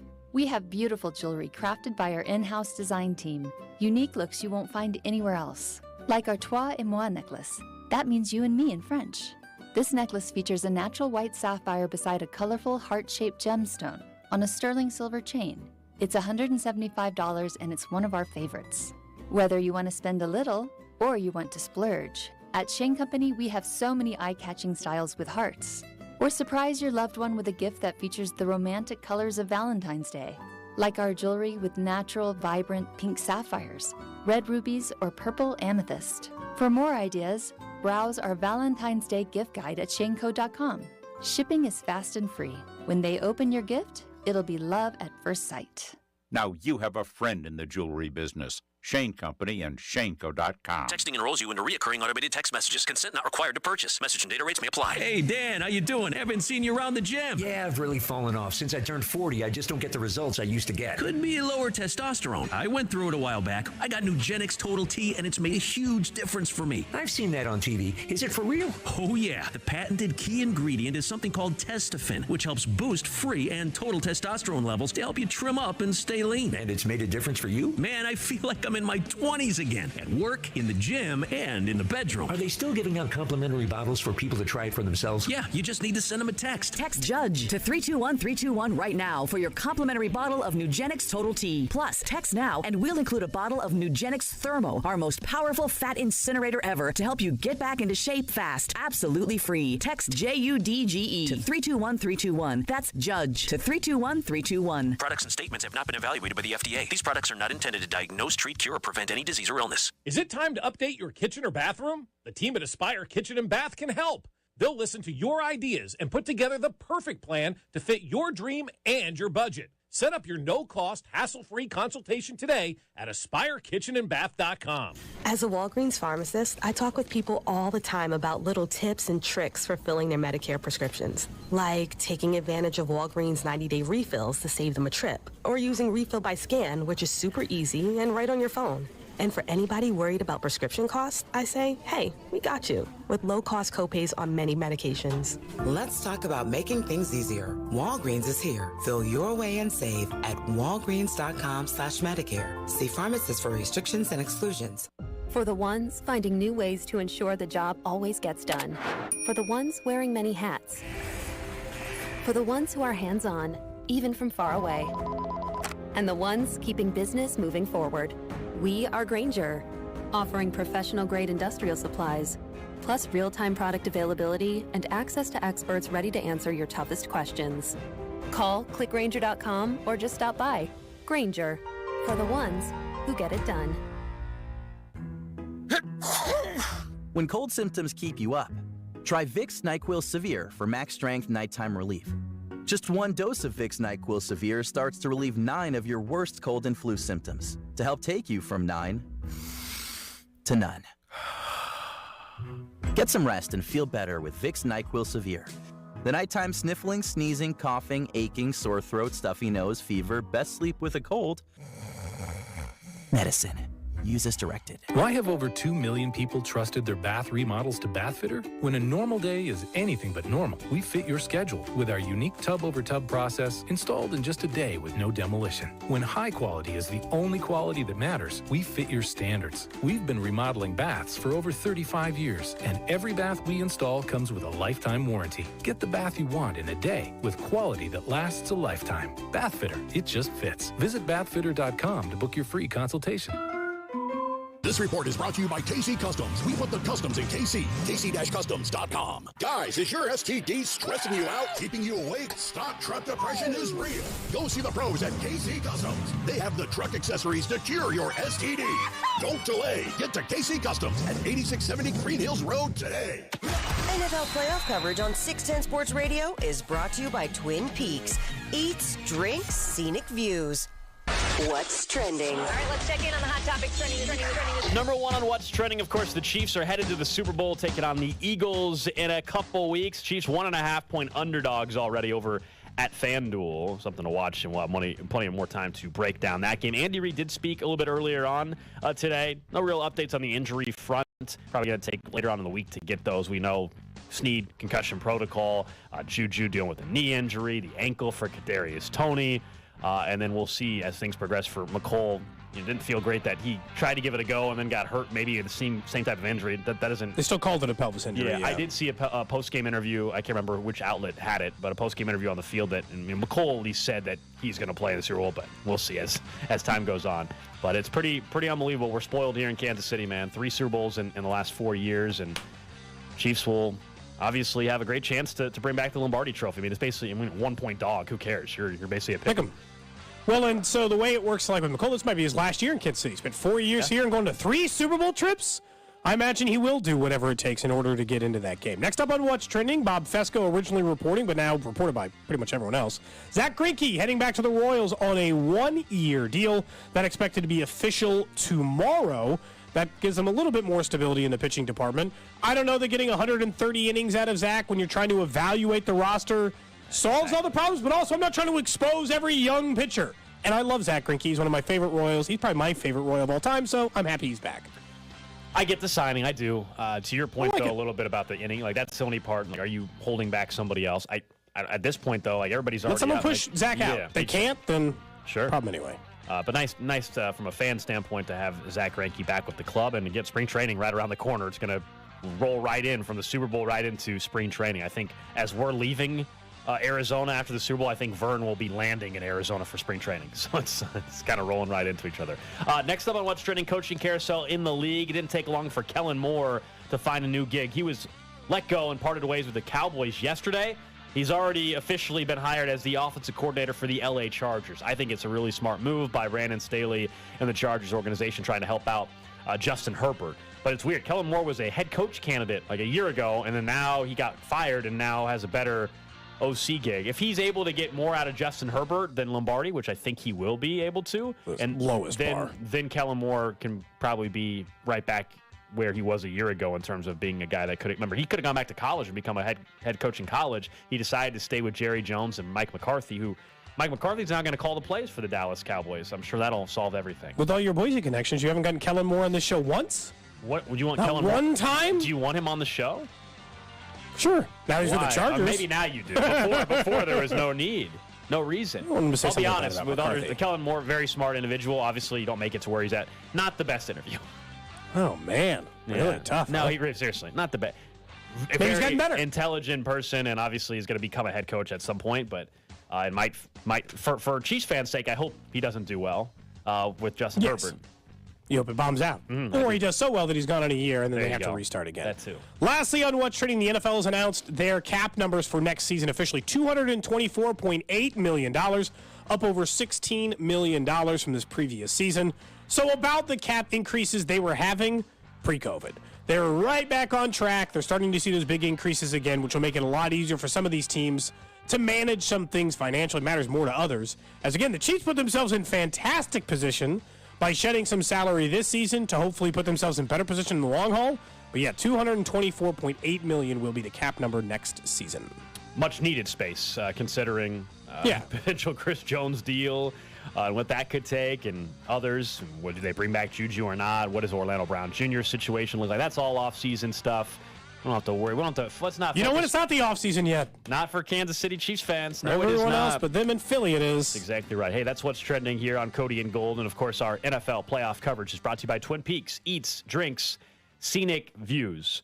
There's a lot of things that make sports great, but a lot of times the redemption story can be one of the better parts of it. And we saw that play out yesterday at Arrowhead. On this show, we had mentioned, Sky Moore, look, man, you should not be returning punts ever again. That were words that were uttered on this show and many shows and from many fans. We all said it. Not even like one of us we can say aloud. And I still kind of stand by that to a certain extent. They didn't move him back into that role until they had no other choice yesterday, Cody. No other choice. Because of injuries. Watson, not available, inactive. McCole Hardman, out. Kadarius Toney, out. Sky Moore, you got to step up for us, man. You got to step up. Same as what happened in the regular season when they were looking for people to do it. And to his credit, he did. He had a huge return. We can talk about the penalty in the 15-yarder, but Mahomes isn't even in that spot being that close to midfield. Unless Sky Moore returned. Unless Sky Moore has a great return, and he did, and that was his second return of the day. Not only, you're just nervous about him fumbling, but like he had a really impactful return. And so good for him. He also had 3 catches in the game when they were down a couple guys. That was really cool to see. You do feel good for a rookie that had to have lost confidence. How could you not? I mean, we spent week 18 sitting here and be like, I mean, if they lose in the playoffs, we're all going to be talking about the special teams, right? Special teams and turnovers. Those are the two things we said are going to burn this team to the ground. If something was going to happen, it was going to be those things and nothing else, because those were the things that were consistent problems throughout the year. Sky Moore to Jesse Newell at the Star even said he didn't want to go back out there anymore. Like, he didn't want to be a punt returner anymore. It wasn't going well. Obviously, he had never done it at any level. We had talked about that. Not in high school, not in college, ever. Dave Tope saw something, like there was some potential to put him there. It went poorly. But then when the moment called for it, Sky Moore, and you heard him, he's like, what were you thinking? He's like, I just thought of, I was just playing ball. Turns out that's a better way to do it. When you're not in your own head, when you're forced into a position to just play, Sky Moore with one of the best redemption arcs, especially considering the special teams all year. And this is what he had to say when our own Josh Klingler caught up with him in the locker room. Just tried to stay confident and believe in myself. A lot, like you said, a lot of things went wrong this season, but all that didn't matter. You know what I'm saying? I just needed to be there for my team. You see KT go down, you see Justin Watson go down, you see McCole go down. I'm the last line of defense, basically. So, I had to stand up, and I felt like I did that. What'd you see on that return? I forget. I just started playing ball. And once you start playing ball, the game slows down.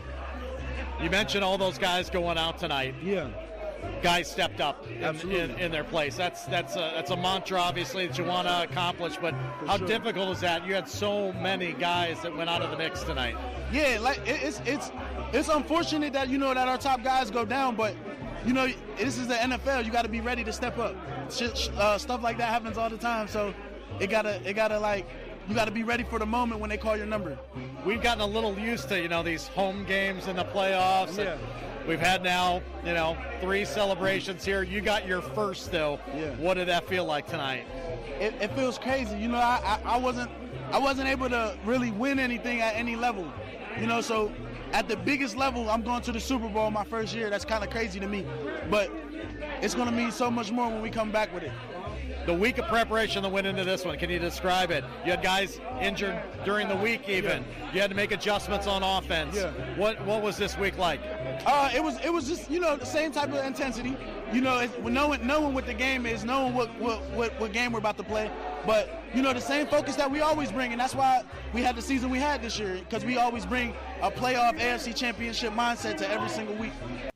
From training camp, where all the hype was there for Sky Moore, and I remember we had him on the show, and I still think he was maybe a little confused by one of the random questions we gave him as well. Or what was it? We were asking if he knew how to milk a cow. Yeah, He seemed very confused. Very confused by the question. And by the way, boys, you see him? He almost cursed, and he was like, "No." He did. He held back.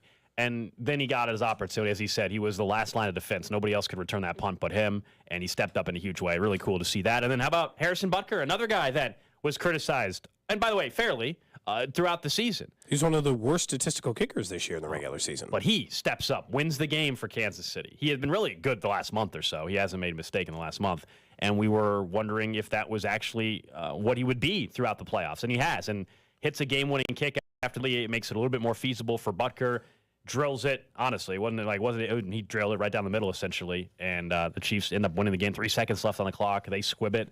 And, of course, come up with the play and get the win. But really cool for both those guys. Butker, who was got hurt at the same stadium he's about to go play a Super Bowl in. Hopefully a different field. Hopefully they fixed that field, which was terrible. Led to Trent McDuffie also getting hurt in week number 1 against the Cardinals out in Glendale. It's so many other players across the NFL. It wasn't just the Chiefs. It was a problem across the league, especially for the Cardinals. But I look at their stories a lot as being maybe this is the best time ever for it, because if it had come up in the playoffs, especially in that game, as close as it was, if there were a special teams error, we're done here. Butker misses an extra point or can't make a field goal, it's over. He can't make that field goal at the end. You got to go to overtime and take your chances there, which we know could mean anything, right? Like, they couldn't afford the mistakes that cost them before. They still had a turnover, right? Mahomes fumbled the ball, and just the weirdest fumble ever. That felt like the bizarre. Just bizarre. Never saw it coming. But they forced more than they took. Remember, that was the problem. They didn't ever force turnovers, but they forced turnovers against Joe Burrow. So more than they gave it away. So it's always the same stuff. Like, if you're going to start letting things come together late, last month, last 4 games, and you're going to start solving the only real warts on this team that we could see throughout the year, like regularly stuck by, which is turnovers and such, I mean, then we're having a very different conversation. And you truly needed a whole 53. You know, we hear all the times, like, every 53 counts, and a 53-man roster, and everybody counts. Like, truly, last night was a direct example of that. I mean, whether we are talking about Marcus Kemp, who was just activated days before, Jody Fortson gets activated from IR. You have Willie Gay get hurt, so Darius Harris has to come in and play a little bit. Obviously, you saw Snead go down with the concussion. I mean, you needed all 53 men on the roster throughout this playoff run in particular. You needed the entire team to win that game yesterday. So it was like one of those true grind it out, find a way to win. They grinded out a lot of wins throughout this season, and times it was concerning because, like, hey, if you're having to grind out wins against the Texans, against the Broncos. And they weren't able to grind out Bills and Bengals wins. And how can you do that against, the Bills or Bengals when you have to play them again in the postseason? This was a game where you got a quarterback playing with one leg, one ankle, and you're down to MVS and Marcus Kemp and Sky Moore as some of his top targets, and they made it work, and Mahomes still ends up with over 300 yards passing in the game. Did you at any point in that game feel better about them winning or losing? Like, did you, like, throughout the entire game, did you think that they were more likely to lose or win for a majority of it? I mean, when the Chiefs got the sacks on the first 2 drives, I'm like, oh, this is different. This is what they, because we talked how much. Here we go. So but then at what point was it like it's the same and there's a problem? The minute. The 2-minute drill? No, so once you got into the fourth quarter, and that first drive, I guess it would have been for Burrow, where the Chiefs had a lead at that point, but then they were knocking on the door. That's when I'm like, oh. Couldn't get off the field again on third. Here we go again. The difference, though, was this time around, you did have a little bit more confidence and the defense coming up with those stops. I mean, heck, when the Chiefs had a punt, they punted from the Cincy 37-yard line. At that point, I don't know how everybody else is feeling. I'm like, oh, gosh, that Joe Burrow's going to march down for a touchdown or for a field goal, actually, is all they needed at that point in time. But Kansas City gets the big sack from Chris Jones. Biggest moment of the game. Best player on the field gets the sack. That's what we were all looking for. That's what we were all wondering. Could they actually pull that part of it off? And they certainly did. And you go through even the stats for the game. I mean, the Chiefs pretty much almost, not all, but almost every statistical category they won yesterday. Oh, they were better. Yards, turnovers, penalties, sacks. They had an advantage in each one of those. The only thing that both teams did poorly was run. Neither team ran it, which is another thing. Like, there were so many people be like, hey, do they have to run the ball really well to win? I'm like, no, Mahomes has to play well. They ran the ball in the other 3 games against Cincinnati. That didn't lead them to victory. They needed Mahomes to show up. That's always the thing that stands out in this game. Like, Chris Jones was the best player on the field. He's probably the single biggest reason they are playing in the Super Bowl. But Mahomes still did heroic things. He did things other quarterbacks wouldn't do, especially 8 days removed from a high ankle sprain. That, to me, should not be understood. Like, oh, he's fine, I'll never worry. I don't worry because he's Patrick Mahomes. Not because a high ankle sprain shouldn't be concerning or would be concerning for literally any other player. It's because he's Patrick Mahomes, and I didn't think he was going to let that be the thing that stood in his way. Probably because I watched him finish out in a much worse physical condition in the previous game against Jacksonville and refused to let that game go that direction. I think that we could have a longer conversation about Spags and the job the defense did and everything else, because the defense itself was tremendous and did everything to help them win that game. But it's just, here we go. We're sitting here again. Chiefs heading to the Super Bowl. Real quick, the text line's asking for it. We mentioned how it's a rough day in Cincy. They're really struggling. Yeah. They said, hey, you guys, you know what they're talking about on Cincinnati sports radio today. Well, there is a station 1530 out in Cincinnati. Okay. And this is how bad it's gotten, that their fans are questioning their quarterback now. Listen to this caller. I got 2 questions for you. Okay. Do we save the $700 million and get rid of Burrow and get C.J. Stroud? Because Burrow looked scared the whole time. I'm not doing that. I'm hanging up on Steve. I'm not doing that. That Steve's phone call is a perfect example of mental illness. That's how bad. He handled it well, but that guy's going through it. He's trying to fire Joe Burrow. Man. The guy that just 3 days ago, some people truly thought it was real that, like, if Burrow won the game, that he would be better than Mahomes. And then in Cincinnati, now you got people calling in the sports radio station saying, are we sure Burrow should be our quarterback? I saw, but that's it, man. Fans are irrational. But still, you're going through it that bad? Your quarterback went to the Super Bowl last year. You're not that hard up. Look, I asked that question about Justin Fields. I feel like those are different conversations. I don't think you have to have that conversation. I asked that question about, like, Bryce Young and Justin Fields. I don't think you have to have that conversation about Joe Burrow. Man. Between that and I think their biggest newspaper in the city, their headline included penalty. You know, like penalty leads. Oh, their headline. Penalty leads Cincinnati out of Super Bowl. You're like, really? Headline? We can talk about reffing at some point in our life if you want to. But the fact that you're bringing that up as a headline, you thought that was the single biggest reason? Joe Burrow got sacked 5 times. They had no offensive flow at all. They let Kansas City move the ball with ease in the first half, even though they held them down points-wise. There were so many other things at play in that game. Yeah, I'm smoking to Joe Burrow. There's so much good audio out of that. I think this might have produced more good audio than the post-Super Bowl and the Super Bowl parade combined. Well, between that, Joe Burrow... I mean, when you have Cincy talking as much your place, trash, Jabroni. Man, like when so good. When Cincy talked as much trash as they did, you're gonna get. I mean, Mahomes was asked about the mayor's comments after the game too. He's like, the mayor's coming. He's like, the mayor was coming at me. Yeah, I mean, you got Burrowhead. You said, I mean, they beat us last time. They were talking about we got to play them. There was a lot of stuff. I mean, the mayor came at me, man. I mean, I understand he's the mayor of Cincinnati, so he has to think about something. But I mean, it's something that you just got to play the football game and then let your play do the talking. Mahomes remembered one that I had forgotten about, which is that they have to play us. They have to play us. Well, that's why the mayor... Did he bury the entire city of Cincinnati? He's like, well, he's got to think about something because Cincinnati sucks. Well, no, that's why the mayor did it, because the mayor last week declared whatever day that was, the 23rd. Proclamation or something. They got to play us day. Oh, my God, he's such an idiot. No, that mayor... That guy looks like the biggest loser on earth He's today. got more egg on his face. I would argue the mayor has more egg on his face than even to a certain extent Mike Hilton. There's a certain extent. Just because of how Travis Kelce ended up calling the mayor out. Like, Mike Hilton's Burrowhead thing looks terrible, and it's going to, I think... Eli Apple got it fairly easy here. Yeah, well, you can thank the mayor and Mike Hilton. I'll see y'all in Burrowhead. Like... Burrow's 1-1 now. That guy, that Cincinnati mayor, I swear, we're going to fast forward like 8 years and then he'll be running for president or something. And honestly, this is a great platform because now there's millions of people who know his name or who probably Googled Cincinnati mayor last night. Honestly, I don't remember, but I bet you a lot of people Googled it last night. Like, because think, if you're just watching as a fan and you're not a Chiefs or Bengals fan, you have no idea what Travis Kelce is talking about. Cincinnati mayor.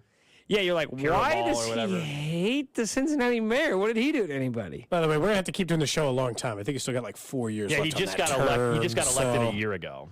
So he's got like 4 or 5 years left on the term. I'm not sure we can get him. Guys, let's not get political. I was trying to see if we could get somebody else in office. That's all. He was in a movie? This guy's such a tool. I don't know. Yeah, it says a movie. He was in a movie called Blue Car. I have no idea what the movie's about. Who else was in it? I wonder if it's about a blue car. Based off of his lines, he certainly wasn't a great deliverer of any of them. Based off of what he's trying to do. Oh, I got it. Thanks, Nick. Strong. Thanks, buddy. Appreciate the support. Do you want more than plot Cody of gave you? Blue Car? The final word. Meg is a high school senior living in Dayton, Ohio area. She uses writing as an outlet for her troubled home life. That's the movie he starred on. Started is probably too far. Yeah, I don't think he started it. He played Meg. In his brain, probably. The delusion out of that guy. Oh, man. Fun show today. Continue to enjoy. It's going to be a great week, great couple weeks. We will talk a little bit more about specifically the rookies tomorrow that really have stepped up and what it says about Brett Veach. That's coming up tomorrow on the show. We'll also have Nate Taylor in studio tomorrow. But up next, it's The Drive with C-Dot. Yeah, I'm smoking to Joe Burrow.